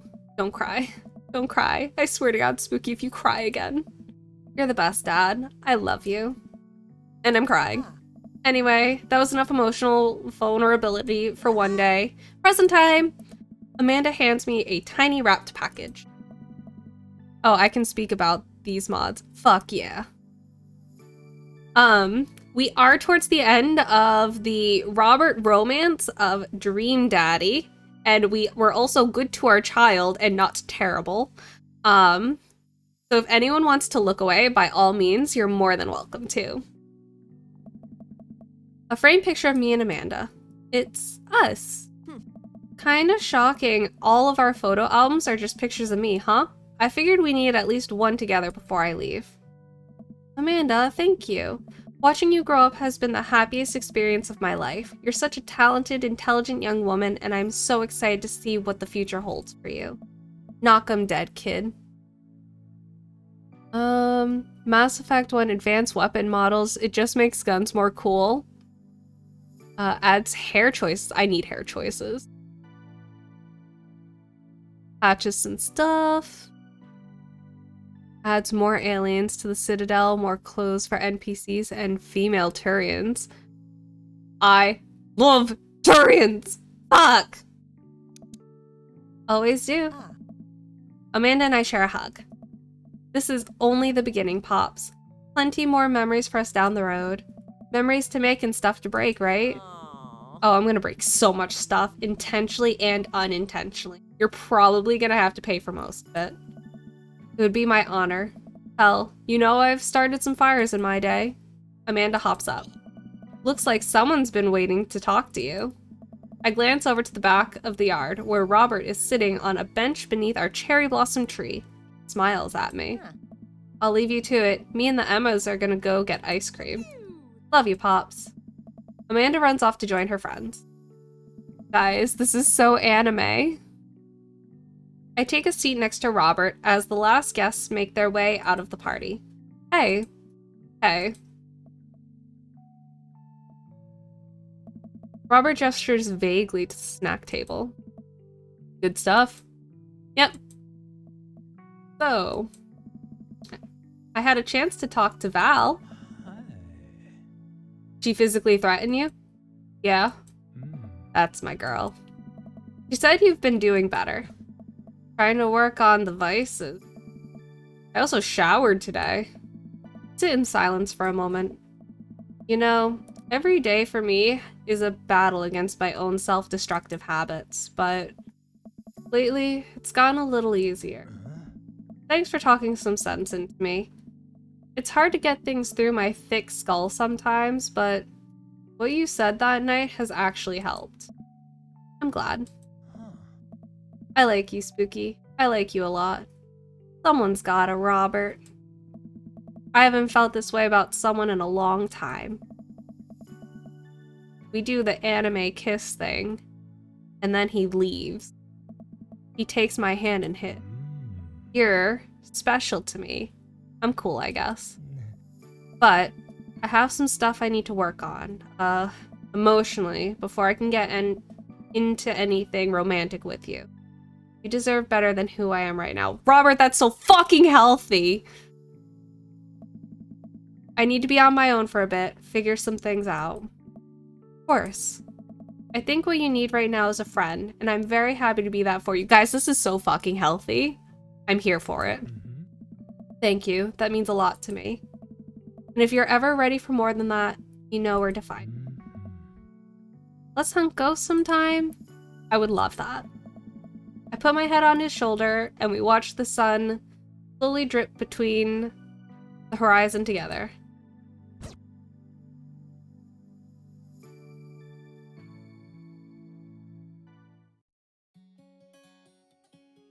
That's it. That's the game. We did it.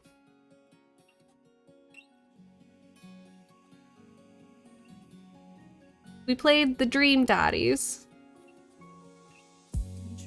Clap, thank you.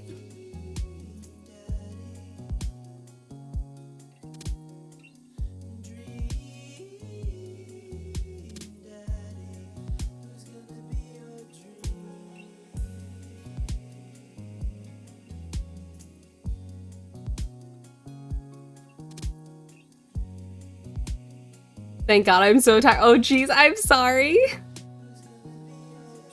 I didn't mean to stream for this long. I personally wanted to go to bed at 10:30, and that clearly did not happen.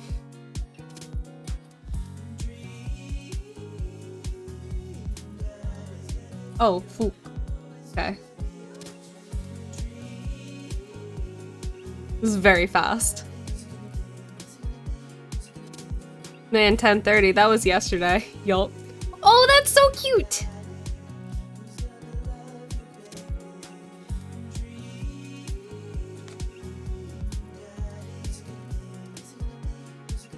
Him and his stinky dog.